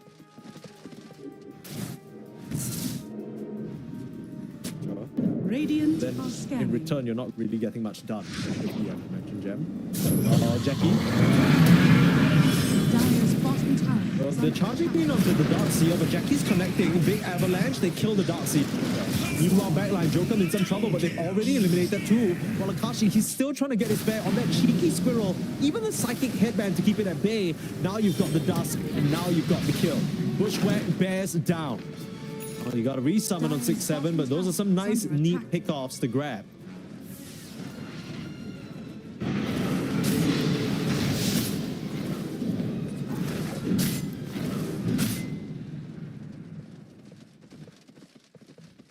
I mean, also the fact that it just slows, right? Mac, this time round, where's the bushwhack? Does it perfectly, but still should be able to remnant away at the very last moment. Mac will survive again. Radiant's top tower is under Ken, attack. look at him go. He's right to where they know the remnant was. Indicates the presence of a ward there, but forces even more reaction down from 6-7. A wyvern's breath. Oh, again? Radiant's top tower is under attack. Wait, that's enough. Radiant's top tower has fallen. Yeah, that's crazy. Okay. Yeah, that's what I'm thinking to myself. That's why when you said that, I only saw Centaur below. I was like, the hell? It's an AD rune for them if they want to find it. Upside river, but they're a bit more focused on attacking the bot lane. Looks like they found the target. Straight in onto Akashi himself, and a beautiful Winter's Curse. Pulling in through, setting up for more. Ember's gonna try and do what he can, vacuum onto all five, but they are just mopping up the bodies on 6-7 right now. Nemesis, they're looking very powerful. Jackie still has that Aegis, not too much to be concerned about right now. He'll lose his first life to the tower. Wall standing in between him and his team. Yeah, he has to die. Radiant's middle tower is under attack. Start the chains. Attacking two lanes at once. Gwent's in the bot side. Tiny in the mid. That's what you want. Tiny's gonna loop back over. Radiant structures are fortified. Tossing a fortify. 20 more seconds until your lone druid's up. Fresh bear to summon as well. That's gonna be enough. Nemesis are playing the patient game, they're backing up. Dire are scanning. A wyvern's breath.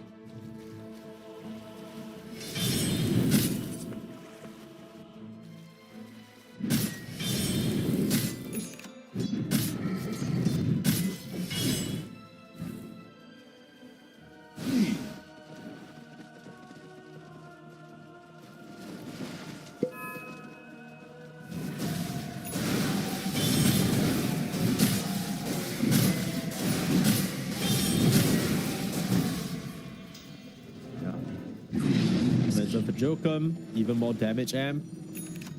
I mean, the Prophet's getting up to 6 slot territory, which is pretty gnarly. Radiant are You scanning. have the Aghanims now for the workhorse. That's kind of a big deal. Bounty!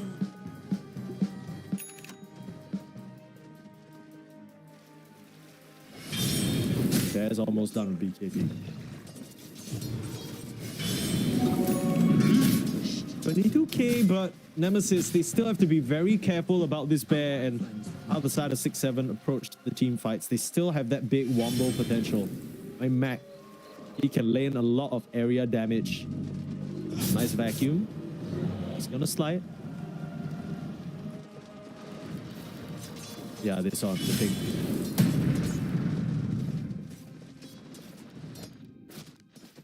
Dire are scanning. They're a bit split up though on the side of Nemesis. They're not really ready to take any fight that might be coming their way. There's a smoke for members of 6-7 charging into the opponent jungle. But the lanes are being shoved in. No one's responding to the bot side. You only see the bear in the mid. You have to know something's up.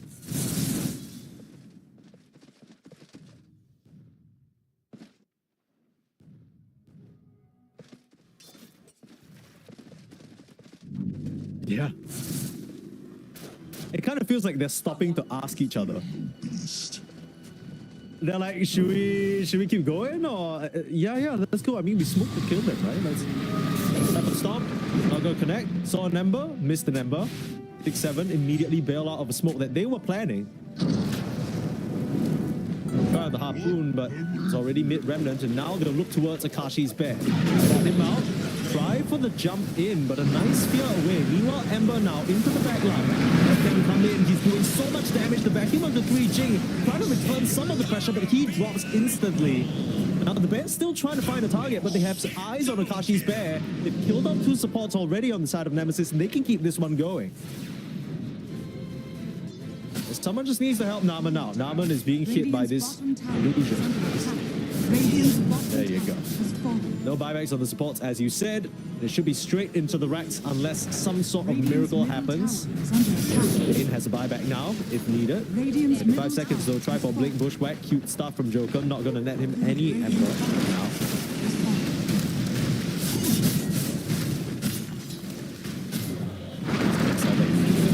Really nice comeback in game number 2. Punched right in the throat of Nemesis, but now staring down the barrel. Jets charging on forward, onto the bear, onto the Darcy. Jack Boys laying out the kits, and Raven in his last breath will vacuum one final time. So 20 more seconds until the Rubik, but you got a buyback on the Darcy if needed. Last thing you want to do is overcommit though. Jack Boys doesn't have Aegis or anything like that. Ken's gonna go in, full punch out onto Akashi, and there's the Winter's Curse. Bear's punching in onto Mac. Is there enough damage? That's the question, and it will be. Ember Spirit drops down in spite of the buyback. They get the bear again, and Akashi almost dies in the fountain from the damage. Got yourself an Arctic burn. Raven gonna blink in with the Shiva. So punch out on the Nature's Prophet illusion. That could be troublesome. Ken's gonna turn around and deal with it easily though. And now another avalanche in. Stolen though from the Rubik. This could be a problem. Jin's gonna come in, stun up both the very important members to put into the workhorse is Ken. Trying to escape now. There's a sleep that's gonna be very obnoxious. Ken with a swift blink out. He'll be fine, and the bear transferred the nightmare over. A bit of miscommunication there, allowing the entirety of Nemesis to escape. It's not good. How much HP is that? That is crazy. They almost got mega creeps 90 HP away from securing that deal. Nature's Prophet Treants. Someone stop them. Oh my. All right. Okay. All right then. That's that. 6-7. Having to deal with mega creeps for the rest of their tournament life, it seems. At least for now. Odds of them turning this one around are nigh impossible.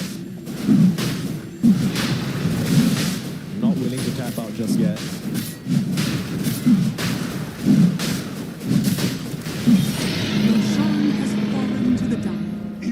I mean, I thought the Lone Druid was supposed to get annoying at some point, but it just feels like he didn't manage to find much action on the map. Like, we're not seeing this Lone Druid actually find these solo pickoffs or pressure any of the lanes. I mean, hell, all the tier 2 towers, even a tier 1 tower in the bot lane is still up from Nemesis. Akashi's bear has just had to stick by him and the team the whole time. Radiant are scanning. Oh, big jump in. What a synchronization. Buyback there might have been a bait from Ponyo, but the workhorse getting Jackie away from trouble. The Bears trying to do what they can along with Mac, forcing a Winter's Curse out from Narman, who still should die to Mac. I want to say that, but a Stampede still saves him. The Bear can't even stand and fight against Jackie, who will end up dropping and also loses his life. Looks like there's been a toss back. A bit of a throw there coming out from Nemesis. Will die on 2 heroes, 2 of their main carries at least. And that is a godlike streak on 2 heroes being handed over to 6-7. Need to slow their roll a little bit. They don't want to be giving this game back over to the hands of 6-7.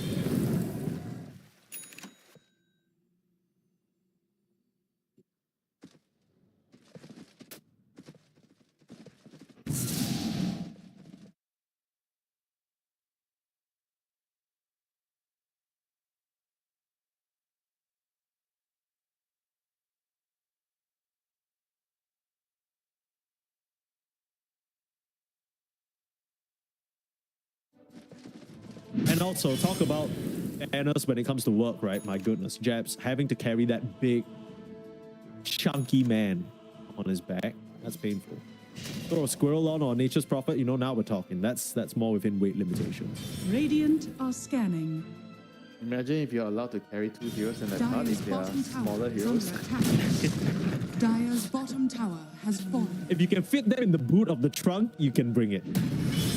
Dire's top tower is under attack. You know, when you carry units on your transports, the bigger the unit, the lesser units you can carry. That's true. The medevac can only carry 1 siege tank, but many marines. The marine medevac combo, you know, gets all. Yeah.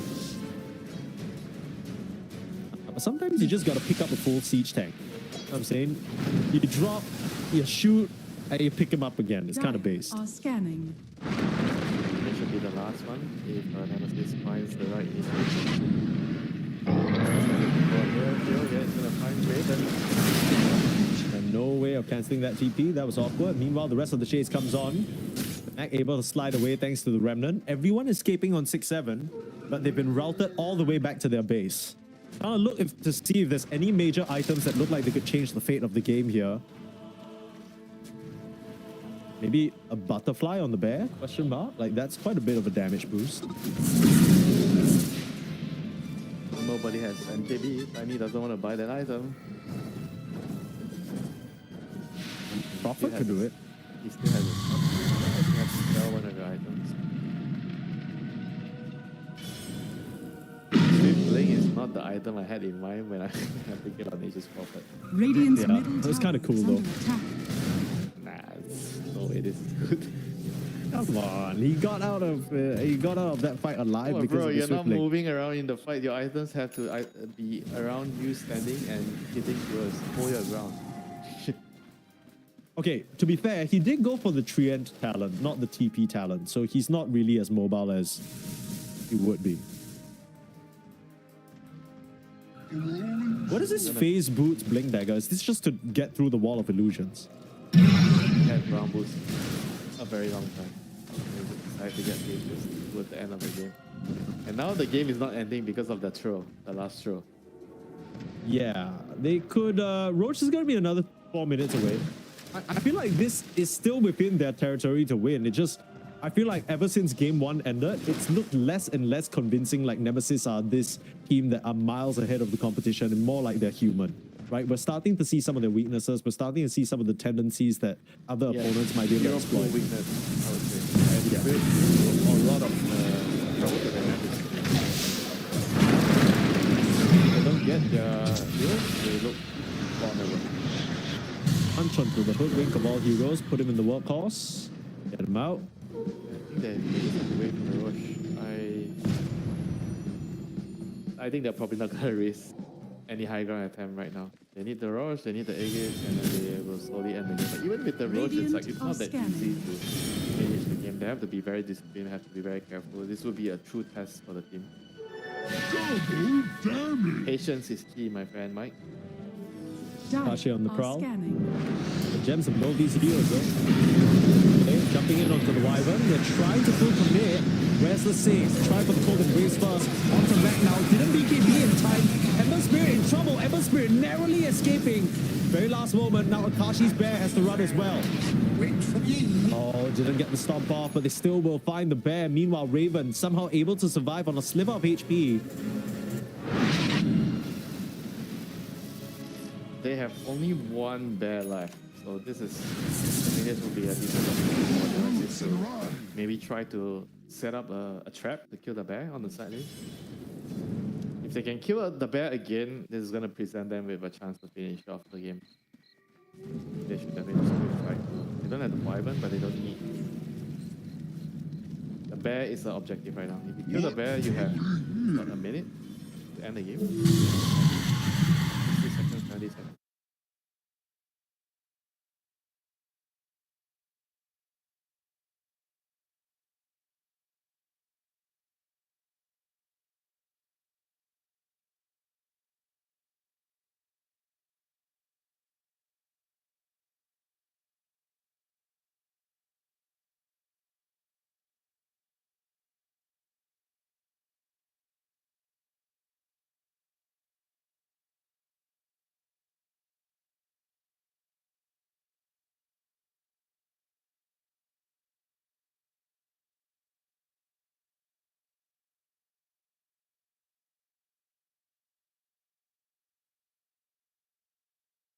Game is called the former Nemesis members fall to the current Nemesis. That's pretty poetic in that sense, but they weren't able to prove otherwise. And that series ended up taking a turn, right? We thought it would be a very simple 2-0 for Nemesis after game number 1, but then 6-7 brought out the big guns, showed us the Ember, and even though they did manage to defeat Mac on his Ember in the end, it wasn't really because Ember was the problem, right? It was more like, honestly, 6-7 made a couple of mistakes. I feel like they didn't really use the Lone Druid to its maximum potential.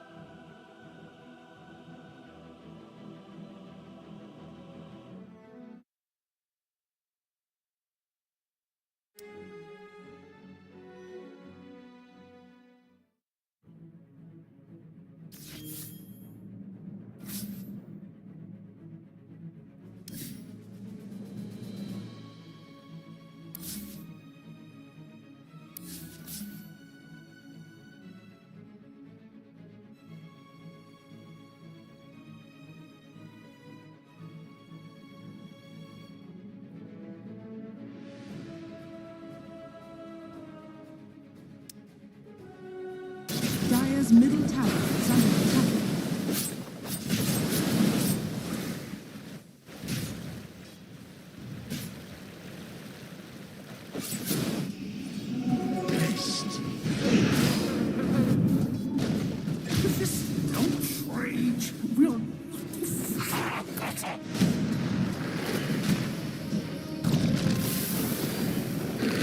Radiant's middle tower is under attack.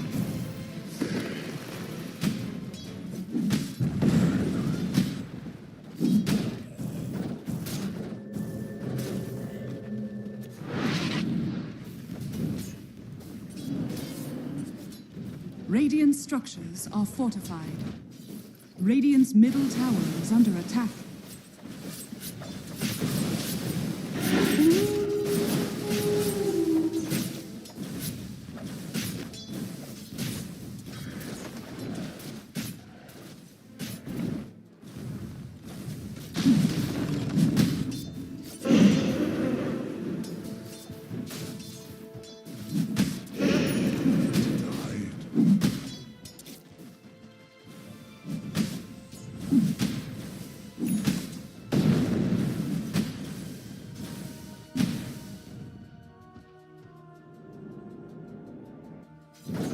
Death tax.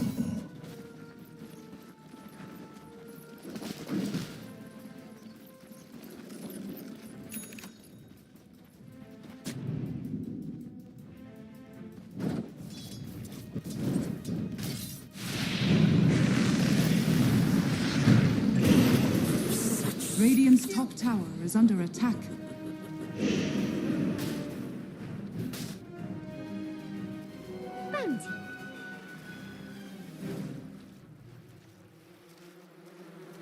Radiant are scanning.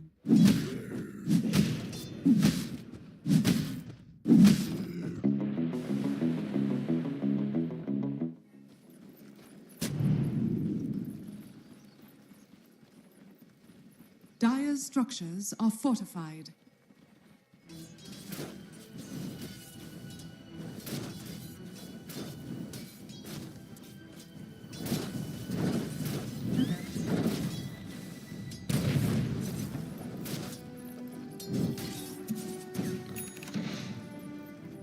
Radiant's middle tower is under attack.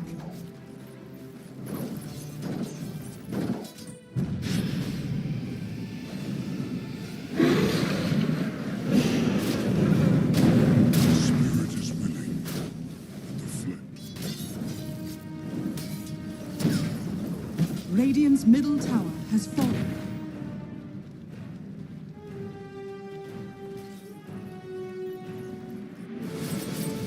Dire are scanning.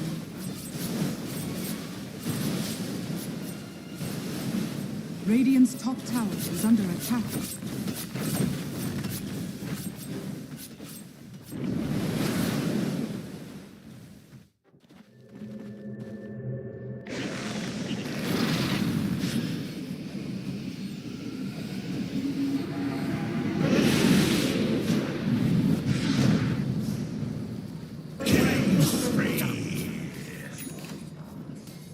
Radiant's bottom tower is under attack.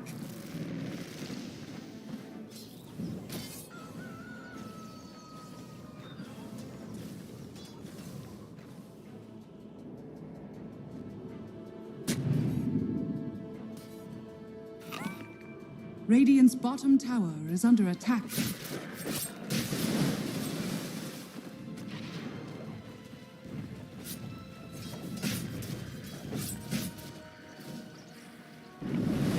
Dire's middle tower is under attack. Radiant's bottom tower is under attack.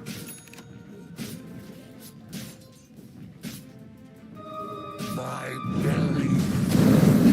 Radiant's bottom tower has fallen.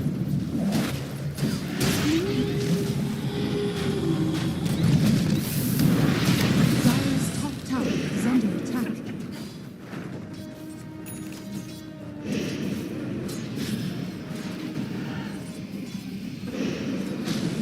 Dire's top tower is under attack.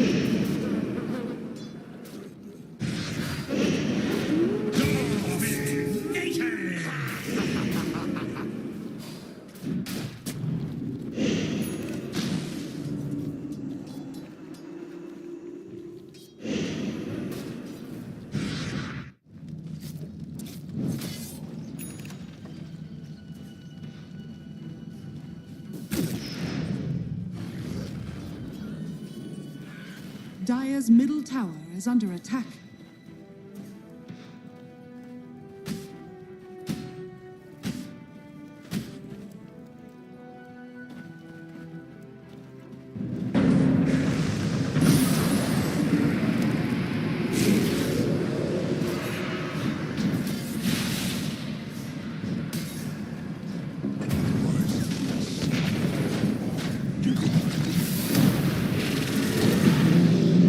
Pay for what you've done.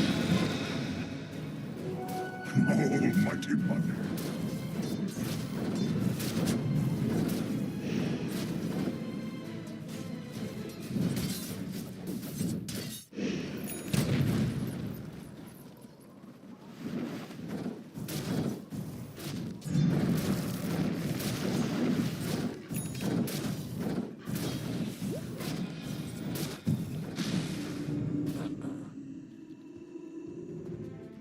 Radiant's top tower is under attack.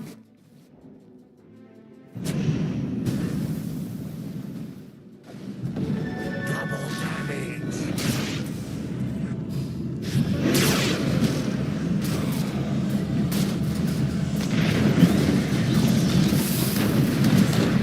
Radiant's middle tower is under attack. Your entrails festoon my horns.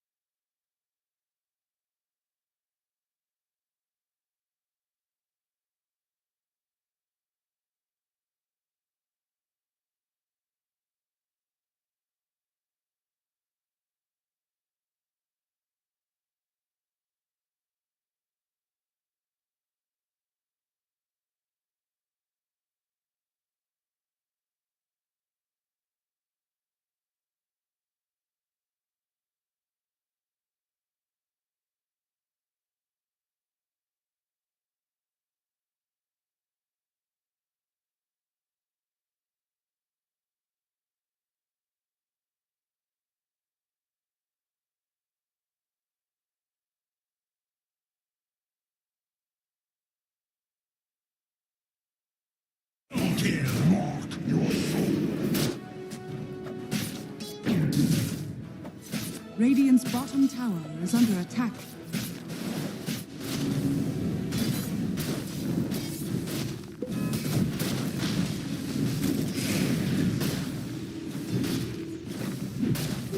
Invisibility.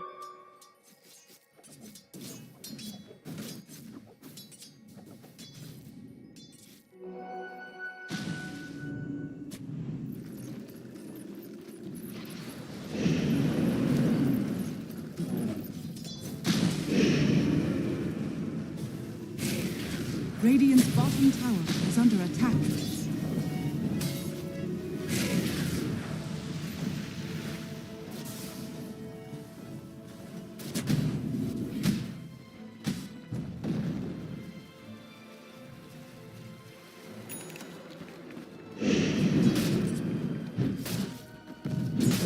Dire are scanning.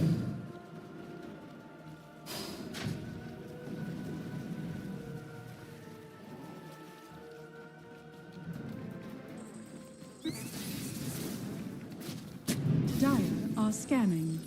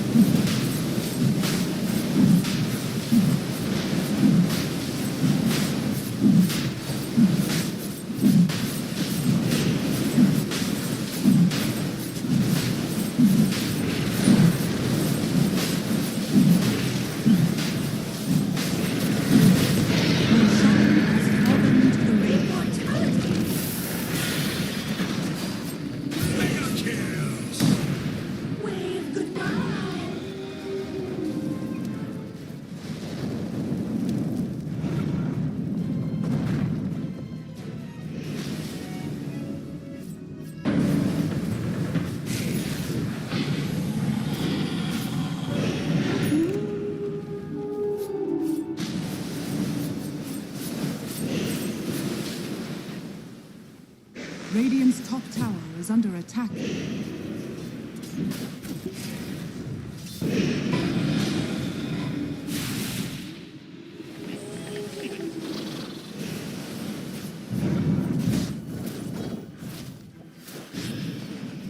Radiant's middle tower is under attack. Death tax.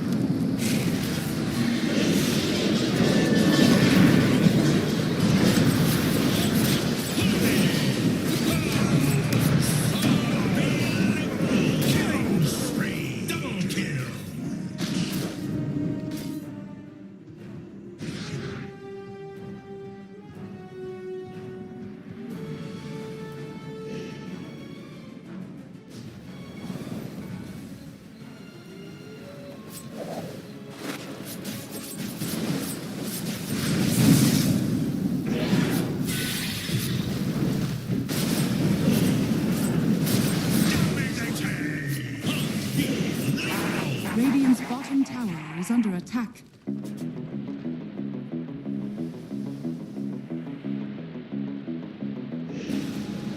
Radiant's bottom tower has fallen.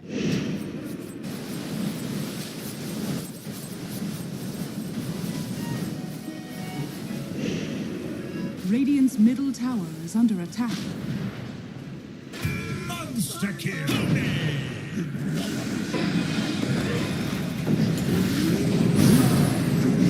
Radiant's middle tower is under attack.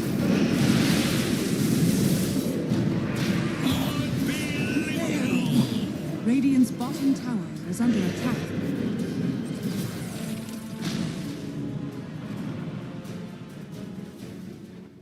Radiant's middle tower is under attack.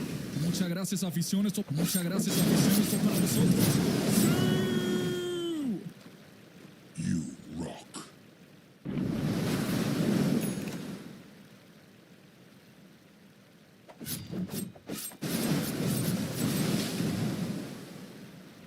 Radiant's middle tower is under attack. Radiant's middle tower has fallen.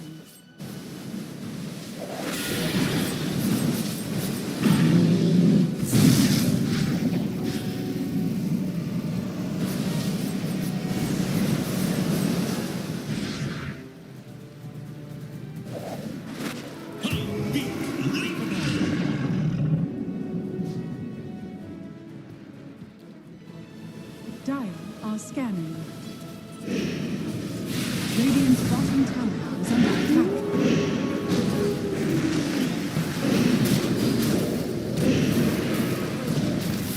Radiant's middle tower is under attack. Radiant structures are fortified.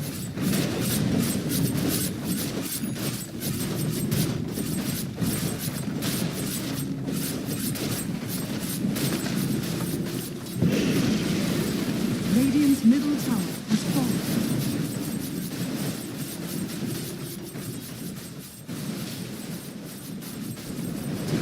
Radiant's middle barracks are under Radiant's middle barracks has fallen.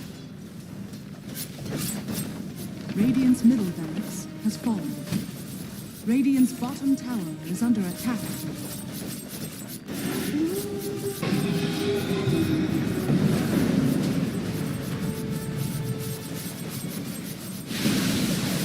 Radiant's bottom tower has fallen.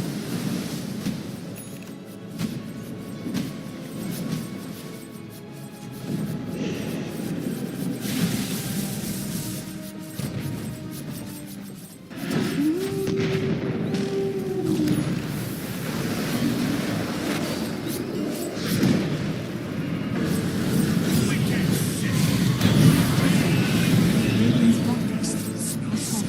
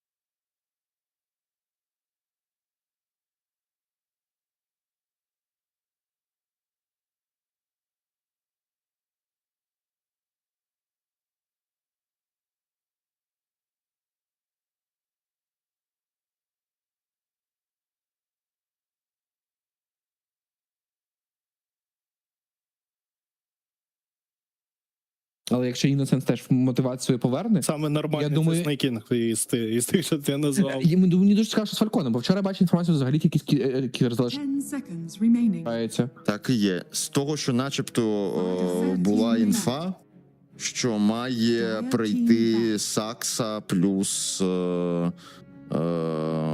Мелоді. От. Але там взагалі невідомо. Але от я вчора бачу інфу, Сакса приходить, але чому тоді Амар йде до кур'єрів? Так, там В чому тоді логіка, що якщо Амар йде туди, чому Сакса Я йде? взагалі по Тімваю чув, що там 2 і 3 залишається. Я взагалі бачу, що там Амар приходить. Вот, а зараз тут кажуть, що Амар. Амар приходить туди, а якщо Сакса йде звідти, навіщо Амару йде туди? Бо там дуже багато інфи, що Там дуже багато. Ваксон, Малеріна, ТФ, Сакса, Мелоді називали.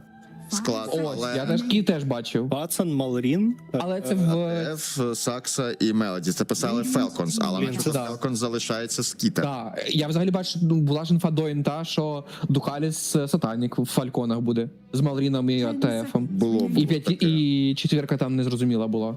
Ну зараз період буде Там дуже цікаво. Зараз оці решафли. Я того і запитав, коли Бласт. Бо мені здається, от там уже будуть ростериці.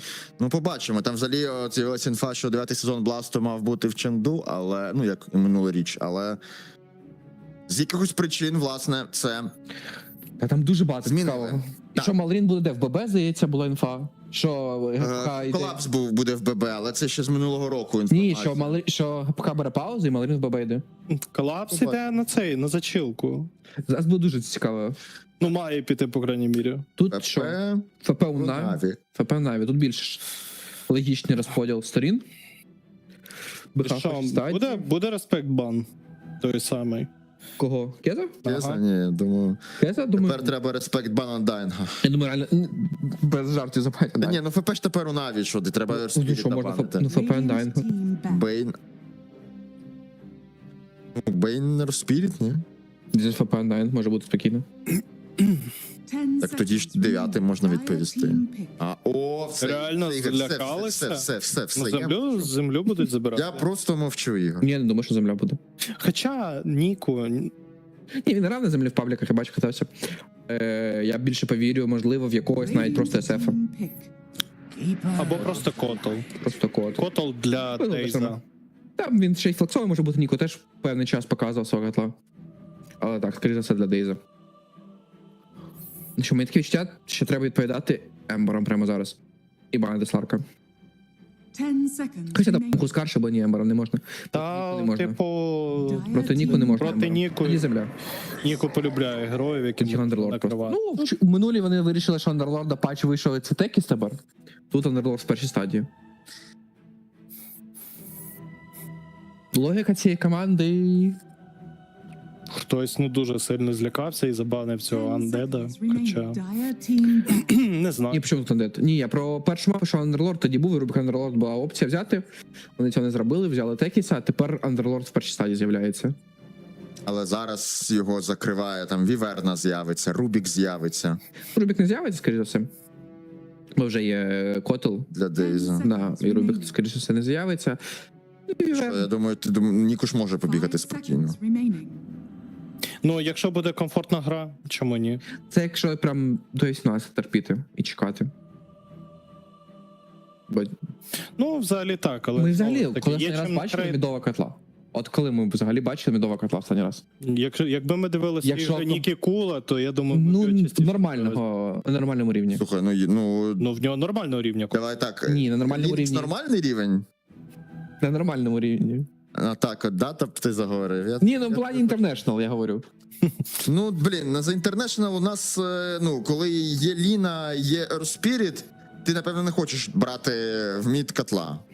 Ти, в принципі, зараз таке відчуття, що прям де команди розуміють, що відбувається, бо де котла він не хоче брати, тому що він може втратити темп.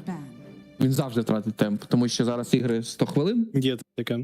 І хоч Котл, і в принципі він може бути користатися доктринам від Вейкером, Аганімом, там вламати ці файти, але все ще Котл хоче робити темп і просто бігти в опонента. Ну він більше стає такий герой з саппорт.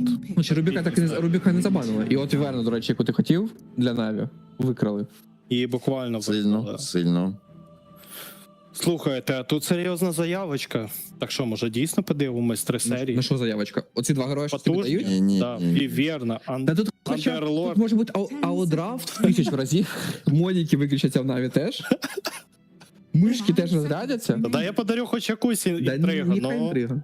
Зараз Ні, паузі. перші матчі, ну, перший раунд кваліфікації, я думаю, тут, ну, як інтригу не нагнітай, все одно... Так і буде. Що?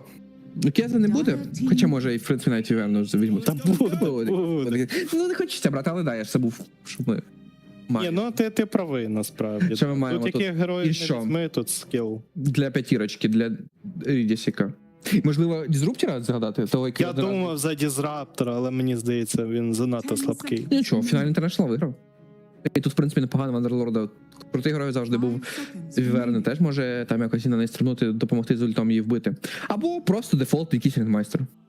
Рінгмайстер. Він просто лінію Андерлорда закидає цими дротиками і грати не захочеться. Але і дротики, До речі, там теж лінії- порізали. Та ні, трохи вони цьому все одно якісь імбові. Не знаю чому, але вони імбові. Веде лінія від, скоріш за все, лінія повинна бути СВД. як від Має. Team Liquid, з якої вони приходили, Це знищували сильно. будь-який матчап. Проти Андерлорда взагалі ідеально виглядає. Боляче Андеру. Так, і тут навіть Рубіка, якщо візьмеш, то ця лінія типу у вас крута, але ВД це просто все перехилить і можна в агресії грати з Маледіктом. Да що, або Рубік якийсь, або Кудвінка просто. Будинки немає, вона в бані. Там Рубіка була Теска. Ага, взагалі клокверк. просто пулить будуть. Але не думаю, що це прям їм щось допоможе зробити. В принципі, начебто герої непогані, і з клоком можна в Котлаї якось стрибати, знаходити його в файті, не давати грати Дейзу, але будемо дивитися. І треба, я думаю, все-таки брати керрі. Бо ти бачиш керрі ап, Мідер, напевно, хочеш Ласпік хоче якийсь шанс дати панді. Або ну, інвокера немає, добре, інвокера немає, ти не можеш так взяти просто інвокера. Тоді треба керрі брати. Хоча. Ти ж типу бачиш цього котла, думаєш, що в тебе начебто фрілінія, але з котлом може прийти якийсь біст, хоча Вівер, напевно, найкращий. Можна прийти з якимсь аксом. Хоча Вівер теж не найкращий, але мені здається, тут я кажу, герої, величезна різниця для Наві. Ні, я думаю, все ж таки так, потрібно брати керрі, тому що потім забанять, а зараз ти відкриваєш мідака і отримуєш якогось неприємного героя на 18 від ніку. Ну, можеш взяти просто якогось героя, якого не закрити, ту саму Треба керрі. Аліна в бані. Фуріон. До речі, флексова до кінця. Фуріон флексовий. Так, є такий момент. Але Ти що, Тімбера берем? Тімбера? Куди? Тімбера Знизу? можна. Так, це ж Ніку прям супер Та сигнатурний. і ПМА ж може І ПМА. Та взагалі І можна. ЕМА. А Той чому самий. ні? Дійсно. Для Тімбера тут непогана катка. Для Тімбера крута. Фуріона проїде, Вандерлорда Ще якась проїде. ДБшка є. Ember Spirit. Просто Ембер. Але просто Ембер. Просто Ембер. Окей. Ідеально для Ембера. Мені здається, можливо, навіть Шторм був краще, але Ембер теж крутий. Весело Типу ти купить. зараз шторма не можеш. Ой, шторма кажу. Ти зараз Ембера ти ж просто не можеш. Не можеш ігнорувати. скіпнути, да. І ще інстабанс Ларка, звісно. І, напевно, Хускара треба ще буде прибрати. Я думаю, вони будуть намагатися цим вайпером закривати, але я думаю, він тут поганий. Та будь ласка. Хускар. Хоча, Хускар. Хускар треба прибрати, да. Панда, здається, він на Хускарі грав. Грає. Він непогано грає на Хускарі. Хускар треба буде прибрати.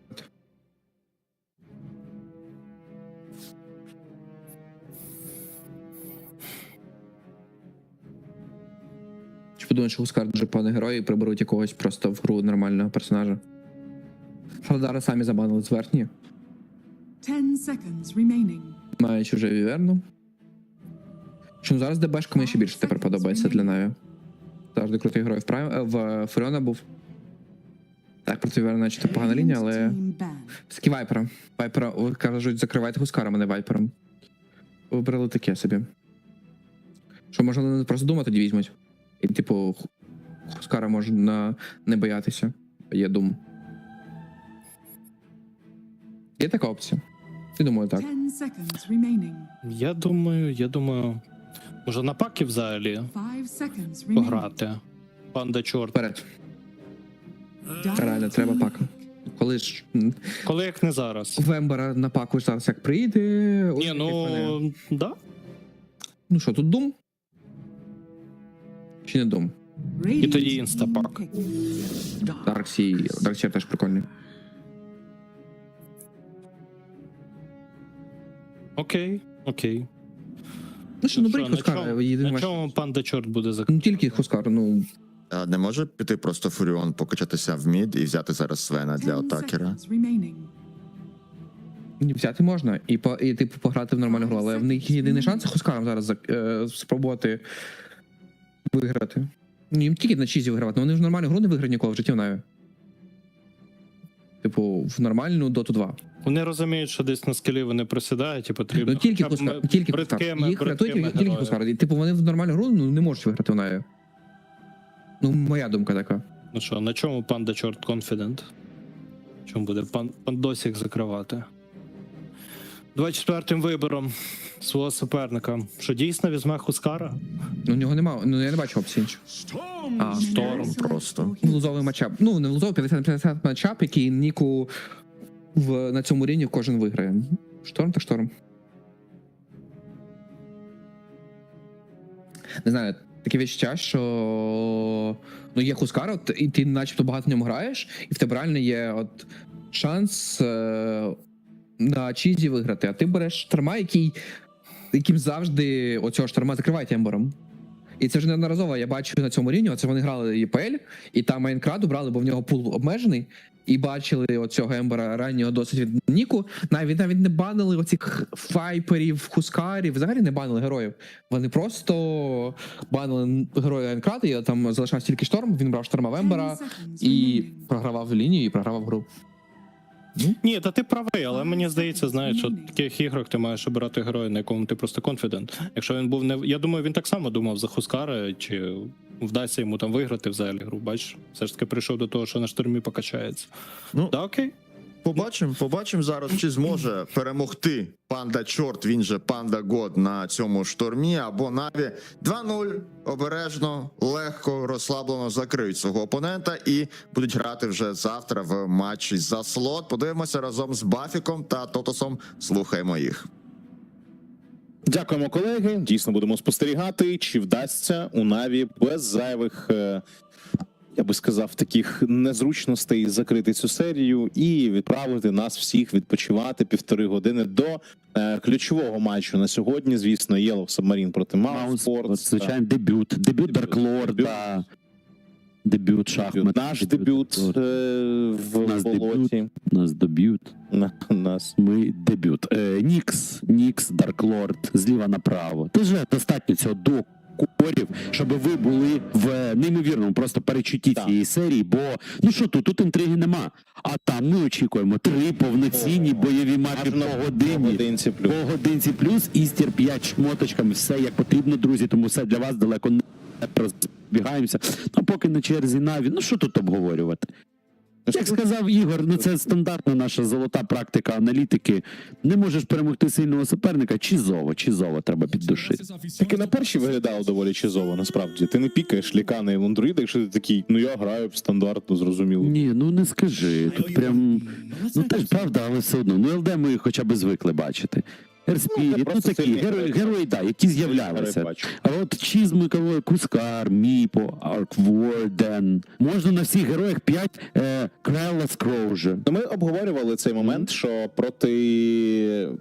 проти, наприклад, там мідового якогось зараз спіріта, Ноутембера, наприклад, ти зараз тільки Сларка маєш банити, от якщо говорити. Ну там, можливо, якийсь Вайпер ще там на думку приходить. Але от Хускара багато команд взагалі перестали брати, вони вважають, що він заслабкий. І, в принципі, десь ми з цим погоджуємося. Не знаю. Справді, я дивлюсь на рішення Наві, дуже агресивно пограти з щитком максимального рівня, кидаєш на тіммейтів, у тебе що керрі-мілішник активний, Кез може бути, що мідер може бути активний, в тебе є суперпосилення, збирайся, грай нормально з ефіром, лишись. Нормально стало. Мені здається, що все має бути більш-менш окей. Ми бачили важкі матчапи, зараз, чесно кажучи, вже не такий страшний цей матчап, як його малюють, тому будемо спостерігати. А зараз подивимось. Так. Ну, чесно скажу, я не знаю, що має відбутися, щоб Кез програв цю гру. Ну, от я на Ембер Котл і Кез. Ну, що це? Та це у драфті ще. Це у драфті ще й знайшли ніби непоганий матчап в мід, ну ніби, та? Тобто не хотіли якраз цього Хускара брати, знайшли цього непоганого шторма, здається, там 30-го рівня у нього. Але ми бачили, навіть на інті це було, як Ембер взагалі виграв лінію шторма. Вітання, Фортнайтмен. На місці. Так. Цікаво, як його двоє тіммейтів ставляться до цих фраз. Хороше запитання. Думаю, теж придбали. В підтримку Збройних сил України. Дякую велике. Можливо. Можливо, і придбали. Господи, допоможи. Ексіт. Тут тангусики, тут феріфаєри, Magic Вонди. Я не знаю, просто, ну реально ж виходить, що тут до початку гри і скіл дів, і драфт дів, і дів. Куди не підстав, всюди діференс. Різниця. Так, ну головне, що треба зазначити, дійсно, як би там не було, мені, наприклад, минулий драфт імпонував. У колективу ліворуч я вважав, що він цілком бойовий, що за належного старту вони мають домінувати мідгейм, але ми бачили, як це все обернулося для них, і підстав вважати, що NAVI на другій мапі прийдуть і почнуть прям закидувати спочатку, в мене теж немає. Радше вони навпаки захочуть спокійно зараз дійсно дограти, вони сильніше на лініях виглядали, вони і тут, я думаю, будуть сильніше на лініях, тому що ну, Котл дуже сильний сап. Тут і підстаки можна зіграти, і агресивно можна зіграти, як завгодно. Так, є фактор Фуріону, який гіпотетично може десь там підлетіти і допомогти. Ну, але треба мати просто якийсь захист. Ну, подивіться, от вам Ембер проти Шторма. Здавалося б, вдалий матчап. Та, ще й чини взяв одразу, щоб його натиснути, пробити. Він швидше взяв другий рівень і непогано так просадив Шторма по ресурсах. 5-0 у Ніку. Ну, тут я взагалі не переживаю за те, що у Ніку можуть бути якісь проблеми. Нереально. 4-2 Кез. Найгостріші відчуття від кібербатлів разом зі спонсором показу Беткінг, ти король. Я залагав в моменті, то я не зрозумів, звідки голос. Я думаю, може я... Звідки ж голос? Звідки голос? Це як в шоу якихось, знаєш, це зверху. Ну, Твіч Доктор теж такий крутий, насправді, персонаж проти всіх оцих міцних офлейнерів, які зазвичай дуже витривалі, дуже гарно живуть. Ну, такі монстри. А він просто малітік дає, трошки погупав, і вже нема ХП у того героя. Звісно, поки що важко йому, але з часом, з вищими рівнями Молодікта, я думаю, що ми побачимо, як страждатиме Андерлорд. Ми побачимо, як страждатиме Шторм, який зараз, прямо зараз на наших очах віддає ФБ, а що він може зробити? Ніку! Нормально, догорає. Так вистачає, дійсно. Флеймгард допрацьовує. Тут і Вірна прилітає, просто покачатися на міді, трошки досвіду отримати. Ніку одразу за нею пішов, не дає халявити так просто. Але бачимо, що краще не витрачати тут зайвих ХП. І піде за руною скудить. От тобі пікали героя Вембера. Та ні, це... І я кажу, тут, коротше, ми бачили, нагадую, на інті ми бачили гру, де Ембер Спіріт качався в... Я не пам'ятаю в кого, коротше, це не важливо. Він просто в салат вийшов з міда. У нього було 2200 нетворсу. Проти нього, хіба це був якраз таки Ларінов на Вайпері. А у нього, у Ларінова було 4600. Приходить Котл на інклас, і Нован одразу оживає. І Ембер все одно вносить імпакт. І знищує всю мапу. І це при тому, що він нічого не робив на лінії. В грі, де Ембер забирає соло ФБ на міді із котлом, я не вірю взагалі, що цей герой може програти. Абсолютно зламана історія, яка, ну, з веселом не дає життя нікому. І тут же ж Віверна не рятує взагалі. Тут тупо треба купити Весел Скаді. То я серйозно кажу, тупо Весел Скаді, білд на Ембері. Можна навіть без Мейджслеєра, він тут по факту то і не сильно потрібен. Так, він крутий, але конкретно в даній грі. Ну, БКБ ще так, звичайно, проти Андерлорда, але думаю, що Андерлорд буде не в тих кондиціях, щоб щось запропонувати тут героям. Третій рівень є у Дарксіра, задуває Дейз. Бачимо, все більше і більше котлів нарешті стикаються. Це добре, що люди провели аналіз, побачили, як робив Найнклас, що можна не просто бути з Blinding Light'ом і стакати кемпи, і бути пасажиром на лінії, а можна битися, можна дійсно задавати ілюмінейтами, можна круто видавати демедж. Це нормальна тема. Вакуум, залітає граната, буде по делайту, дуже боляче, тут ПМА, є Лотус, Дейз можна ще підштовхнути, Віверну будуть добивати, розмінюється тут, і ПМА буде забирати атаки, а там Феріфаєр, вистачить, ПМА все одно забирається, даблкіл плюс рівень, і одразу відновлюються ресурси. От вам і шолом, власне кажучи. І ще й знову якась лінія дивна, яка виграється, не знаю. Важко. Важко.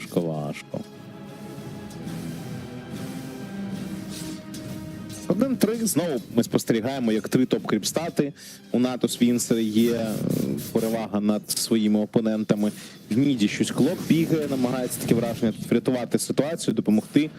Але, звісно, вже Емберу цьому особливо нічого то й не треба. Він вже зняв з цієї лінії значно більше, ніж мав би. Враховуючи, що суперник його закривав на драфті. Ну, так би не мало бути, це вже точно. Ще й бачимо, як Дейз бігає і намагається заважати котлу цьому.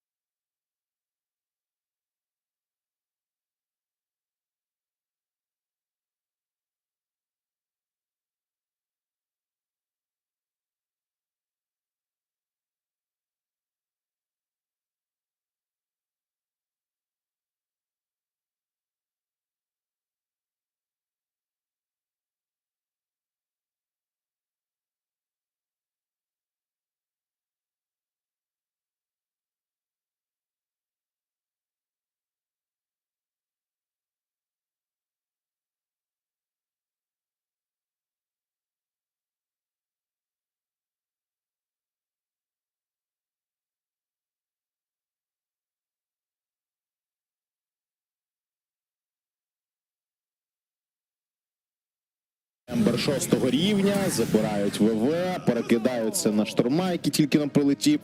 Намагається він демедж відповідь завдавати. Ніку, до речі, страждає. Ніку боляче, Ніку може померти. Непогано розвертають. Мінус Ніку, Фуріон теж прилітає, дочекалися. Ультимативно даблкіл для Фуріона. Наві вже теж бавляться, насправді. Ще й Рідіс помирає від рук Фортнайтмена. Мінус 3 у виконанні Саммербер. Нормально. Загралися Наві, бачимо, що вони собі тут дозволяють зайвого. І Фуріон топ-1 нетворс. Фуріон, по фарму чемпіон. Так, нормально, круто. Фуріон тут ультимейтом своїм розіграв. Слухай, Шторм, 300 золота різниці. Там було в моменті по 2000, у всіх по 3, тут у нього вже 2600. Класний камбек-файт в міді. Це вже схоже на доту. Я бачу, там в чаті хтось писав, як же хочеться простого людського 3-2-2 від Наві. Можливо. Молитви були почуті.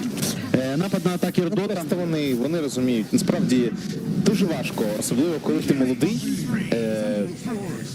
Навіть все ще молода команда. Гарячу кров тримає. Так. Дуже важко. Це вже коли ти от з досвідом такий, ну я просто хочу спокійно закрити цю командочку. Ми там не несемося, немає ніякого оверхайпу.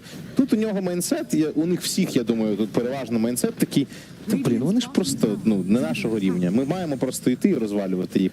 І вони оце йдуть собі зайвого дозволяють, десь, знаєш, не розрахунком холодним, а гарячим серцем просто йдуть і фідять. Таке може бути. Але питання полягає в тому, що для Наві тут, от вони можуть робити будь-яке шоу, тому що з цих двох команд тільки у Наві є запас. У команди ліворуч запасу ніякого немає. Тобто Наві, програючи, там десь віддаючи якісь моменти, вони можуть увімкнутися, додати ще одну передачу і поїхати швидше. Суперник так не може. Головне, щоб не задню. Додавати не потрібно. Дивлячись, які цілі. Да. Ну, так. Але дійсно. А от у суперника такої можливості фізично немає. Тобто скіл гравців, індивідуальне виконання не дозволяє таке зробити. Та й командний рівень, звісно, теж. Ой, Фуріона ультимейтом добиває руну захисту, забирає.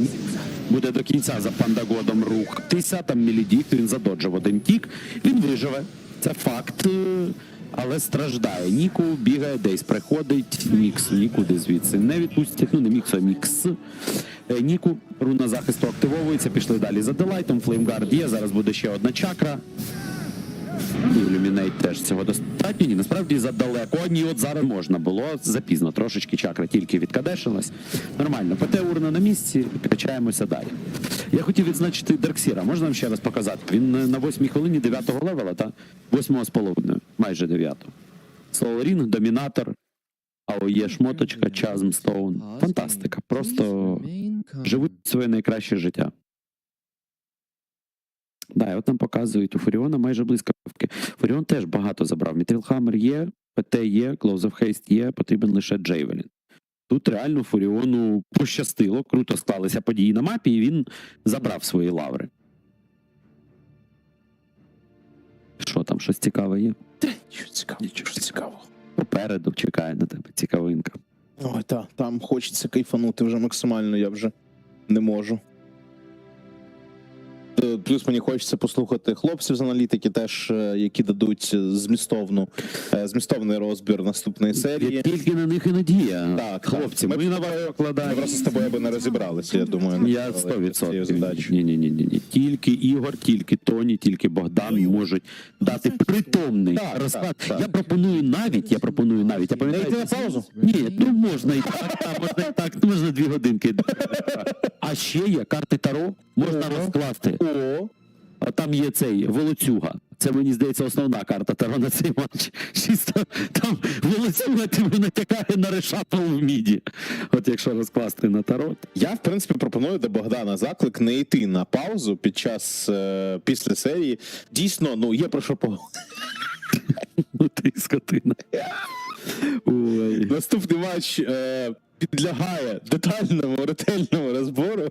Тому я думаю, якраз годинка те, що треба. Навіть 1,5 слова. І навіть попри те, що, шановні наші аналітики і колеги, вже зачепили, вже по факту обговорили всі зміни в складі Маус, я думаю, недостатньо. Потрібно по кожному гравцю ґрунтовно розібратися. Звісно. Знаєш, як карточки такі роблять зі статистикою, так, як в футболі. От так. Потрібно таке зробити, певно, тір-ліст ще скласти, там найкраще... У мене є, до речі, тір-ліст. Я знаю, звичайно. Це базова історія.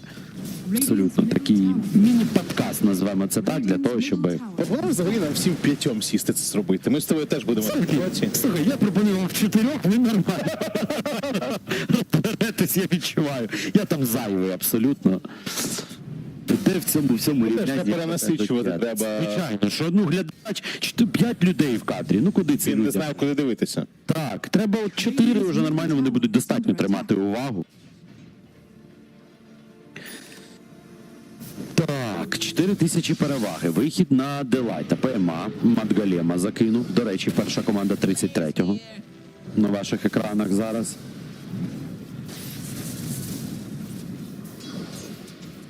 Блискавки з'явились у Фуріона на 9-й хвилині. Ну таймер сильний. Ну тут таймер реально сильний. ПМА, граната по ньому, демедж з блискавками, Пандагод. Трошечки промазав зальотом. ПМА розуміє, що тут уже все, смерть. Він буде битись до останнього. А він розміняв одного, він зараз ще й Пандагода може розміняти. Ні, тут стан. Працюють активно. І ще плюс 100 для атакера. Круто вийшли на Юрія. Слухай, так, він розміняв, забрав з собою вбивство, але в цілому непогано. Забрали топовий нетвор з Дарксіра.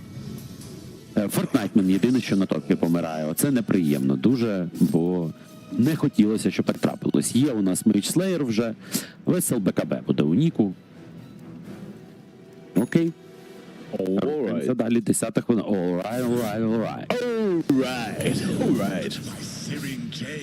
Така якось легкувато для неї, насправді. Можна було б і краще. Перевершити себе. Мікс, футболіст, О, та ти що, як він ніків. Я би навіть від футболу. Було. Стік, чини, так зараз загине, просто шторм, каски не відрікошетять. До кінця грається з Ніку шторм. Ніку помре? А Ніку має помре. Окей, знову загралися. Загрався. Ні, ну там були тіммейти. Просто не всі. Взяти лейн добре, але лишатися впевненим до кінця катки краще. Axe Fine Fragrance, нова преміальна лінійка дезодорантів і гелів для душу з ароматами, що тримається до 72 годин. Ти знаєш, я недавно вкладав у себе в Телеграмі. Був значить, у магазині.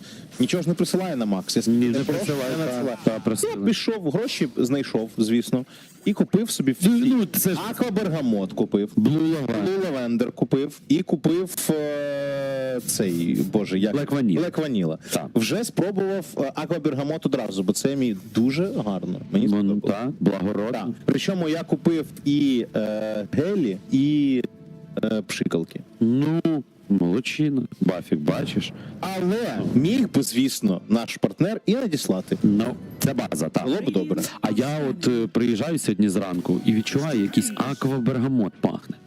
Так. Я хто?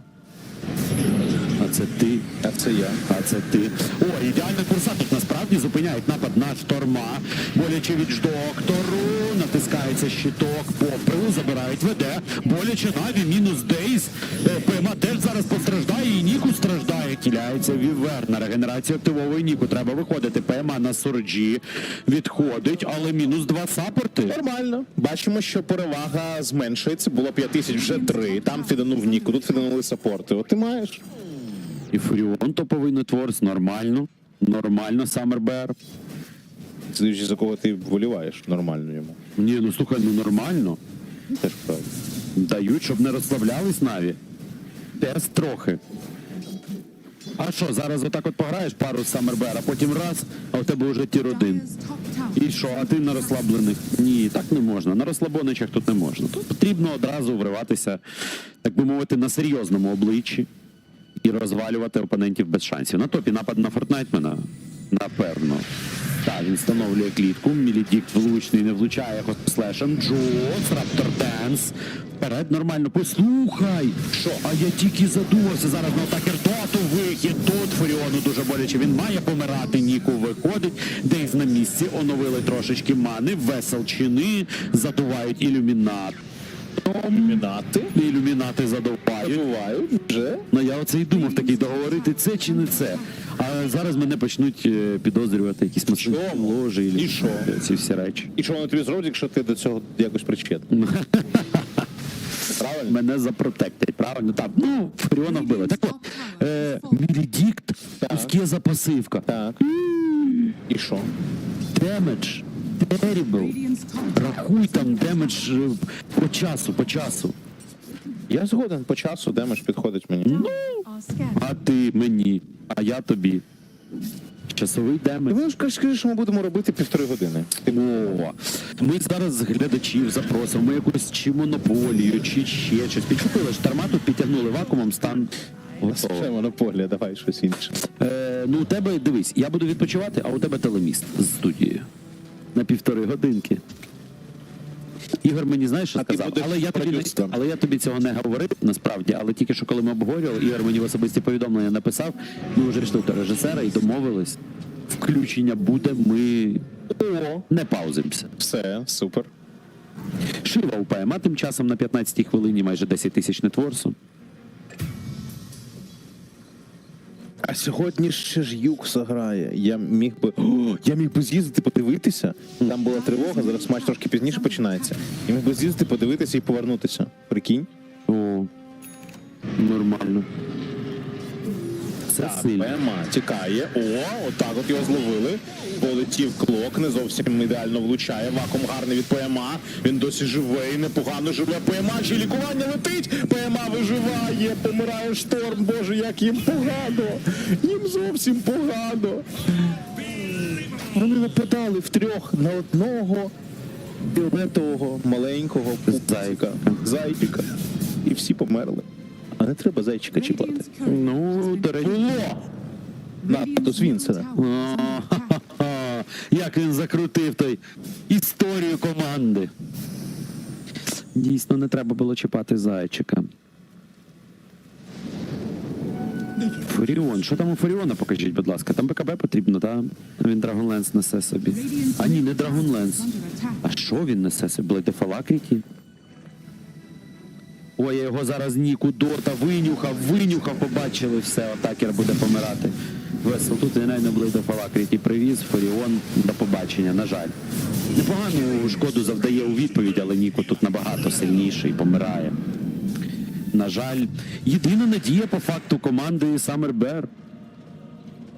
Ти багатий Фуріон, бо у Шторма серйозні проблеми, у Андерлорда теж. У Андерлорда зараз буде Аганім. Чи це щось змінює? Бафік, підкажи мені. Ні, нічого не змінює. Зачитаю коментар з Ютуба. Пише пан Євген Руденко 5253. Давай. Я так розумію, що вони чат взагалі не читають, бо їх дивиться забагато людей і сильно летить чат. Краще дивитися телемарафон.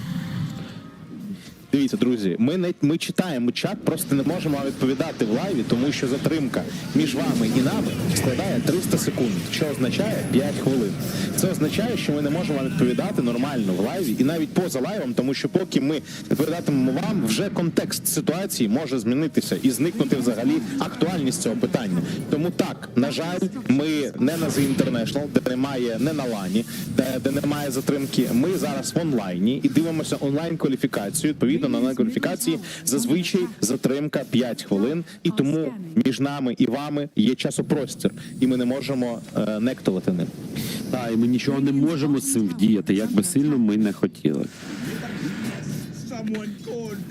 Але так, ну з приводу серйозних речей, якщо говорити, я бачу багато таких в'їдливих коментарів, багато скепсису, там ха-ха, Наві переграють, що ви там їх хвалите. Друзі, я завжди намагаюся завжди бути реалістом.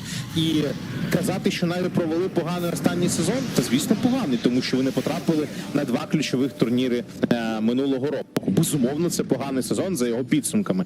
Але не можна, не кажучи про погані речі, не згадувати і про хороші, тому що хороші речі теж протягом минулого сезону були. Так, звісно, коли такий підсумок, то все перекривається емоційно. Я вас чудово розумію. Але, ну, що які катки від Рідіса ідеальні, просто атакер. Спроба добити Віч-доктора, дуже боляче Рідісу, але він живий. Забирають Клокверка, Шторм без мани, гниє дуже сильно, але жити буде. Є збити ТП? Немає збити телепорт, ну і от давайте нікуди теж не відпустять. 18 хвилин, 15 тисяч переваги. Все повторюється по тому самому сценарію. Блін, з'являється у Дарксіра і 14 тисяч нетворсу Кез, якому вже летить Мантастайл. Так, і мені особисто приємно бачити, що на цьому рівні Наві не мають, наприклад, проблем. Мені було приємно бачити це на ЄПЛ, тому що я розумію, що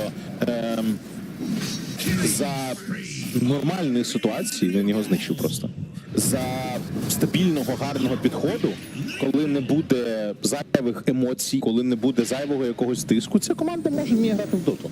Так? Це непоганий індикатор. Я розумію, сидячи на дивані, в доту грати набагато легше. Звичайно. Але це ж спорт не тільки високих в доту, досягнень. я б сказав. Мені здається, всі проблеми світу можна вирішити з дива. Звісно. Це спорт високих досягнень. Тут не тільки ці 5 гравців борються за перемогу, а є ще інші 5 гравців. А якщо взяти взагалі всю організації, і взагалі люди, які підключені. Тому так, я розумію емоції, але ну треба бути теж реалістами, і не треба було, напевно, таких високих очікувань мати від Наві, тому що це команда, яка насправді все ще формується. І я вже казав неодноразово на подкастах, де ми згадували Наві, далеко не факт, що ця команда стане тір-1 рівня. Далеко не факт. Вони вже були дуже близько, вони трималися близько цього рівня, вони здобували проходи на лан і не один раз, але вони поки не закріпилися там. На жаль. Але цей сезон може стати для них проривом, може і не стати. І що? Ой, Джус! Ну тут грівси рятують життя поки що панда чорту, але ненадовго. Я проростаю Фуріон, спроба буде забрати Джуса. Торденс у нього має бути, треба натискати! Як ослед туди, тут заріже всіх. Просто Кез. Та, він загинув, але він загинув не дарма, це Тім Вайт. Браво, ПМА, хороший стрибок. Так, тут гра без структури, просто якісь бійки відбуваються повсюду. Незрозуміло хто, незрозуміло за що, але б'ються і б'ються, як то кажуть. Та безідейна така серія. До речі, вчора от Лінкси грали також комбінацію Дарксір Кез, і роздача була. Друзі, коли під рукою саме те, що треба, гра відчувається зовсім інакше. Усе для комфортного геймінгу знайдеш на пром, від мишок до гарнітур, і все за приємними знижками. Плюс безкоштовна доставка з підпискою Smart. Залітай, лінк під трансляцією та в чаті. Так, От вони теж вчора скомбінували вакуум по 5 і Раптор Денс Кеза. Яке ж там шмаття було відірвано, як це красиво виглядає. Насправді я радий, що Дарксір повернувся в мету, бо дійсно хайлайтів стало більше. Відверто крутих моментів і файтів стало більше. І це хайлайтний герой. Його вакуум – це геймчейндж серйозний може бути. Та 100%. Тому я не можу, як фанат запеклих бійок, не радіти. Нормал Панч ще з'являється тут у ДС, 13-1-8. Та й завжди фішкою ДС було те, що він буквально може все що завгодно купувати. Тобто герой, який не має якогось паттерну одного. Ти можеш дійсно варіювати предмети, ти можеш обирати те, що тобі тут і зараз потрібно. Атака якраз на нього, до речі, відбувається. Паралельно шторма хотіли вбивати, Дарксір ледь живий, але виходить. Цей шар працює, неможливо чейзити героя, коли у нього з'являється шар. А ти просто Він ще й розвертається, диви. І вакуумом. І добиватиме зараз. Ну, можливо, не сам, можливо, з тіммейтом, але добиватиме. Де там Ембер? Ембер же ж йшов сюди. Не встигає. Не встигає. Ай-яй-яй, блінкався ПМА, хотів дати тичку тут. І тоді вбили, а так. І Кез вже за ганімом теж. Тут отакера ловлять. О, підсвітили, підкурили, вакуумом підтягнули. Знищують Фуріона. Він думав, що тут йому безпечно буде покачатися, але це неправда. Небезпечно. Подивіться на артефакти просто двох героїв NAVI. 18 тисяч Кез, майже 18 Дарксір. Перевага велетенська. 25к на 24-й хвилині. Да, десь ми це вже бачили. А де Торментор? Feeling Goodman спамить Віч-доктор. І дійсно, як тут не Feeling Goodman? З такою-то перевагою і такою тотальною домінацією тут. Тут же ж, ніяких нижніх сіток тобі. Ніяк. Мені подобається цей формат. Бувайте, Саммербер, хороша спроба. Мені взагалі, я мрію про день, коли кіберспорт повністю відмовиться від всіх подвійних елімінацій. Короче, від WNA. Добре, від них теж. Ну, от я єдине, за що поважаю Counter-Strike сцену, ну ладно, не єдине, але дуже важливо. У них в плей-офф немає даблів, вони грають сингл. Програв, поїхав. Це настільки видовищно, настільки підвищує цінність кожної серії. Так, в цьому ж ідея, так на Бласті у нас було таке. Це там, де NAVI зайшли в топ-2. Так. А не було нижньої сітки. Це ж просто антифан. От дабл елімінейшн системи в плей-офф – це антифан. Це проти взагалі якогось кайфу. І що найголовніше, це вбиває систему, так наче справедливіше, що команда, але команда, яка сильніша, рухається верхнім брекетом. Старайтесь, щоб у тебе не було цього права на помилку, і потім от як спіріти камбекати по нижній фінал. Все, вилетів, і у вас виходять фінали, там, Легасі проти хто там у них грає. Ні, та конкурентність, насправді це теж конкуренцію піднімає. Ти набагато важче в цих системах Double Elimination сильну команду двічі обіграти. А так в тебе є шанс десь там в одній серії стати краще, зловити краш, переграти. Класно. Це теж видовище. Ти сьогодні сильніший за опонента, який номінально за тебе краще. Тут вакуум, знову гарна бійка, але ультимативна Віверни вбиває Ембера. Тим не менш, команду це не врятує. Fortnite помиратиме також. Кастує ультимейт Рідіс, Віверни намагається зробити звідси ТП і не встигає. Даблкіл для Гаддеджуса. У нього мани нема на штормі. Він має помирати. Так, він має помирати тут.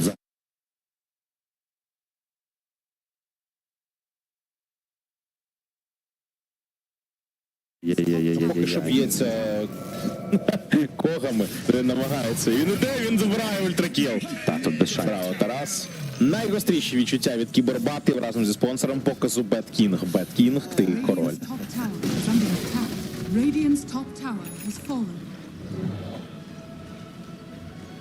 Dire are scared. Radiant's top tower is under attack.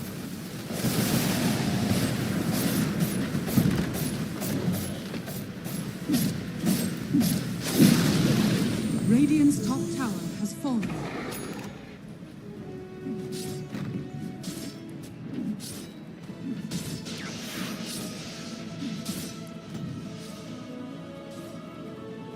Muchas gracias, afición. Esto para vosotros. Someone called that doctor?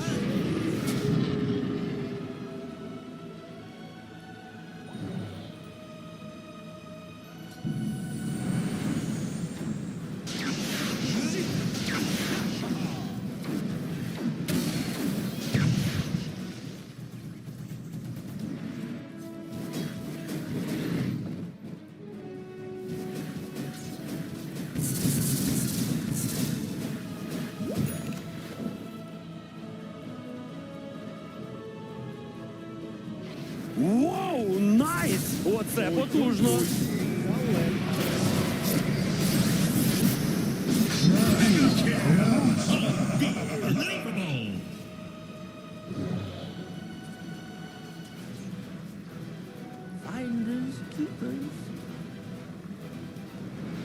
Radiant's top barracks are under attack.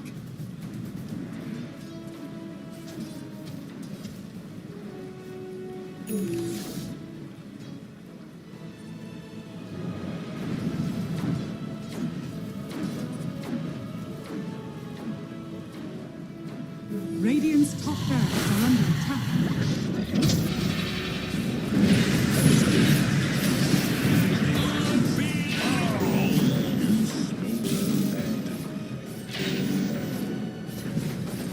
Radiant's top barracks has fallen. Radiant's top barracks are under attack.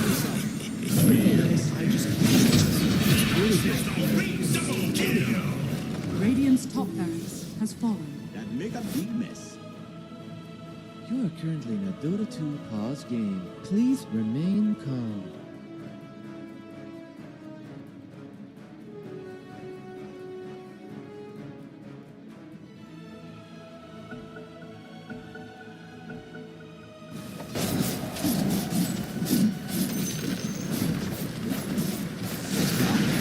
Radiant's middle barracks are under attack.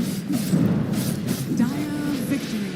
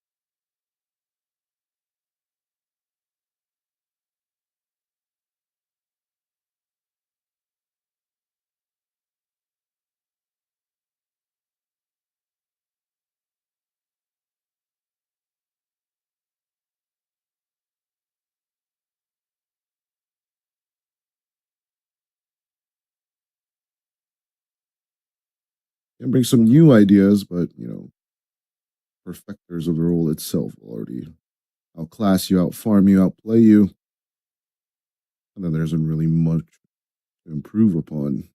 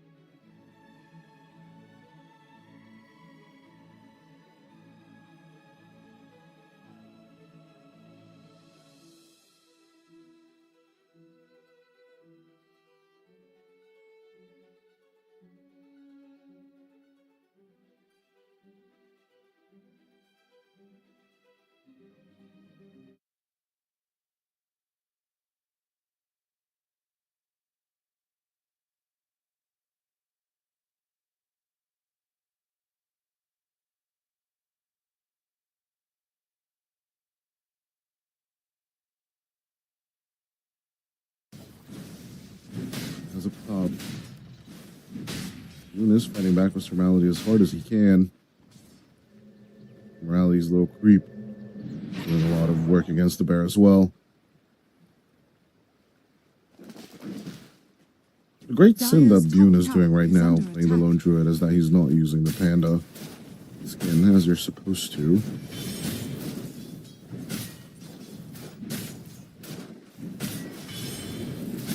It's the skin the audience enjoys the most. And I must say, personally, that is my favorite one of the bears.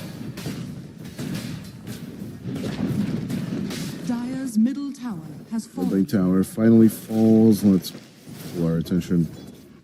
Where's the top?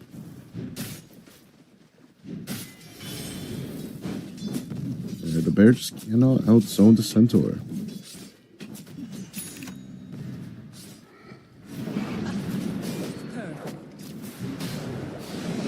Little star storms coming through, but Guardian sprint. Just the water. Nate. Sounds like Yusmirel, nice and happy. Is under attack. Interesting to see that the bonus only engages at the bottom of the stairs, like literally when you're inside the river, not on the stairs themselves. It would be a nice little hack that if you would get the water map, right, from the terrain token this time around, you're just gonna have Slardar heal all the time.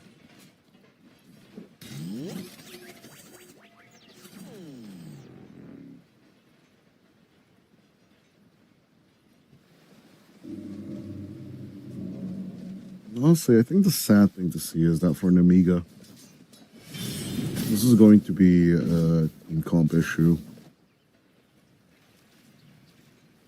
Not genuinely questioning any of the players' skills. Dire's top tower is under attack. Comp doesn't work out throughout the season. Hopefully they'll come back stronger, you know, learn their lessons. Off times for teams is usually when we get a little bit surprised. Is under attack. Getting eliminated early would be a blessing and a curse. Obviously, orgs and teams have come and gone in the history of Dota. There's Natty Narwhal's ult. The DK has come and gone. Radiant But structures at are least this time fortified. around, once Natty is going to be awake, and have his ult back up.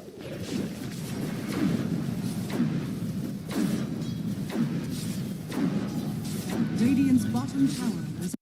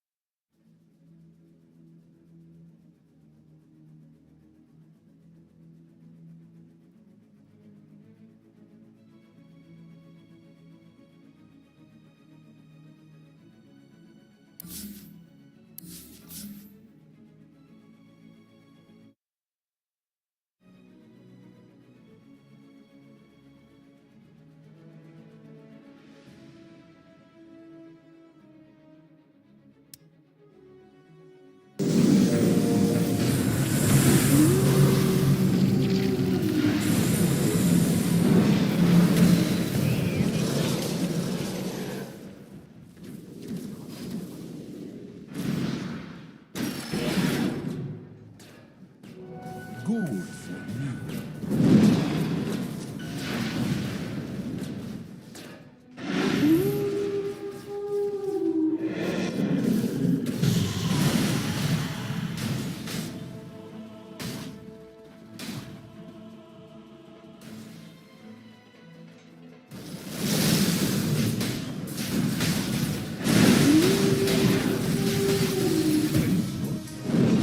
Team me up, let's play.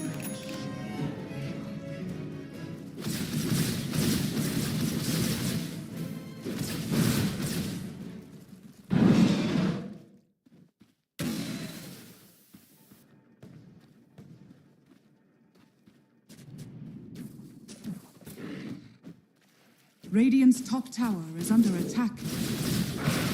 Radiant structures are fortified. Dire's bottom tower is under attack. Dire are scanning. Radiant's top tower is under attack. Dire's bottom tower is under attack.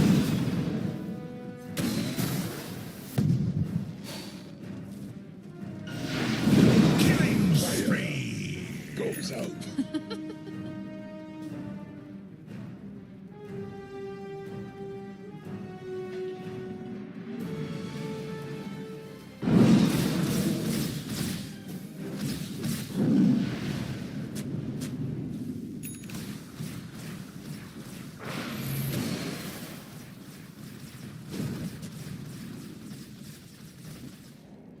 Radiant's middle tower is under attack. Radiant's middle tower has fallen.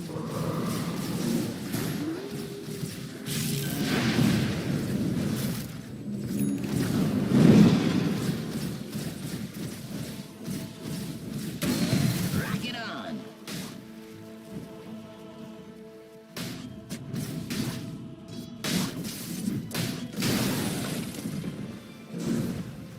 Radiant's bottom tower is under attack.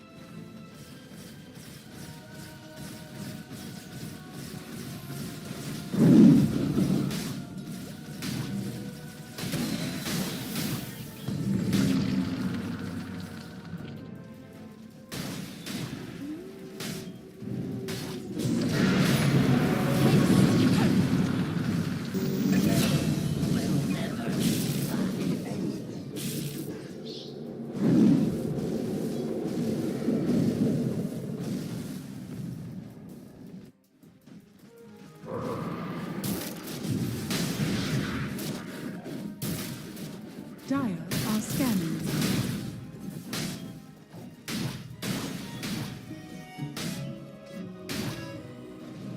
Radiant are scanning.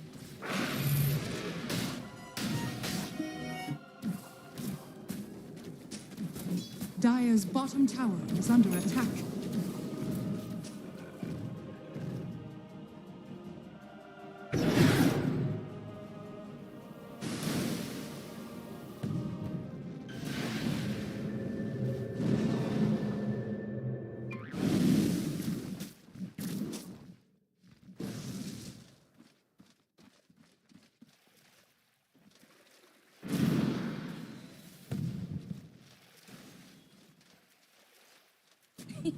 Man，这个太变态了。The wages of fear.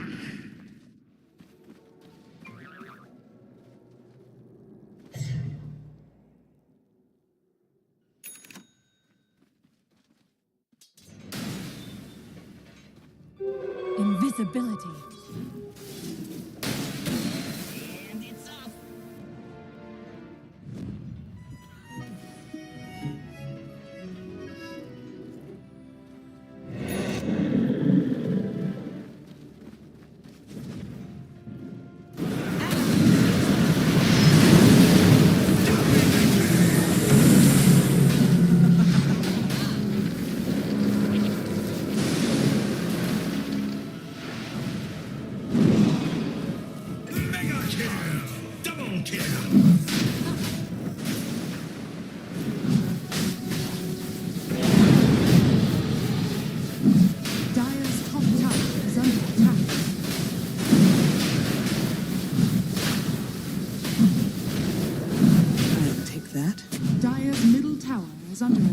Dire are scanning. Roshan has fallen to the Dire.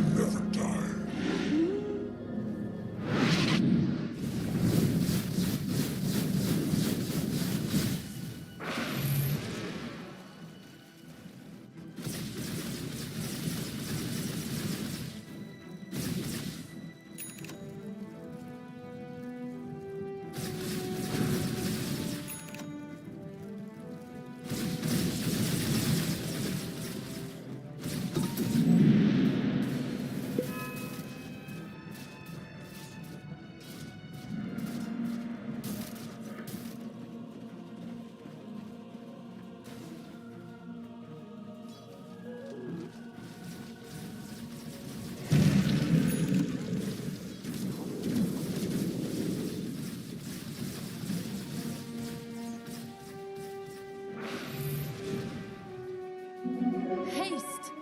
Radiant are scanning.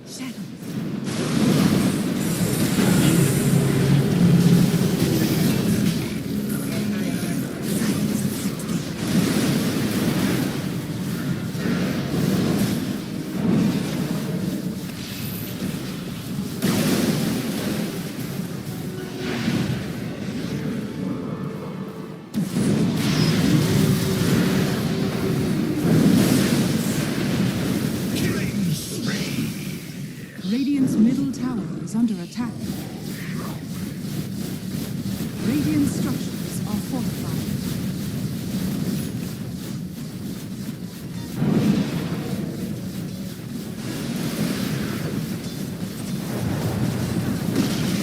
Radiant's middle barracks are under attack.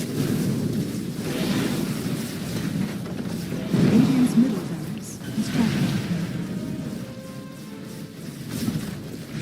Radiant's middle barracks is fallen.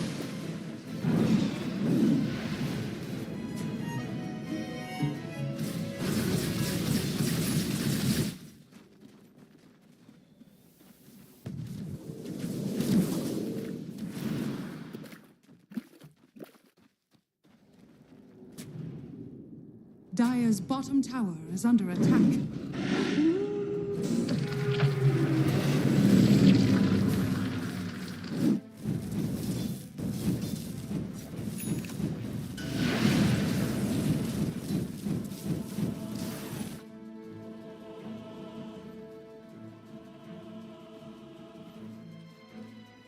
Radiant are scanning.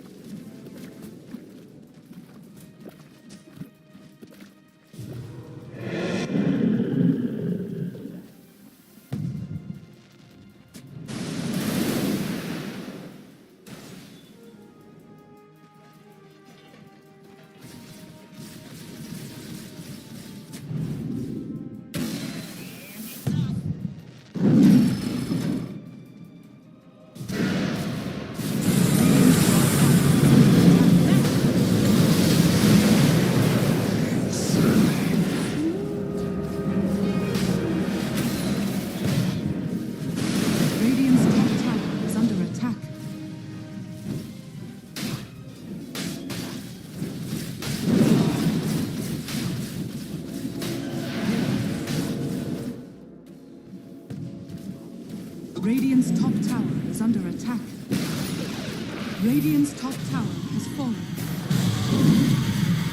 Dire's bottom tower is under attack.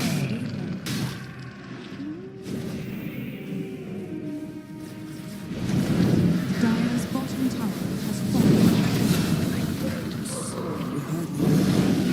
Just as well.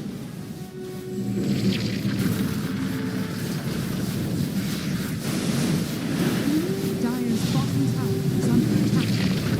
Radiant structures are fortified.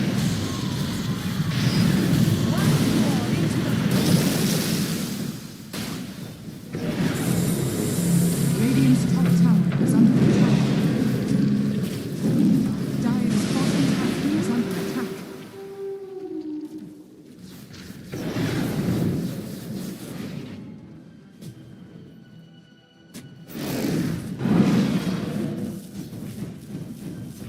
Invisibility.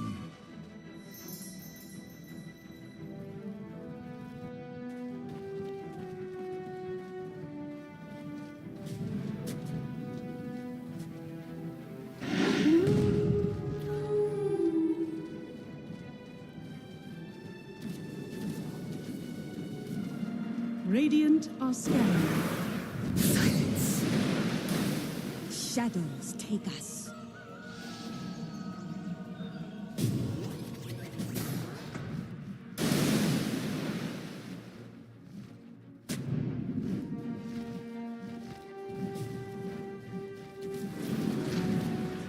Dire are scanning.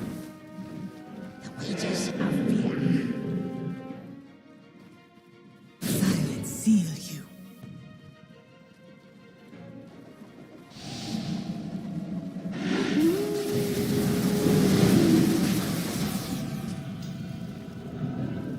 Illusion.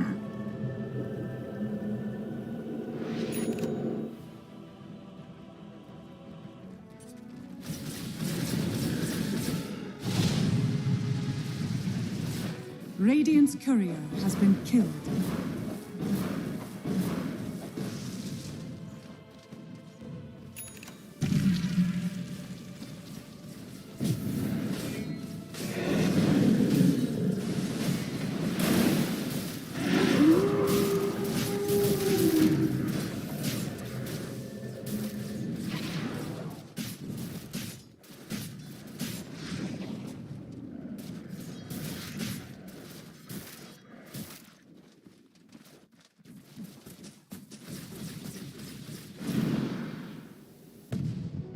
Gold for me.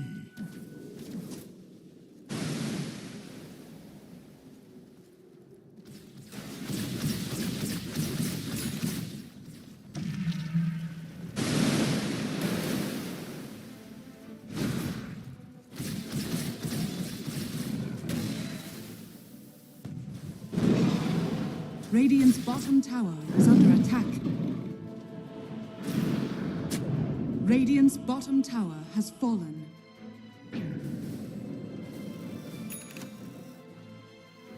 Radiant's bottom tower is under attack.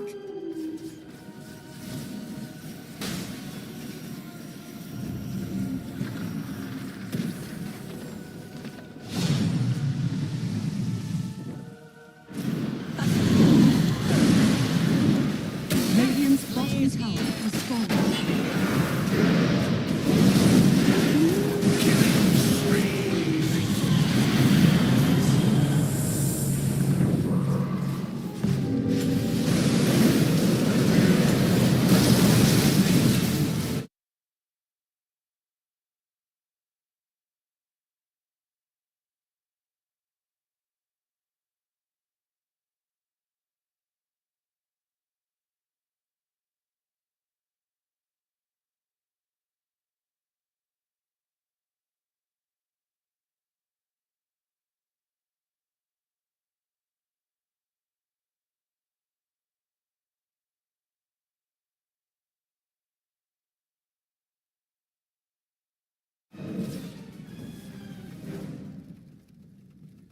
Radiant's bottom barracks are under attack.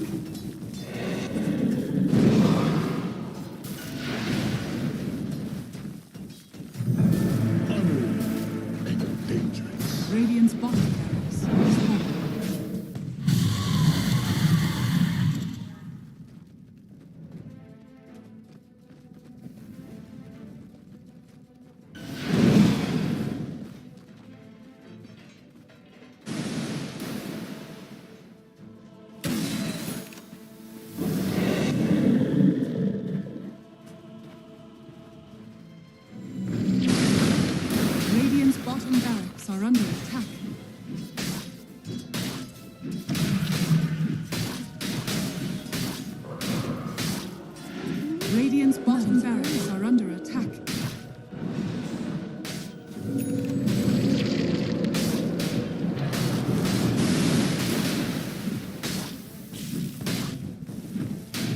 Radiant structures are fortified. Radiant's bottom barracks are under attack.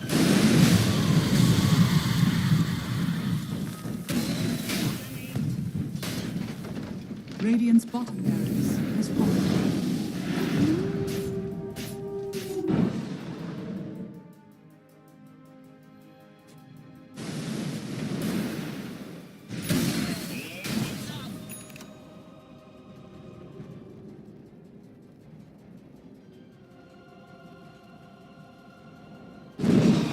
Radiant are scanning.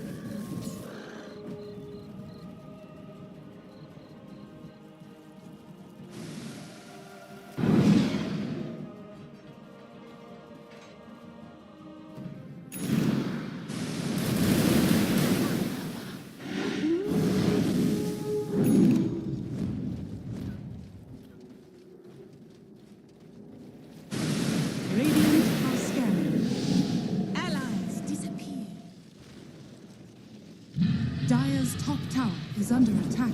Dire's top tower is falling.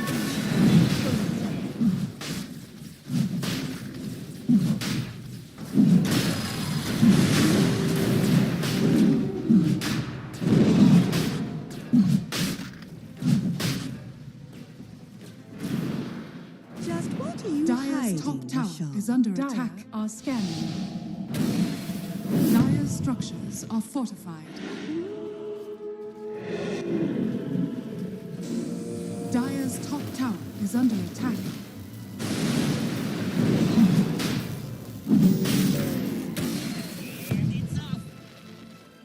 Dire's top tower is under attack. Radiant's top tower is full. Dire's top tower is full. Dire's top barracks are under attack.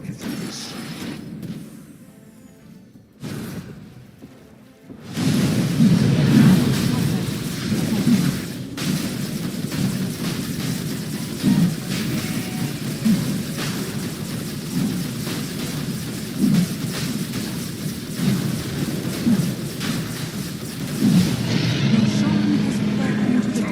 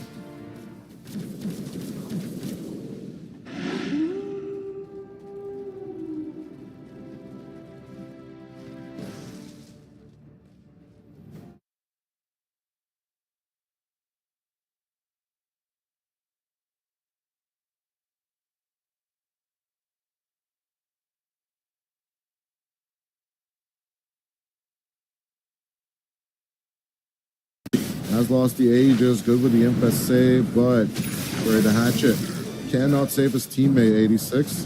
He dodged out the Impest bomb. One by one, the teammates will die, and the pause 1-2 of 86 and Kiseki. Will at least get 4 for the price of 3. Effectively, it is basically 4 for 4, right? But Kiseki, just death isn't really going to help you with success. Syntax have bought themselves just a little bit more time, but with Key's previous death there, I don't think all of this will change much. Idar. Another Walrus Punch jump. Right in time comes the disruption, but Juju's still gone. Onto Geo, they will make the move. The backline is just literally dead. Onto the next tier 2, they will take their eyes on.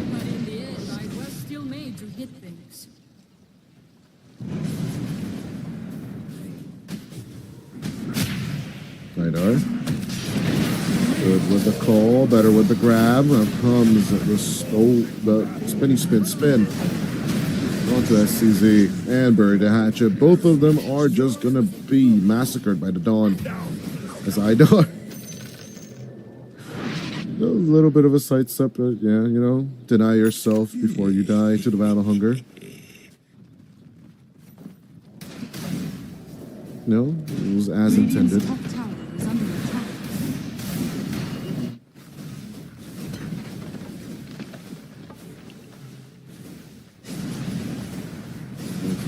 Trying to wisdom's are